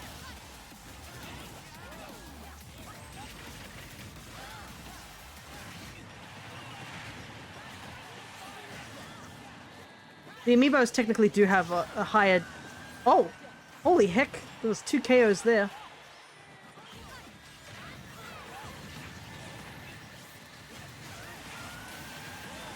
Alright.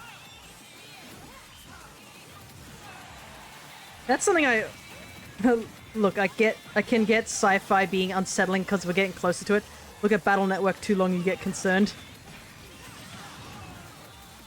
Well, it's also just like, I guess, you know, sci-fi, you're like, okay, makes sense sort of thing. But like, when you start thinking too hard into fantasy and magic and stuff, that's like, magic's not happening anytime soon. Like, it's... Like, guns are cool, but like, imagine if we could shoot fireballs from our hands. So much cooler, you know?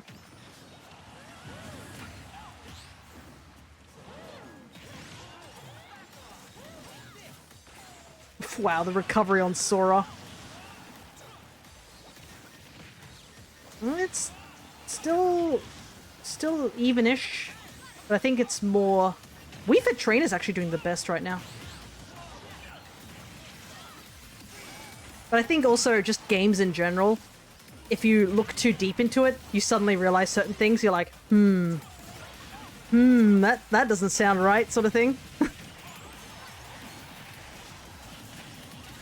You gotta be careful. Don't look too close into the void.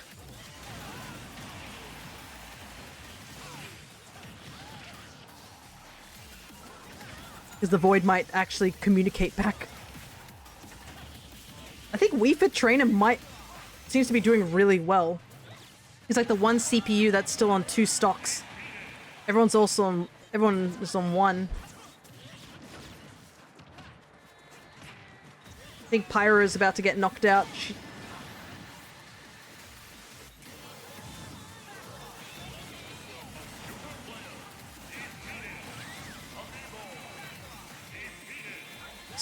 Sora and Mithra are still in.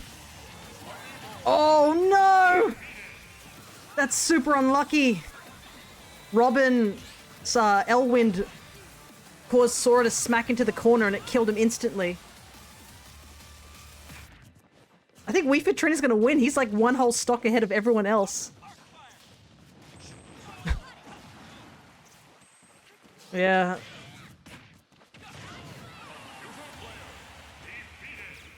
It's definitely something that would be cool if I could do... I don't know, if... I would love to do a betting system in this game. You get points depending on who you bet for the Amiibos.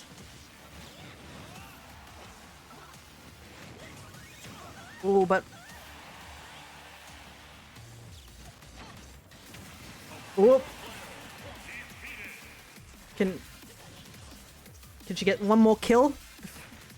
It's anybody's game, technically. If she plays it well, but she does not. The tree has won.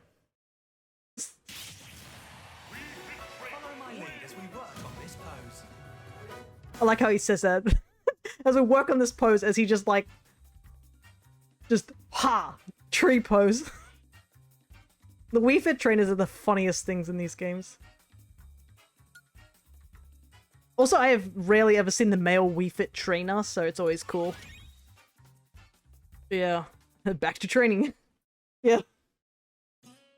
I think that's always my favorite thing for some of the characters that Sakurai has picked. Are characters who just make very little sense to why they're here, sort of thing. Things like Wii Fit Trainer, Piranha Plant. I guess Isabelle is kind of a weird pick. Villager was technically a really weird pick for a while. You're just like, wait a second, why are these guys here, sort of thing. And Steve's technically a weird pick. I mean, it makes sense that he's like, you know, here. Because he's from a big series, but in actuality, if you think too hard on Steve being here, you're like, why is he here? Like, is he lost? Oh, wow. The bullying that Hero just did to Mithra. Let's see what we got here. Bro, Battle Network is literally... everyone is terminally online dystopian nightmare where basically anyone can hack into the mainframe and obliterate half of operations in society. Hack into always online appliances and blow them up and other obscene actual terrorism. So I can get wanting fantasy to get away from that. Well, I mean, fantasy is also still just as, like, can be just as dystopian. Like, it's more of a setting.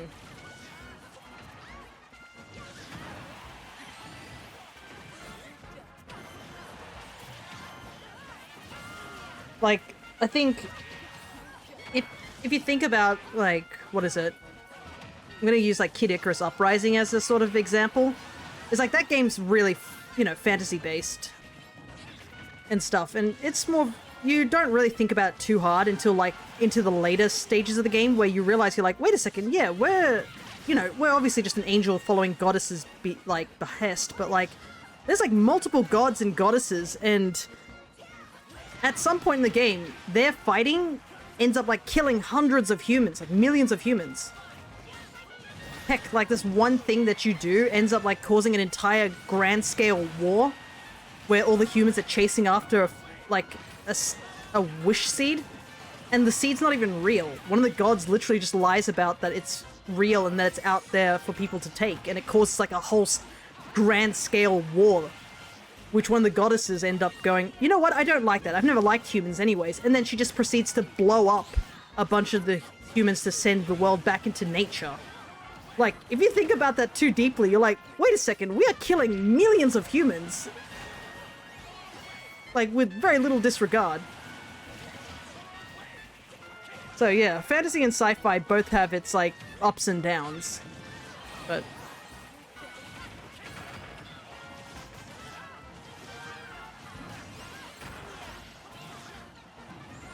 and I guess me thinking about Monster Hunter as well, that's another thing too. Like, you think about it a bit too much and you're like, wait a second, there are people just living in this society that has giant monsters literally just walking around out in the open. And the only reason hunters exist is to keep the population safe and to prevent, like, you know, monsters walking into villages and just tearing them apart, sort of thing. Though there is a little bit of an interesting tiny bit of lore. I don't know if it's been confirmed because Monster Hunter lore is very interesting. It appears in some places and sometimes it doesn't. Like, sometimes it's just heavily implied. Sometimes it's like, you know, in your face sort of thing. But apparently in Monster Hunter lore, there is a secret society that exists. And their goal is to keep hunters in check. Hunters are already, like, superhuman in any ways. Like, you know, surviving many monsters' attacks and just fainting if they lose their HP and not, you know, dying. But, like, there's a society that exists to prevent hunters getting too trigger happy is the best way to describe it, I think. You know, like slaughtering huge amounts of monsters and disrupting the ecosystem sort of level. And they are designed to eliminate hunters that go on these type of killing sprees on monsters. I don't know how much of it is, like, real, if it's fan theory, but yeah. I guess that's kind of the thing. Oh, looks like Mithra was KO'd this time first. Alright. Hero and Toon Link are gone. Peach is gone. So it's just 2 amiibos and 1 CPU. And it's all pretty even.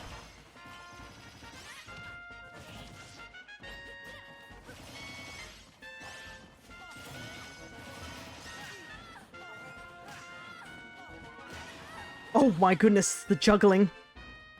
Interesting how both the amiibos don't seem to be really wanting to attack each other too much. They're actually more focused on the CPU. Okay. Alright, it's just Pyra versus Sora. Massive power versus massive air mobility. Oh boy.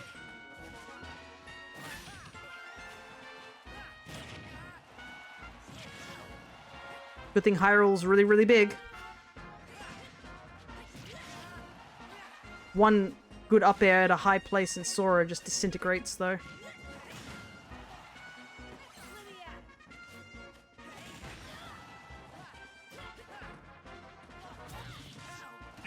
Whoop! Oh, it was a Mithra kill, that one.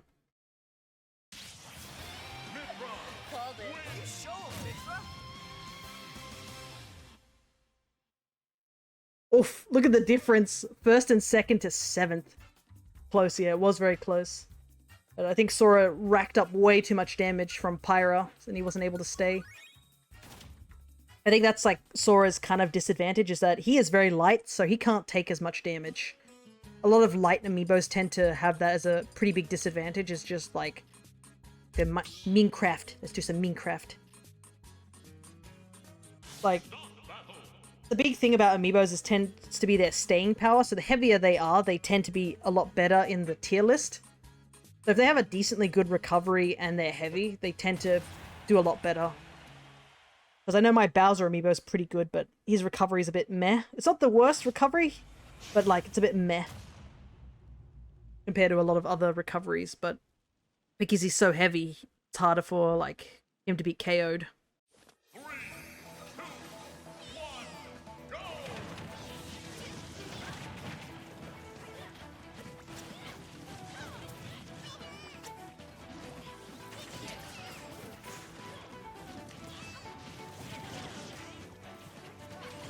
Glide is such a good song.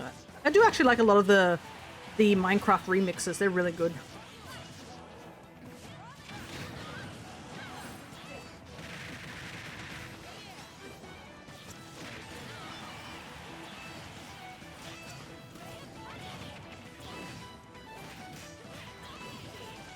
I'm just chilling, eating an apple.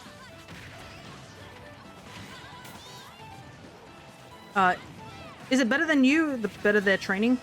Oh, wait, let me read that. Is it better you are, the better they're training because they learn off of you? Yeah, I would say, yeah, if you're a better character, you can use that character better. They obviously learn your better techniques. And also, it's just easier to train. Like, for me, training like a Pit and Dark Pit amiibo is way easier than training like something I've never used, like a Kazuya or Terry amiibo.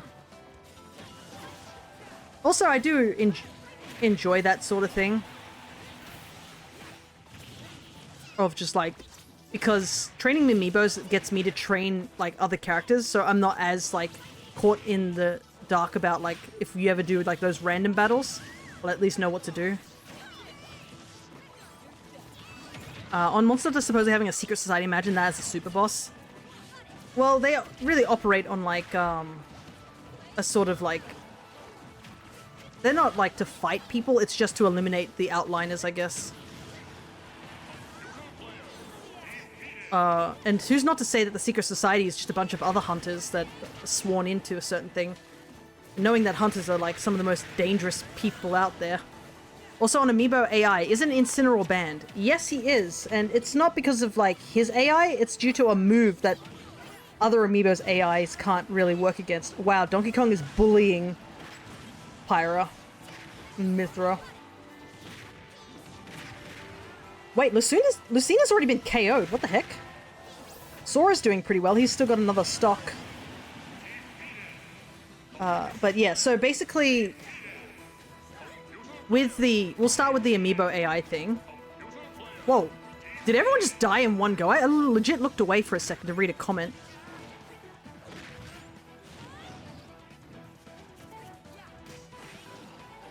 They're doing it again where they're just focusing on Donkey Kong. That's funny.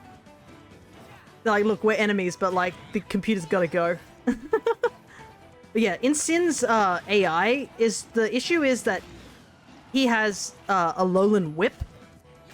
Like, one, he's heavy, so he tends to survive a lot longer, and he does hit pretty hard.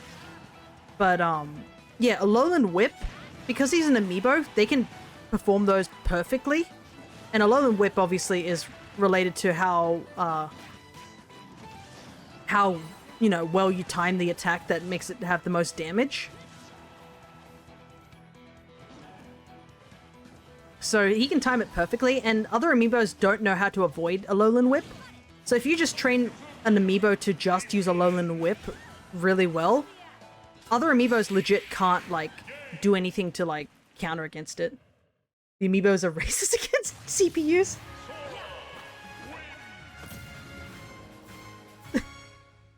Yeah, Sora did get the win this time.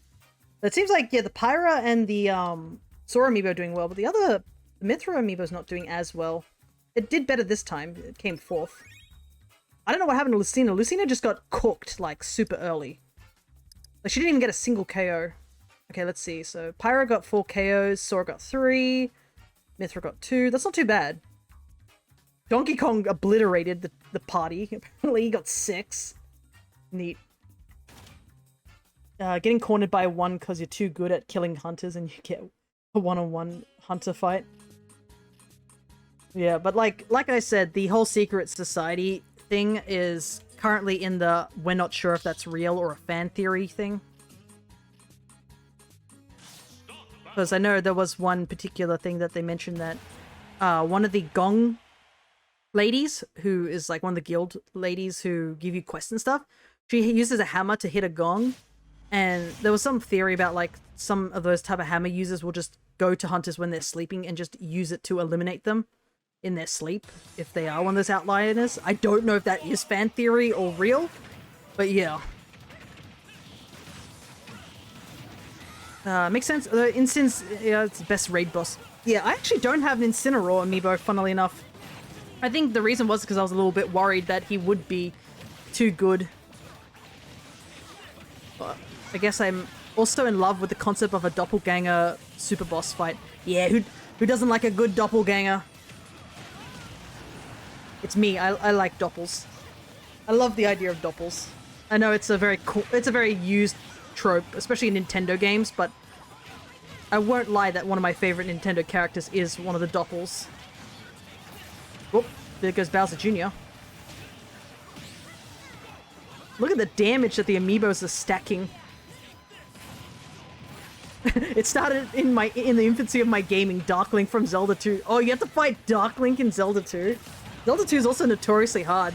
But then again, I mean, if you fought, like, as a kid, if you fought Dark Link in Ocarina of Time, that was a rough fight as well. Like, the Dark Link fights can be super hard because it's literally just you with all your, like, equipment. Like, nowadays, I know how to cheese Dark Link in Ocarina of Time, but, like, man, back when I was a kid, I had no idea how you defeat Dark Link. And I loved how in Ocarina of Time, they made it that the stronger you were, the stronger Dark Link was as well. For the time, it was a tense-ass sword fight, and Dark Link was the final boss. Ah, okay. I didn't know he was the final boss, but I knew he was near the end of the game. That is neat. But yeah, in Ocarina of Time, the more hearts you had, the more hearts Dark Link had, so it was a really cool concept. So technically in a randomizer, he's technically easier if you go to him first and defeat him first. Simply because, you know, you have less hearts.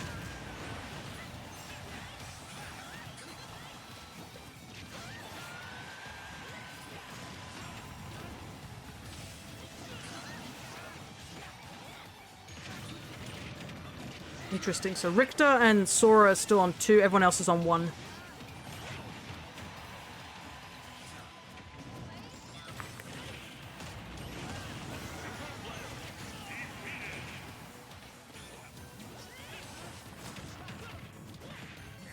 Right, we're in the finals. And the amiibos are getting close to being fully leveled up too. So we might actually have them all fully leveled up by the time we finish stream, which is good. And then it'll be just me retraining that Ganondorf amiibo, and then that should be all the amiibos done. I'm probably going to do the Ganondorf amiibo off stream because I do need to train him. Though, I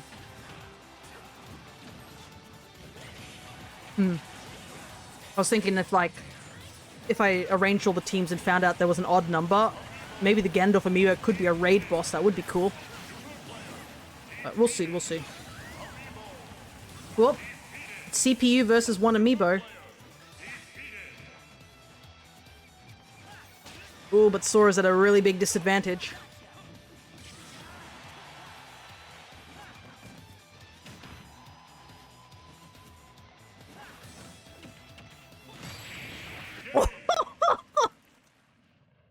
Just yeet the small child.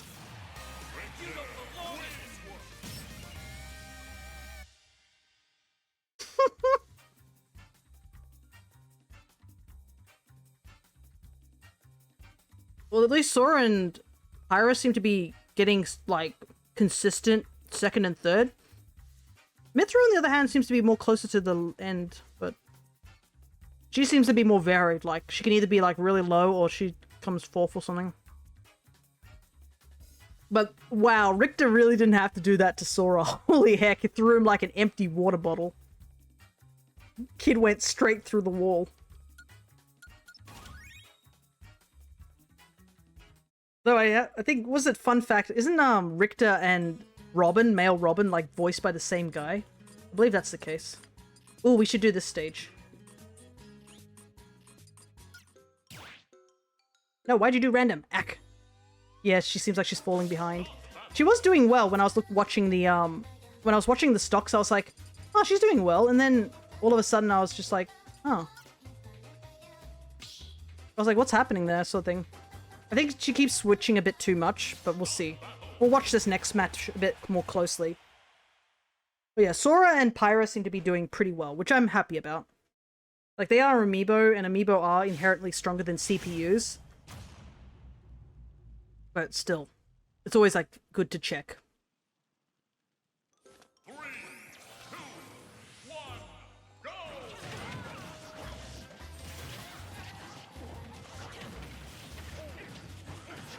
Problem is keeping an eye on them. at the beginning of the match, it's like it's just smoke everywhere and just like attacks. You cannot tell what on earth is happening. Okay. So it seems Sora seems to like rack up damage really, really quickly. But he seems to have a bit of staying power. I'm not sure how. If it's just like a, oh, he's...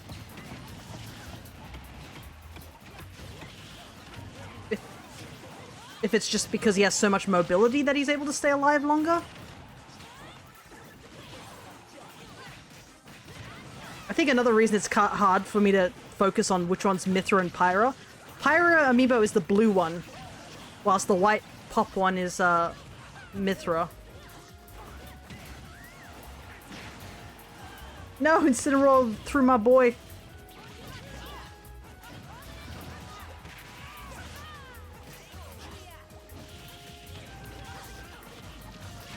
There's so much happening in the middle of the stage, holy heck.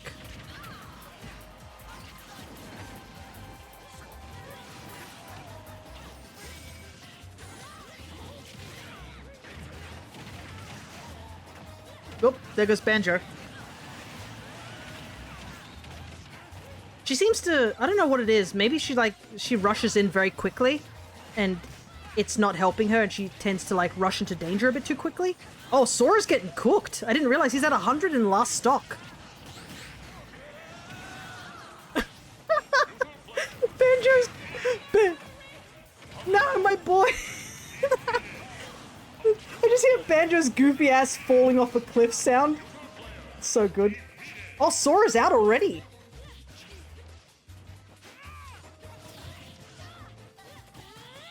I was so focused on like Banjo dying and then immediately Pit screaming about he can't read, which is so good. I still gotta train my Mega Man amiibo, teach him the art of Mega Man God play, get him addicted to the spike.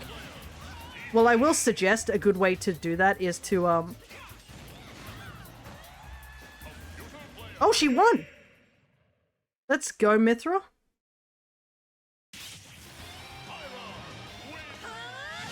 This is the Mithra amiibo, which is a little confusing, but yeah. Oh my goodness, Sora, like, got cooked. He went all the way down to 7th.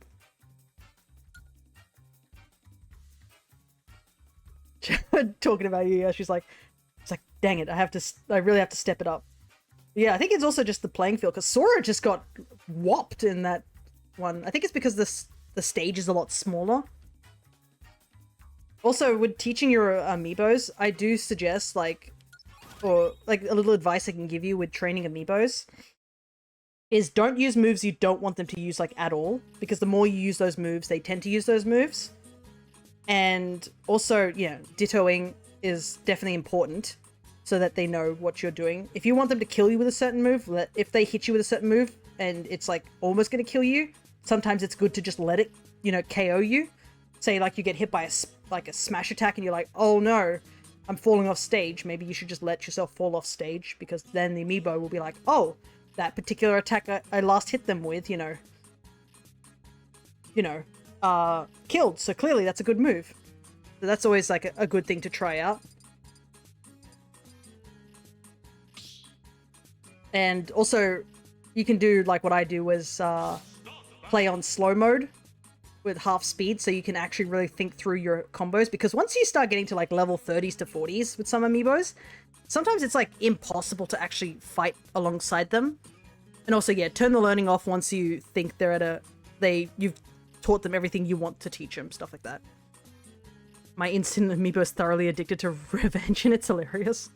Yeah, that's another thing that I guess the Incineroar amiibo has going for it, is revenge is like, it's sort of like a counter, but at the same time it's not, sort of thing.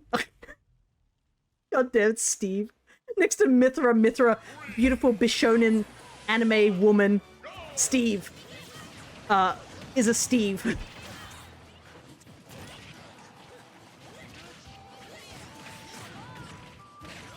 Look at my boy Toon Link.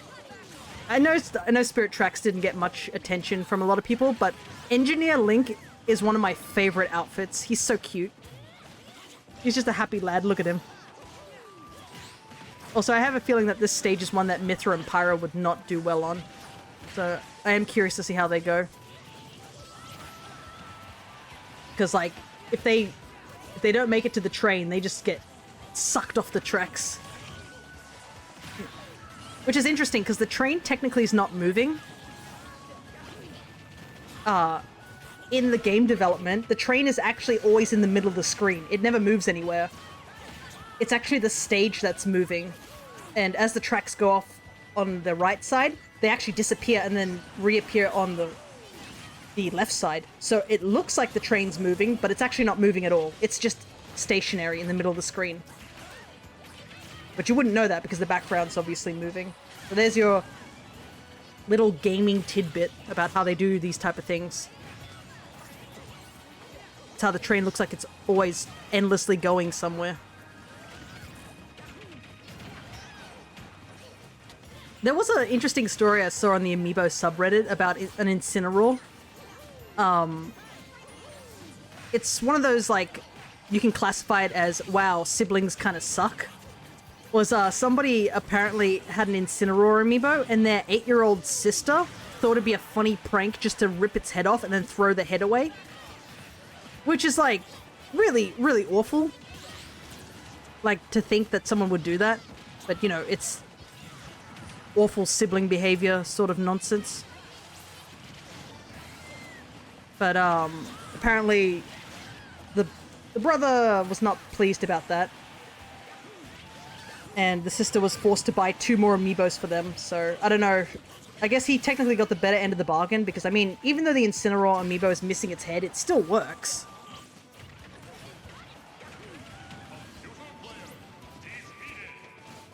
But yeah, it does look a bit odd to not have a head. I think that was a similar thing I saw on Facebook Marketplace. Someone was selling their Amiibos, and I was like, oh, okay, interesting. And then they had one Amiibo that was only like $5. And I was like, why is that one $5? Because, you know, Amiibos tend to be a bit costly at times. Especially if people try to resell them.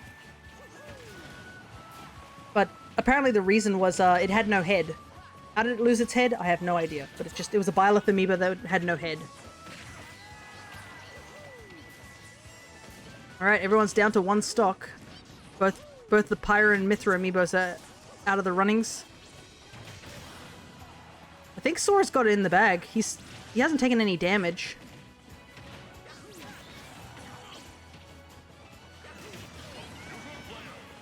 It's just... Did you just see Steve just like mining on the like chimney of the train, just like, yeah, this is where I get my minerals from. I mean, it makes sense. It's a Byleth from what I hear. Yeah. I don't think Byleth loses their head in any part of the story, but like... It still was... I guess the Amiibo is more of a humanoid, so... It's only has like the humanoid neck, so it could easily fall off. That's like compared to like something like Incineroar or like even Mario, where they obviously have a more stouty build.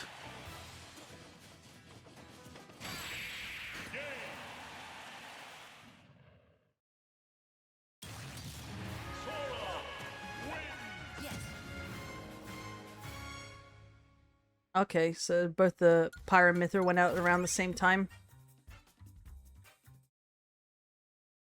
I am quite curious, or sort of interested in what the tournament's going to be like once I do the Easter tournament, because there's a lot of Amiibos that are now joining the fray, sort of thing, compared to last year. Not too many, but like a decent chunk, and a lot of newer ones too.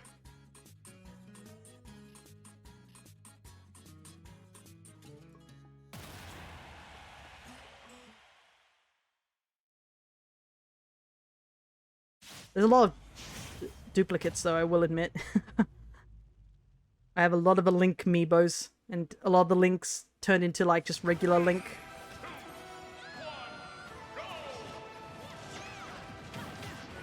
Like how it's the Kazuya stage, but there's no... The only thing closest to Kazuya is literally, like, Ryu and maybe Min Min.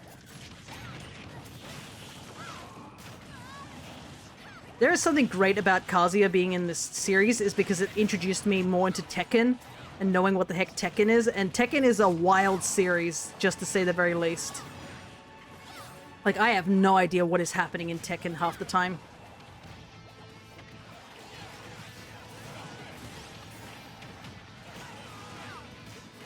I should have heeded your advice a bit more. I'm down to one piece of bread.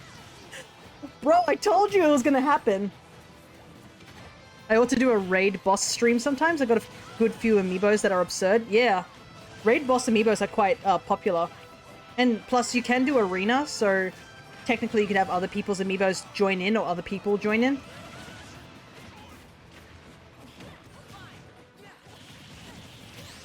Told you homemade bread's good. No, what? Wait, Min Min's already out? What the heck happened? Joker's almost dead too. Like, you guys can't see it, but he's at like 100.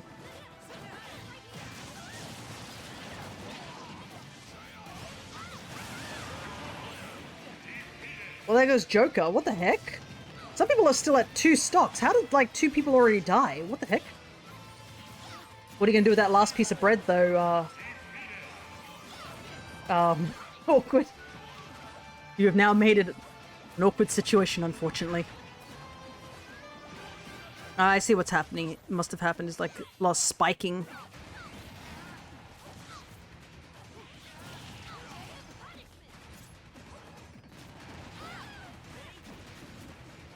Mega Man be spamming that up air. He's gone now. Interesting. Pyra got knocked out early. It's actually Mithra that has 2 extra lives. Oh, she's targeting Sora.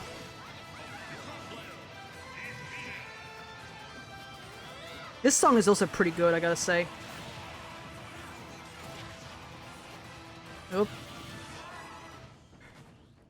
Down to the wire. Oh, they're picking on Sora. They do not want him to win. Oh, there goes Sora. Just Mithra versus Ryu. Oh, she knows.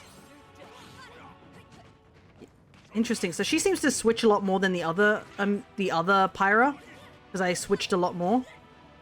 Maybe it's for her benefit too, because like you can tell she knows that Pyra can kill, so she's just trying to maneuver.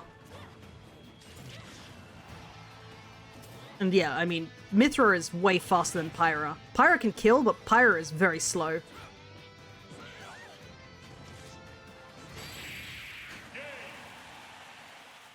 Nice. It seems like I think all 3 have won at least 1 match.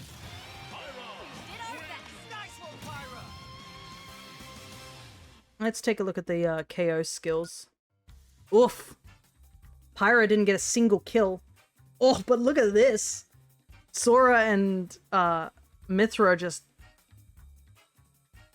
so many kills on them. Let's see. Okay, so Sora took out Pyra twice and Mega Man took her out once. Min Min and Joker...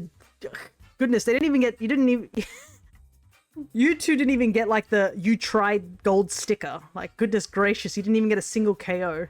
Like, how? Min Min has, like, the biggest range in the game. How did you not get a single KO? Anyways. They all seem to be... I think I did a pretty good job in training these 3. They seem to be quite even. They're not too, like, lopsided in their abilities. Because I know when I was training the 2 Link Amiibos compared to the Zelda Amiibo, it felt like the Zelda Amiibo was really, like, outclassing the Link Amiibo sort of thing. But yeah, it seems more that they're all pretty solid. They're all doing well. It's good to hear. Especially because I was really concerned that I wasn't going to do so well with Pyra and Mithra, but I think I did pretty well.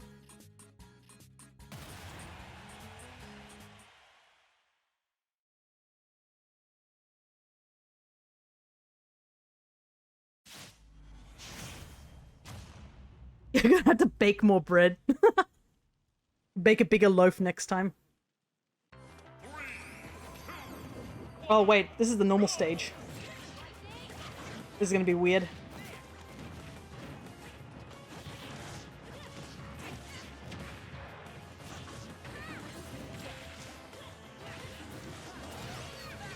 I mean, you know, why not have a Pokemon stage? I mean, we're gonna be playing some Pokemon this coming Monday.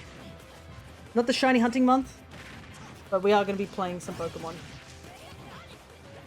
Let me see if I can probably change it. Let me do that. I will just say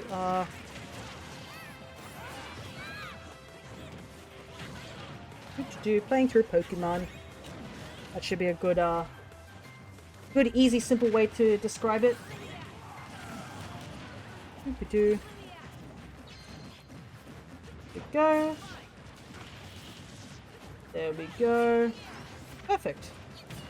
I'll change this to Stardew. Now no one can complain about me being behind on my my stream thingamashiggy. Haha. I'm a genius. Change it. Perfect. Getting it all planned out, yeah. And then gotta do chip away at the Discord for a little bit more too.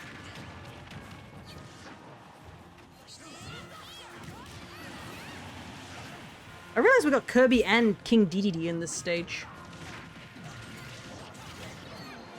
Oh, and we also got Lucario here too, which is actually a really neat thing.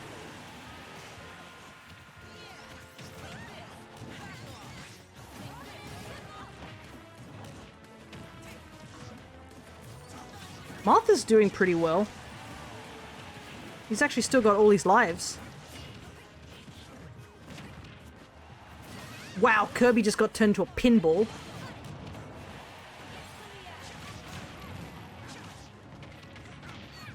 No tech on Kirby's end. I love Dedede's animation for because when he up Bs, if he hits the ceiling, he falls to the ground unconscious for a few seconds. It's so funny. I love that little bit of detail. I believe, what is it? Luigi has a similar thing. If you misfire too close to a certain wall, you can get your head stuck into it and like have to spend a couple of frames to like pull it out. I don't know if the heroes also get affected by that, because zoom in the Dragon Quest series, if you zoom indoors, you bang your head on the ceiling because you sort of jump and fly up. And it was like a little running joke that if you did zoom, you'd hit the ceiling. I think in 11 they took out that issue. But if you're playing in the classic 2D mode, yeah, that's another. Can Marth not lose a stock? I don't know. Marth is chilling. Where is he? Oh, there he goes. Wow, but like 2 amiibos got taken out before Marth even lost a single stock. Oh, Marth with the kill steal there. Dedede kills Kirby only to get like backstabbed by Marth. So we got K. Rool, Dedede, Lucario, and Marth and Sora. Sora's not doing too well. Oh, Dedede going in for the kill. Wow, Dedede does not want Sora in the in the party anymore. Sora's got like that absurd recovery. Oh boy. Pinball simulator.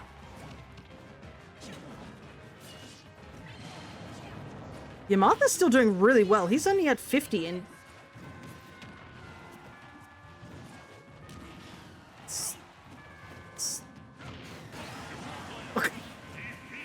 King K. Rool just cannon fired. Right. I wonder why... I don't know how Marth actually survived this long. He's like... I guess now that there's less people, yeah, he's... Oh, yeah, Sora's trying to go in for the kill.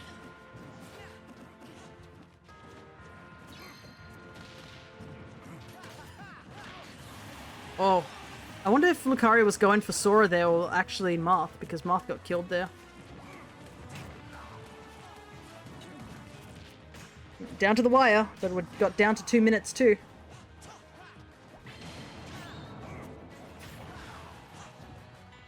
I do like how the Amiibo Sora tries to go out and go for the kills. We gotta take out Lucario before he gets too powerful. Nice. It's even. Technically, Sora could still beat Marth. Though Marth is quite healthy. I wonder if you guys could hear that car just rev past. We really have a trouble with those type of cars.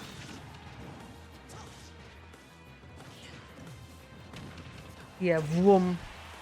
They're so noisy, and they do it at in 10 at night, and you're like, can you not? Whoop. Is Marth gonna lose it? Even though he was having such a lead?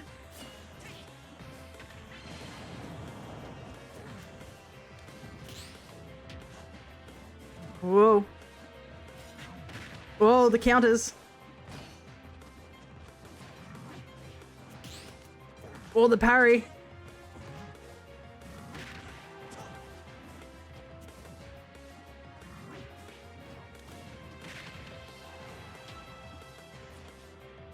Last hit. We are right beside a main street and cars do drag racing quite a bit. Oh, the tipper.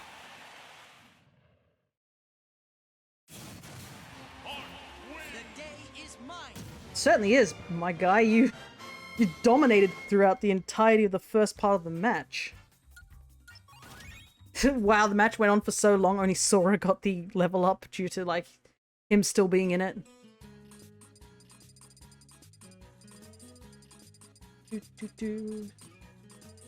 Oh, where should we go? Just do random, see where it takes us.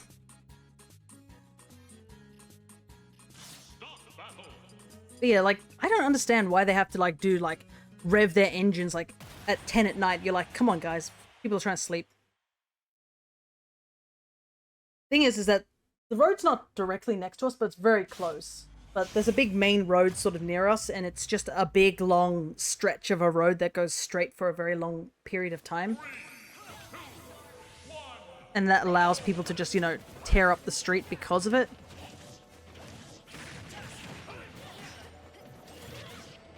This is a weird stage. Oh, I wonder how this goes. Oh, that's unfortunate.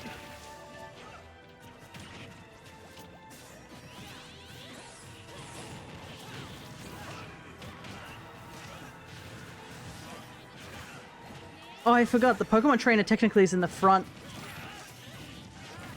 Can't be out in the back next to the lava.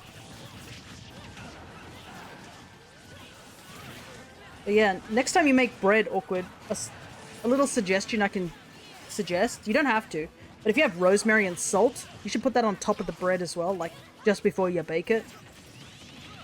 It really does add to it, giving you a bit of a herb taste. Holy heck, a lot of people sent me gifts in Pokemon Go.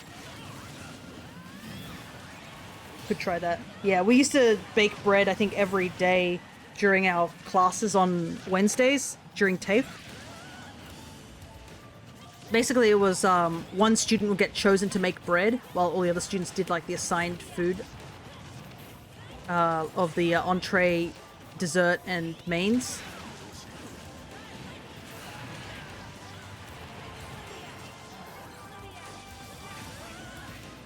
One of my roommates mentioned their dad used to make dill bread. Oh, okay. Yeah, bread is very good with herbs and stuff. I mean, heck, you're just like one step away from garlic bread too. If you just get some crushed garlic and mix it into like oil or like butter with some herbs and use that instead of just plain butter, that's also a nice, delicious thing you can add.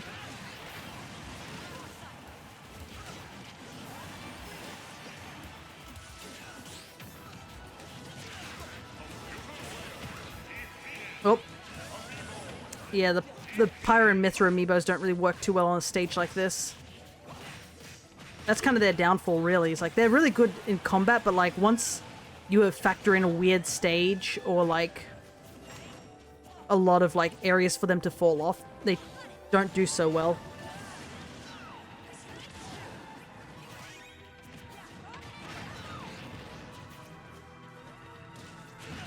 Well, at least you can now that you've made bread, the world of bread is opened up to you, you know?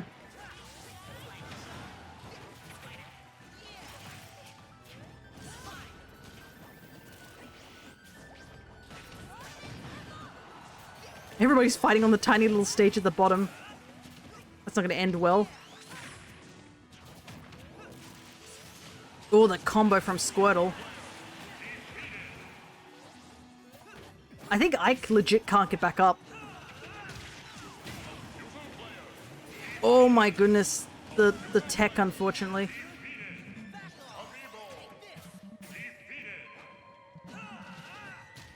Oh my god, I think Ike legit can't get up.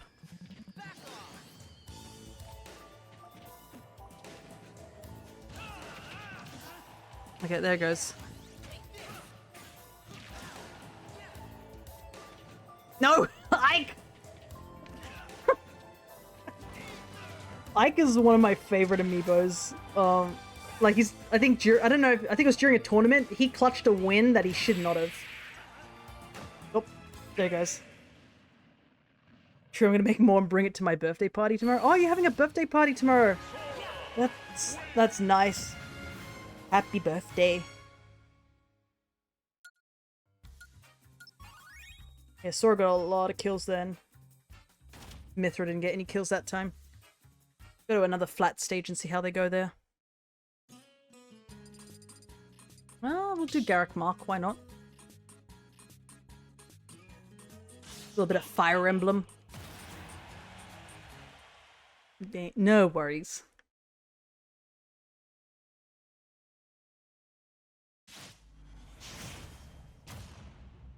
Ah, yes, oh my goodness, Byleth is here. What the heck?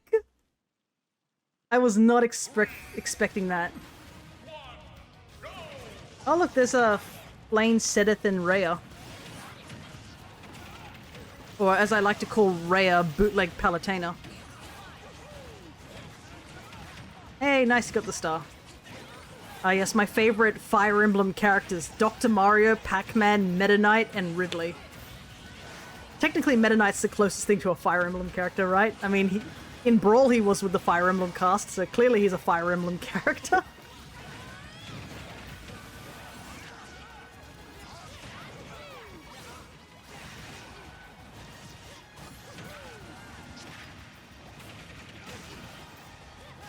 I wonder if because Byleth is here that the Church of Seros characters are here.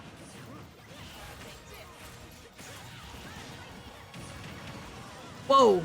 A lot of KOs there from Ridley. Oh wow, Sora and Mithra are already on the last stock. Pyra's actually still on 3.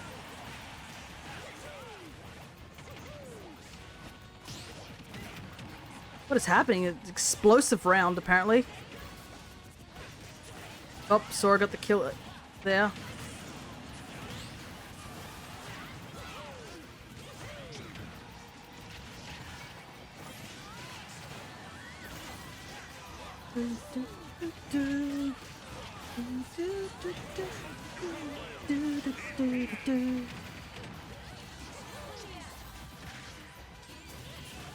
Oh, no, never mind. Apparently whatever lead Pyra had is gone immediately. Everyone's at 1 stock now. Trying to keep up with like what's happening in the match, and all of a sudden people are just... It's all even again. Oh. That's unfortunate. Ridley's side B on a stage like this would just obliterate you.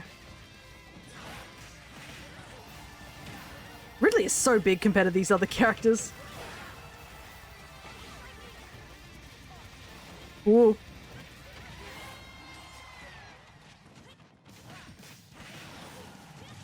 Oh.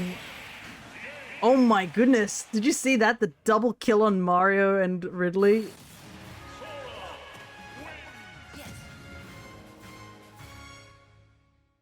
Like, Pyra takes out 2 of them and then she's like, yes, I did it, and lands and immediately gets Keyblade in the back. Oh, they had even stocks though. Yeah, she definitely did a lot better this run. Oh my goodness, look how many kills Ridley got. That's why everyone was dying so quickly, just Ridley just tearing up the arena. Alright, we're almost to the 5-hour mark, but we're almost fully got everyone trained up. Ooh, I know what we should do. Where is it? Is it really for that this far down? Let's proof of the hero.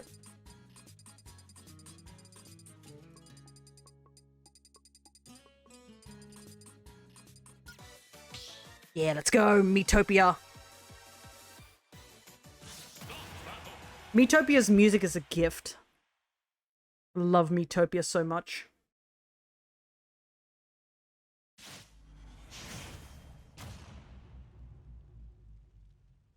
Ooh, an interesting mix of characters here. 3, 2, 1,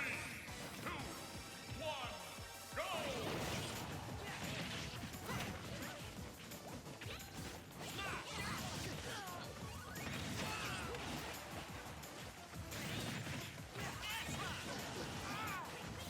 Wonder how...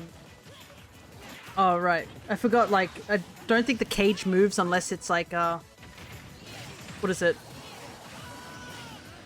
What's the word? Stage hazards are on, I believe.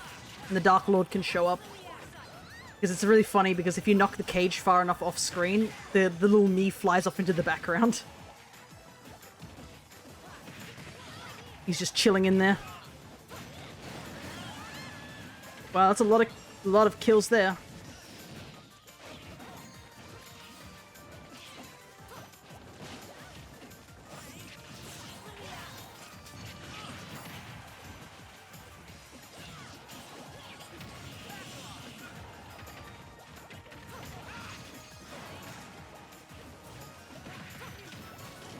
Whoop.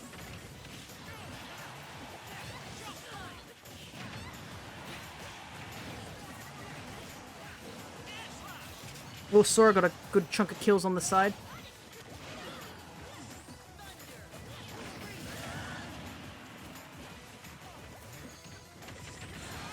When the damage starts racking up, it gets chaotic. Shulk not having a good day. Whoop, the spike from Inkling. Only my Inklings did that.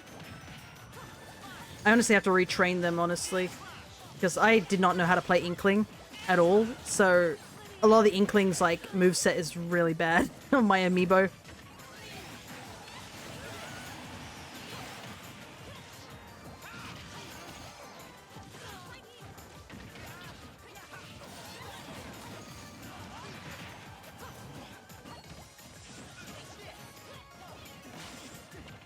Whoop. Oh, the cheeky kill with Zelda on Sora. Mines would just be practicing the dodge grab.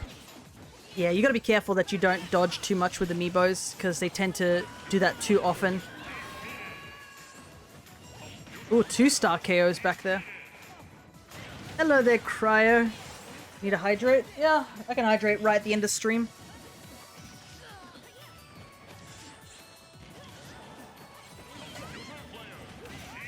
I have been doing a lot of talking because there's not much I'm doing, like, at the moment. Just commentating. Okay, all three. Is 50 max level? Yes, it is. So they're very close. I think 1 or 2 more matches should have them fully trained. Oop. It's very hard to tell what's happening. Got Sora and Bowser on the left.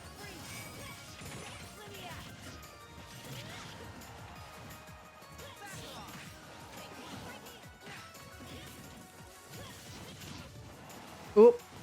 Ooh, that was close. I love Bowser's, like, falling animation when you footstool him. He just goes, eh, like a star. It's so good.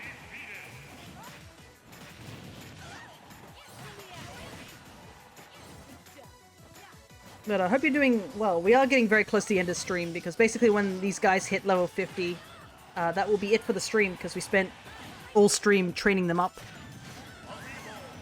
Alright. Pyra's out. It's been good. Good to hear.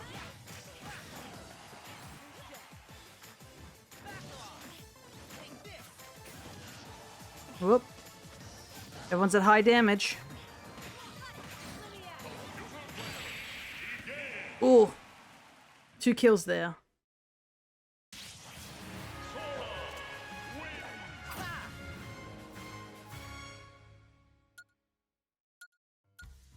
Oh no, it wasn't enough for Sora to level up. I thought he might have gone to 50 just now.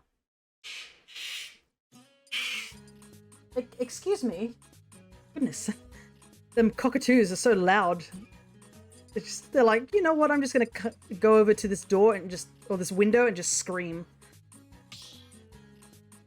And the thing is that my mic is now a lot better, so it can pick up a lot of things. I've been trying to like adjust it a little bit, but in the end, I'm like, meh. You want the full Aussie experience, listening to cars rev in the background and cockatoos? Well, guess what? You've come to the right stream. Wait, did you hear I'm a bird? Yeah, no, pretty much. Cockatoos also have like this really hideous like screech. Like they're pretty birds, but like when they're actually like flying around, they're real big noisemakers.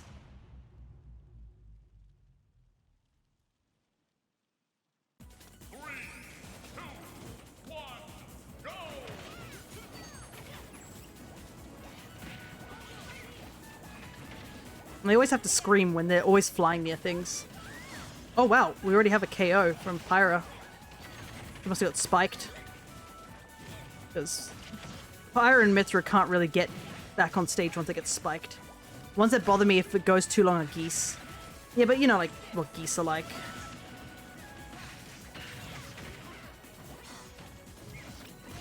Geese be angry.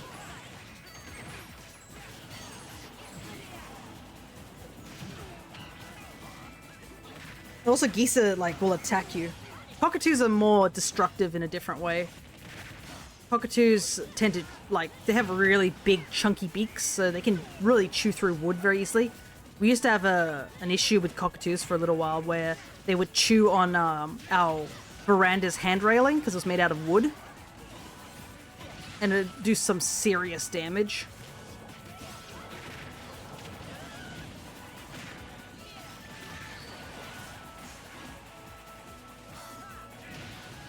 Now they just steal my dad's lemons and mandarins and eat their seeds and throw the fruit on the ground. Which my dad despises because it's a waste of fruit. When I was a kid, I've been chased by geese and they honk. Yeah, I mean, Untitled Goose Game showed us that. And they do have teeth. Can the Pyra and Mithra swap? Yeah, Pyra and Mithra can swap.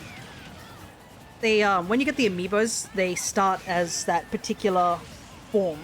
So my Pyra Amiibo starts as Pyra, whilst my Mithra Amiibo starts as Mithra. But they can swap one at any time. It's like Pokemon Trainer. Pokemon Trainer, depending which of the three you have, they start on those three. I don't know about the Pokemon Trainer Amiibo, because he actually got his own Amiibo, which was very interesting why he would get an Amiibo, but he has an Amiibo. But yeah, I don't know who he starts with. I assume Squirtle, because that's the first one. Oh, both the Amiibos are out already.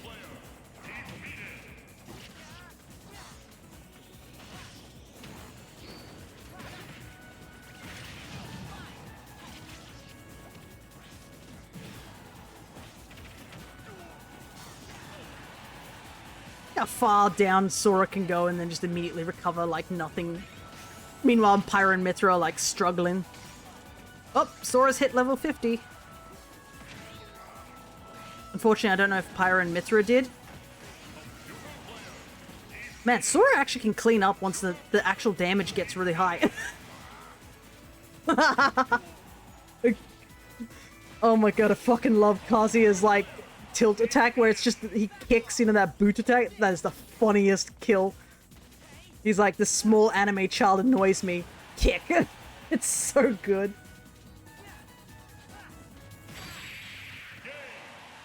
Oh my goodness. Alright, let's see if Pyra and Mithra leveled up in this fight, or is it was just Sora. Oof, they came really near the end. Nope, so one more match.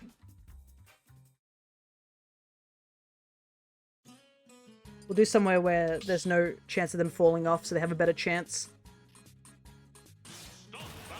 Because we need them to level up, actually. If they die too early, they can't level up.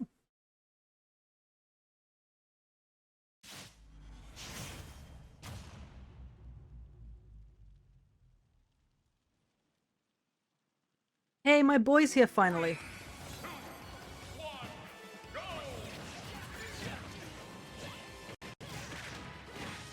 Whoop. I guess, yeah, the Kirby's have, like, extra animations, don't they? Forgot about that. Can you set all 8 as Amiibo? Yes, I technically can. I don't have 8 Amiibo with me at the moment though, but you can technically set all 8 as Amiibo and it gets chaotic. I used to do that when I was first starting out with Amiibos. I used to have them all train as like 8 Amiibos altogether in Smash 4. Holy heck, Roy, I forgot his star KO is just his blood-curdling scream. His voice actor's great. He voices actually quite a few Fire Emblem characters, Roy's voice actor.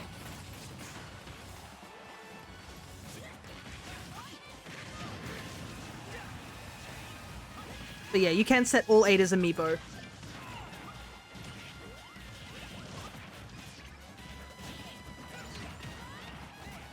And it gets very chaotic, because Amiibos are tanky because of their higher defense and higher attack, but like, yeah, the damage output starts getting really big at times. And on some stages, you just have them all bouncing around, just hitting each other at super strong levels and stuff. Do they have spirits yet? I'm not one for spirits. I've never really enjoyed putting spirits in Amiibos, so they're all vanilla.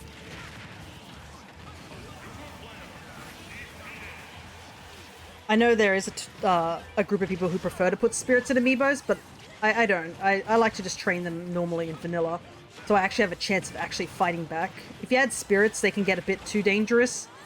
And also, it is a big commitment, because if you look at some guides for spirits, a lot of the times they'll be like, get this one specifically like hard to find spirit, and I have over 70 Amiibos, and some of the spirits sort of overlap, so I'm just like, yeah, I don't have time to go get 70 copies of the same spirits, you know?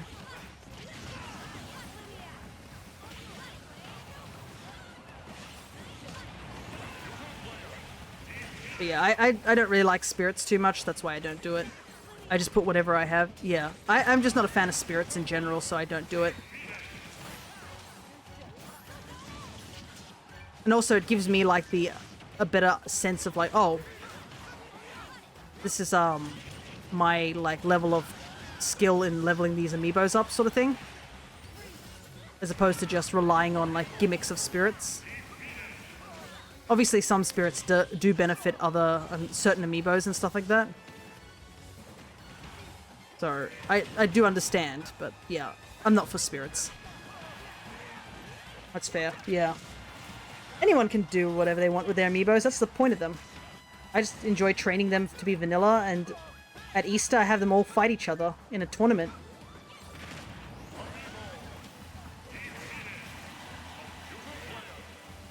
There's gonna be... Oh!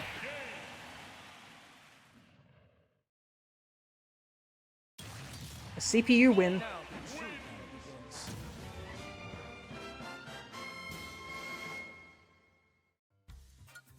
Did we get the level up on Pyra? Yeah, let's go! She actually got quite a few KOs too.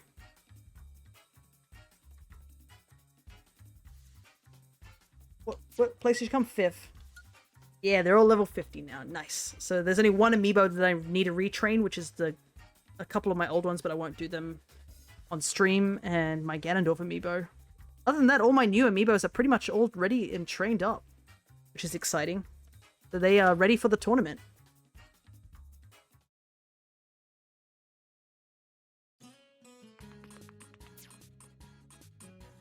Right, let's scan them out so it saves their data.